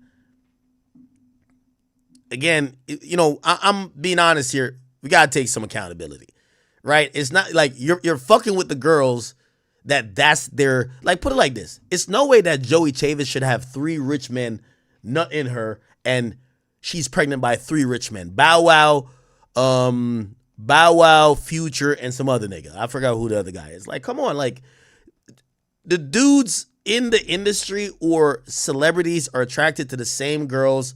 None of them have a job. None of them want to work. Like, their whole business is to fuck rich men. So when they fuck a rich man and they get pregnant by a rich man, what do you think they're going to be like? Oh, okay, now I have morals and I'm not going to ask for child support? It's stupid. It's just reality. Like, it's stupid. So again, Kodak has to realize part of the reason you fuck. And by the way, here's the thing too. You know, going back to the comparison, my mom, like, you go talk to a nurse or a teacher. These chicks, like, first of all, you talk to a regular chick that's a nurse or a teacher, like, let me tell you this. These chicks come with the whole package. Like, their whole business is their appearance. The bitches got their body done, veneers, lips fillers. They got everything done that would attract a nigga like you. You gonna deal with a chick who's a teacher. She's like a regular girl. So again, it's very different business models. Like, if you really think about it, I'm not trying to call women having businesses in terms of that, but like, it's a reason why you're attracted to those girls. But those girls don't want to work. Like, the most they'll do is post some bullshit flyer on Instagram saying they got a boutique and they're selling workout clothes, which every Instagram model is selling workout clothes. You get what I'm saying? So now you're Kodak Black, you nutting them, they got a kid. They're going to be like, perfect. Give me the bread. It just is what it is. You know what I mean? Like, you got to take what you could get. These girls are usually available. They got all their bodies done. They got whatever that attracts a guy like Kodak. Like, a guy like Kodak is not going to be attracted to a nurse. When Kodak is high at 3 a.m., he just popped 15 fake perks, and he want to go get his dick sucked. The nurse who got to go in at 8 a.m. is not going to say, fuck my job, I'm coming to suck your dick. Like, that's what people don't realize. A nigga like Kodak is not going to be like, oh, I'm going to wait till you get off. This chick right here, she's already in the Uber. Oh, send me the Uber Black. I got you, nigga. That's the reality of it. Niggas are impatient. Niggas want what they want. When you're rich and famous, you kind of select whatever that fits your lifestyle. Like, for example, let's say me. I drink at 9 a.m. in the morning. A chick that got a regular job, that going to be like, oh, well, I only drink on the weekends. Eliminated. Okay? My lifestyle is like, I'm not going to like, yo, you're around me. We all getting lit. What the fuck? Like, oh, no, I only drink on the weekends because, you know, when I go in, my boss be smelling alcohol in my breath. Fuck you and your boss. Bye. Right? Like, again, that's just reality. Y'all not going to like it, but that's, you know, and I'm taking accountability. That's why we end up picking the wrong girls. Right? Or we pick women that we later complain about. Because shout out to regular women. I love regular women, but like, it's not, yo, a regular woman that date Kodak can't wait until you get off work at 5 o'clock to see you. It's not happening. Kodak is high all fucking day. Kodak want his dick sucked. He want to pipe you out. He want to go over there. He had booby trap. He go over there. He in the trap over there. He want to catch this flight over there. And then what are you going to tell him? Oh, nah, my boss said, no, nobody give a fuck about your boss. That's the reality of it. This chick, no job. All she do is post pictures all day. You see what she wearing. I didn't even know Chanel makes like a sport bra or whatever the case is, double C's. Like, all she do is post pictures with double R's right here. You see what she got tatted on her fucking hand, the Rolls Royce logo. What the fuck do you expect? You're going to get a chick who got no job. She's with you all the time. She's fucking you, sucking you, do whatever you want. Half of these, especially these girls that you find on Instagram, they're all freaks. Yo, I met a regular girl the other day. I was surprised. She told me she wasn't bisexual. Every one of these chicks is bisexual. They all fuck girls. Like, they love girls. Really, they probably don't. They just know that you're dealing with the lit nigga. Lit niggas like having threesomes. So they just all act gay. That's the reality about it. Like, any girl you see popping on Instagram, all these chicks, they all act like they're lesbians. Oh, yeah, we bring a girl, we can fuck. You're like, you like girls? Yeah, of course. Okay, cool. It's not reality. You know what I mean? These chicks do anything. Like, these chicks will do anything just to get the nigga. That's the reality behind it. Right? Then they get the nigga, they try to isolate the nigga. Like, all right, cool, this is my dude. All right, bet. Let me see, whatever. Let me get a relationship out of him. And if not, shit, they might put that pussy on him so good, start doing some extra freaky shit. The nigga nutted her. Bingo, it's lit. We out of here. You get what I'm saying? She fake a little relationship for a while. They break up. And then she now is child support court. Yo, it's time for you to pay, nigga. It's all a game. It's all a game, you know what I mean? It'll never stop because you're not going to see a basketball player. Like, I think Ludacris is the only nigga who got like a career woman, right? Like, a basketball player. It's a reason why rappers love, you got to realize, rappers usually date strippers, honestly. Why?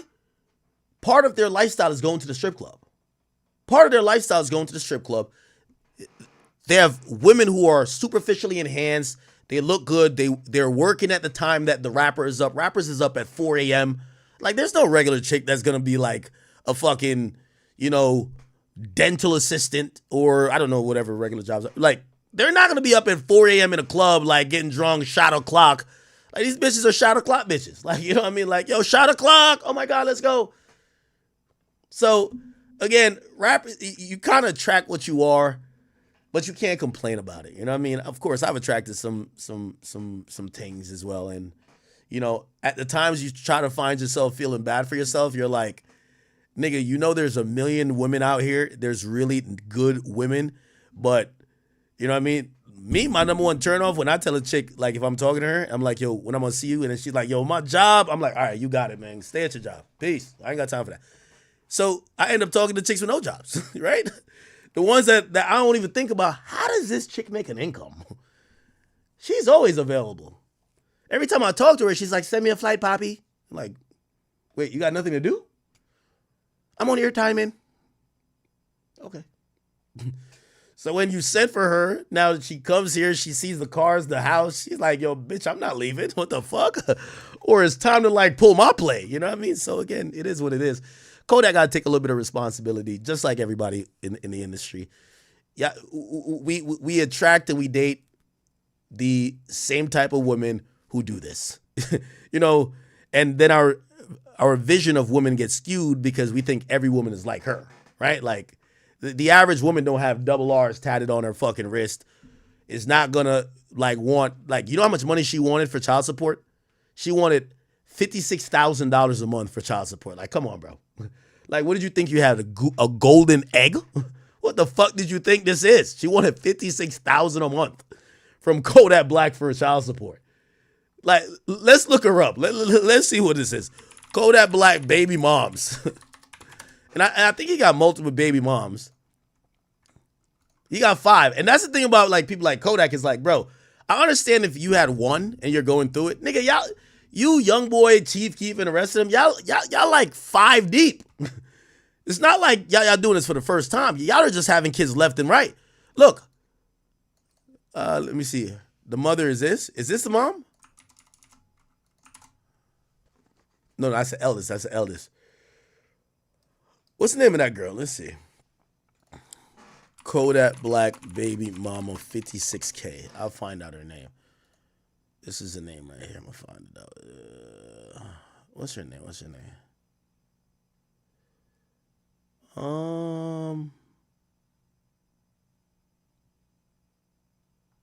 Is this the one who destroyed his? There was one that destroyed his cars.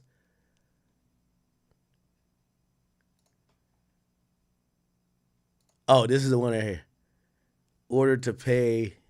So he got to pay $8,500. She wanted $56,000. Oh my God. She wanted $56,000 a month. Kodak Black, $8,500. Let's just kind of Google it. What's the name of the woman? I'm trying to find her. Her mother was the mother. What? Mijay Kodak. Let's look at her Instagram. Let's see if she has a job, right? Let's see if she has a job, right? Let's see if she's like, okay, great. We don't have to look at her with the kid. Let's see. She's a professional picture taker, right? Perfect.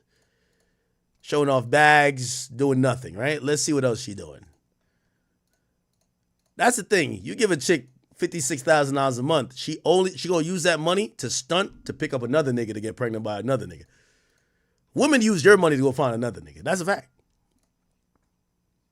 Okay, at least she got some with her kids. Okay, here's a money maker now. This is how she gonna get another rapper right here. Right here. Yup. Okay. Is that Kodak slapping her ass? Nope. Some random Negro in the club. Yup. She's showing off her best assets right there. That's how she got Kodak, and that's how she gonna get the next one. Yup. That's her occupation. Money getter. Let's look in her bio. It's always funny to a real estate agent. These chicks, yo, I'm tired of you chicks claiming y'all never sold nothing. The only real estate y'all selling is box. Yo, you know how many scallywags I know that say they are real estate agents? Yo, the only thing they be selling is box. Yo, I'm gonna rent you some box for the night. Y'all not selling nothing. Y'all not renting out an apartment. Y'all not leasing no spot. Y'all not selling no land, no plot. Y'all not selling no houses. Y'all selling box. Yo, look at this. Everybody's, all right, let's go to let me go to this is the real estate. She closed something. $3,500. I bet. She won $56,000 from Kodak. She closed $3,500. Okay, bet. I guess it's a rental. Okay, there you go. Yo, she just took this shit straight off Zillow. Yo, just take it off Zillow. Fuck it. Even on the real estate page, she's showing some cleavage. You feel me? She's getting out of hand. Shit is getting out of hand. Whatever, man. If you like it, I love it, man. Yo, did y'all see this new one? I got to show y'all this shit. I keep telling y'all, man, after we found out that 50 Cent baby mama was getting piped out for $10,000 a month, man, the price of pussy been going all the way down, gang. I can't even lie to you, man. The price of vagina right now is in a recession. I got to show y'all this one right here. Where is it at? No, I think I took a screenshot of it. It was so crazy. Let's see. Where is it at? No, that's not it. Where is it at?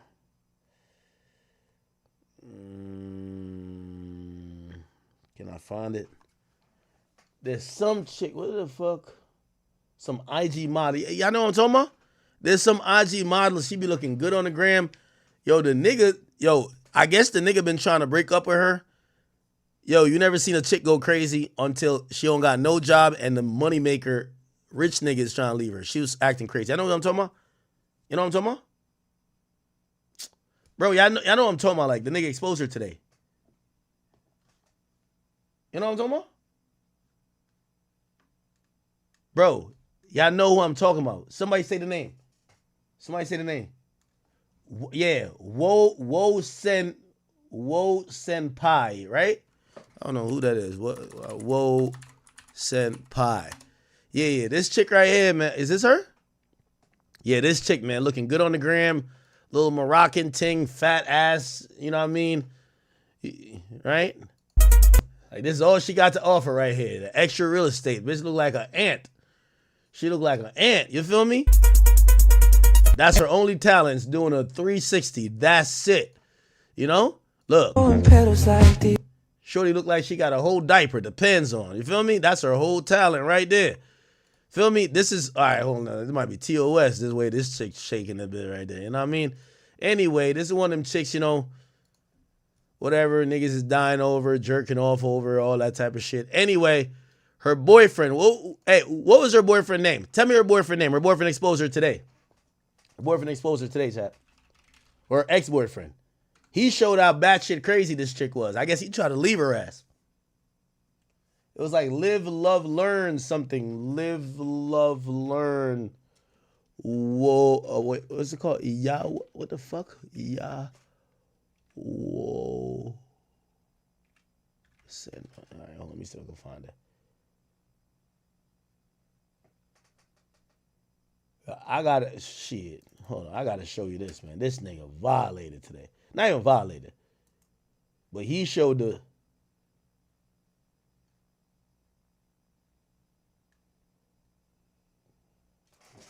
Live, love, learn underscore? Nah, I think it was more than that. Love, live, learn. Is that it?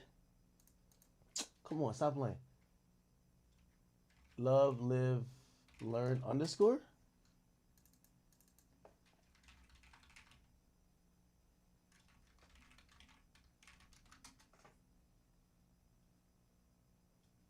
Man, yeah, no, that's her. I'm trying to, her man exposed her.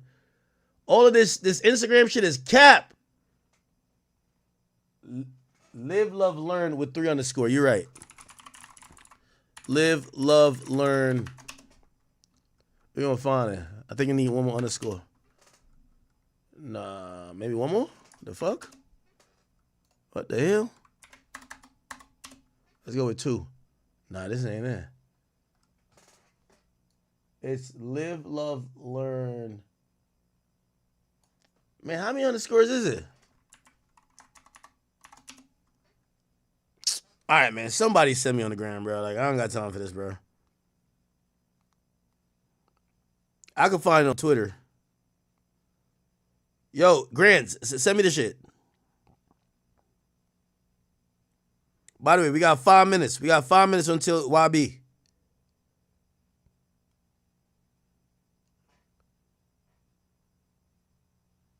I know the video on Twitter, but it's a whole page. It's a whole page. Nah, don't send me the Academics TV shit. Send me the nigga page. I know the nigga page.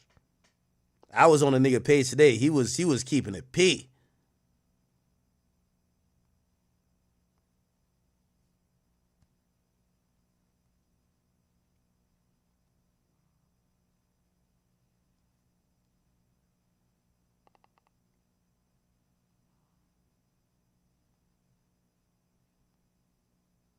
Oh, I got it. Yeah, I got this one now. Oh, it's like 5 underscores. What the fuck? Yeah, see. What the? Bruh. All right, this is enough. Live, love, learn. Oh, yeah, here you go. Find it. So, all that bad shit on the Instagram we seeing, cap, nigga. This is what every bad bitch on Instagram. I'm telling you, these chicks don't got no jobs, man. Look, her nigga exposed her. This is how bad shit crazy she going in the crib, bro. All these, like, you gotta realize, you gotta have a mental issue if you wake up every day just to sell box. Or just to, like, come on, bro. Look. You're a mean one, Mr. Grinch. You really are. As a cactus. All right, let's look. You can literally arrest him for fraud right now. For literal, this apartment is not in his name. If they wanted us to kick him out, they would have told us to do that by now. And on top of that, we can't even kick him out. It's a civil process. Make this a... Oh man. So this is her man. Yeah, this one's look.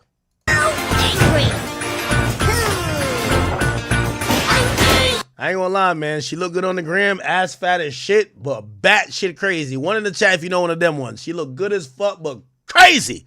I'm angry. I'm really, really angry. I'm angry. I ain't gonna lie, man. Yo, these days, you know what I realize? Yo, Stephen A. Smith was right. You don't want no 10. You don't even want a 9. You want a smooth 8, maybe like a 7.5. The badder they are, the crazier they are, bro. Like, yo, if you see me pop out with a chick and like she don't even look too good, just be like, yo, she peaceful, bro. Trust me, I promise you. I swear. These, the better they are, it's like something getting in their brain. Look at this.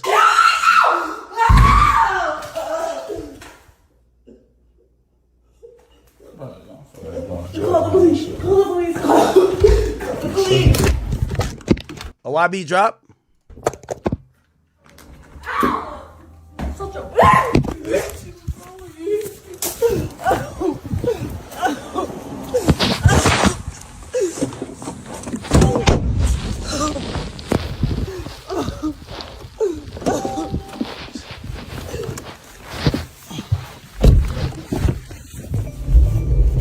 Look at this.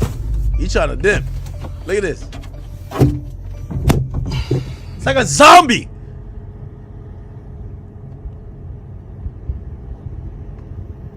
You know what you gonna say? You hit me with a car.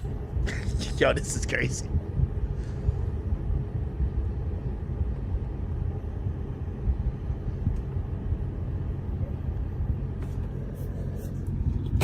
Oh, damn. Her ass fat, though. But still, I'm telling you, for this fat ass, you deal with mad problems.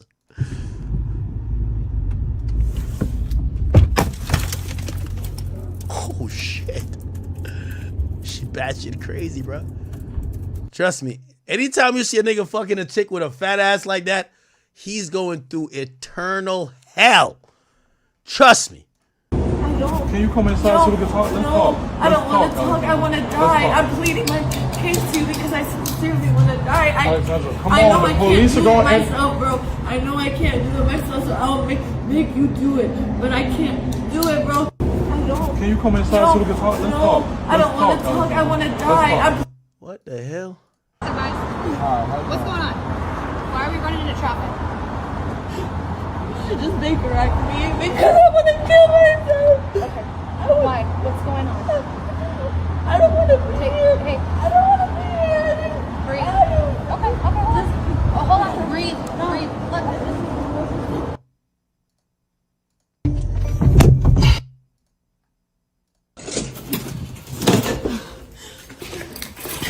I'm gonna call you back, huh?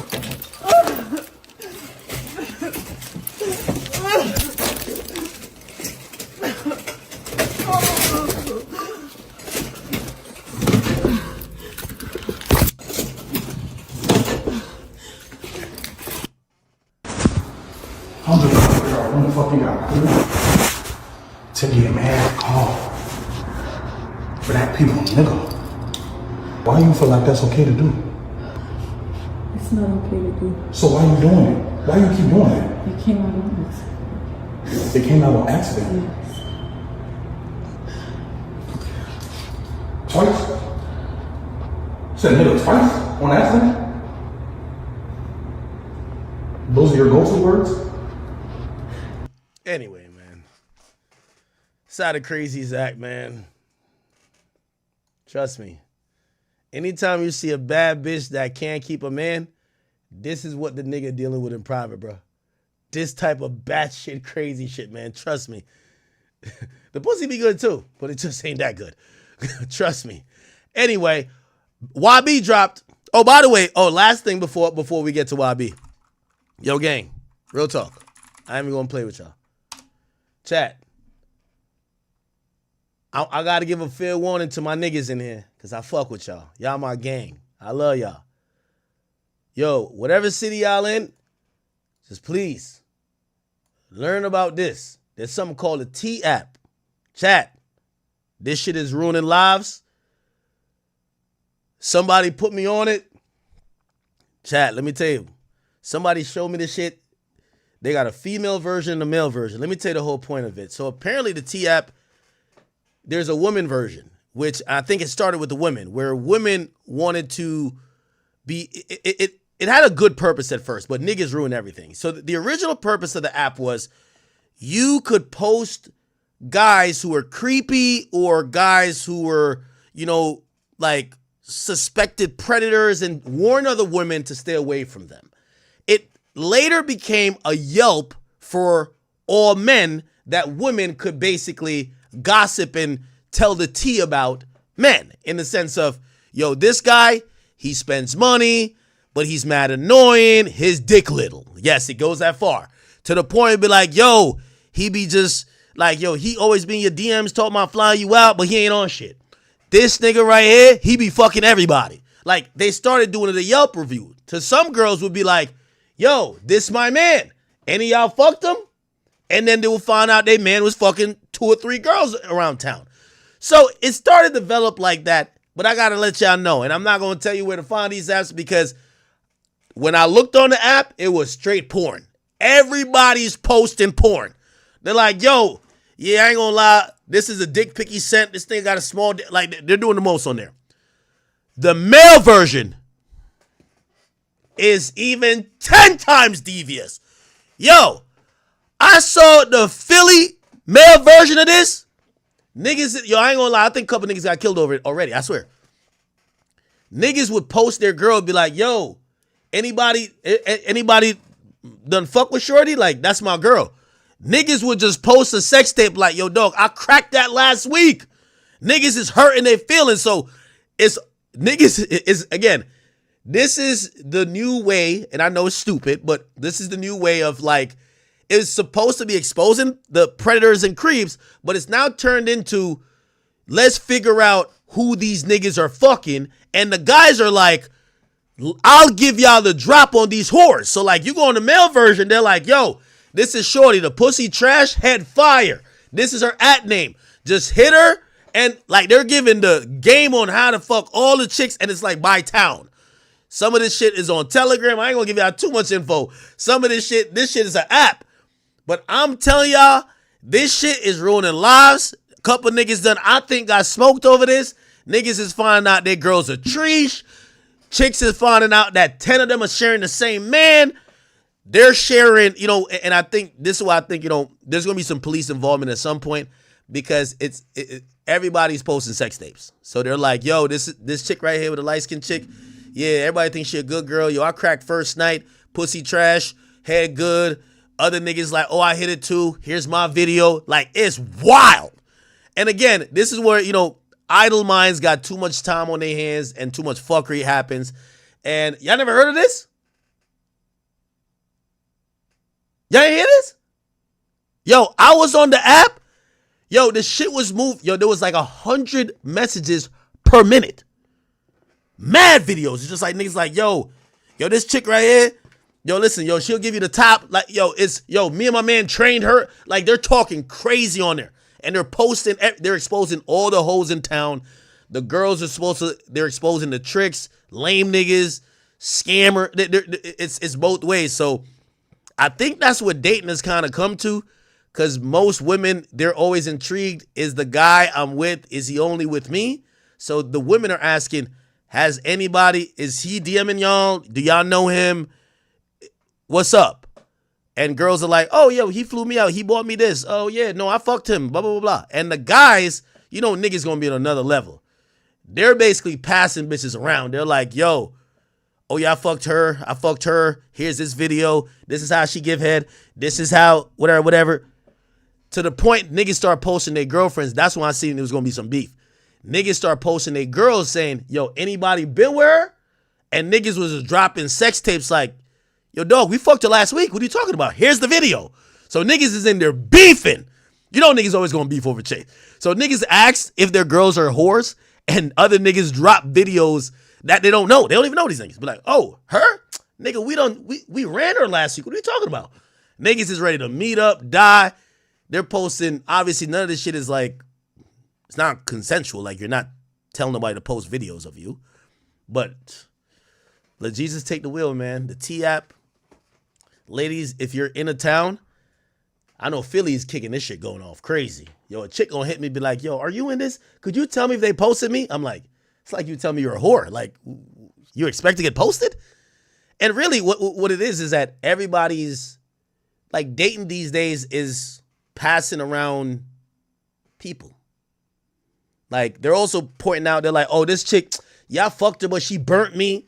Yo, this chick right here, I will fuck her, but she got that herpes. Like, they're wilding on the app, dog. I ain't gonna cap with you. I'm gonna just leave it alone there, but apparently it's the #1 app on the App Store. Let Jesus take the wheel. I keep saying, yo, dating in 2025 is a scary fucking thing.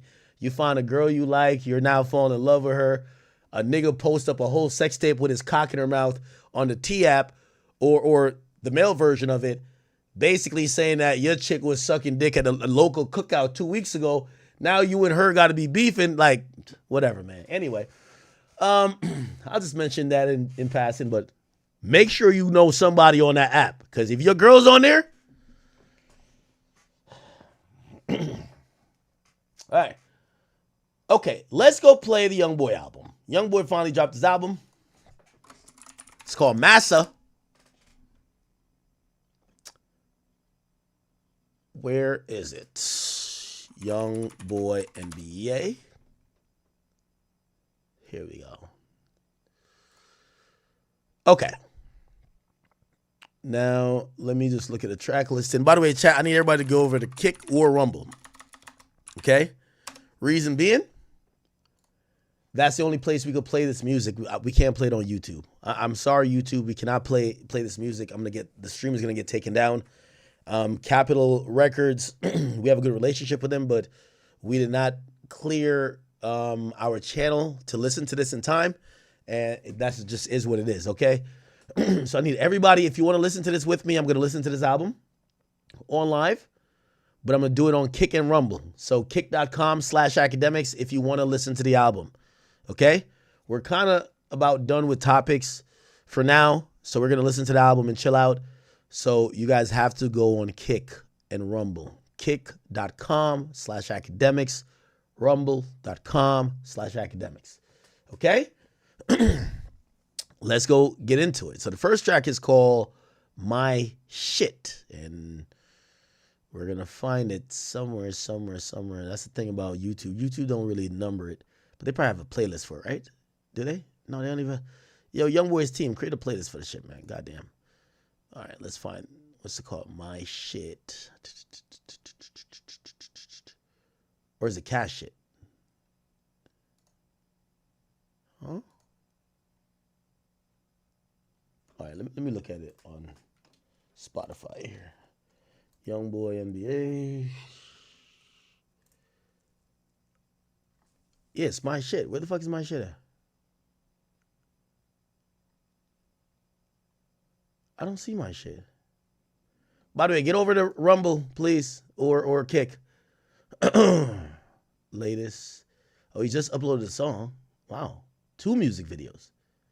3 music videos. Okay. They're still uploading shit. So a minute ago, here we go. We're going to start with track 1. Here we go, chat. I got to get off YouTube. Hey, it's not me though. I'm talking about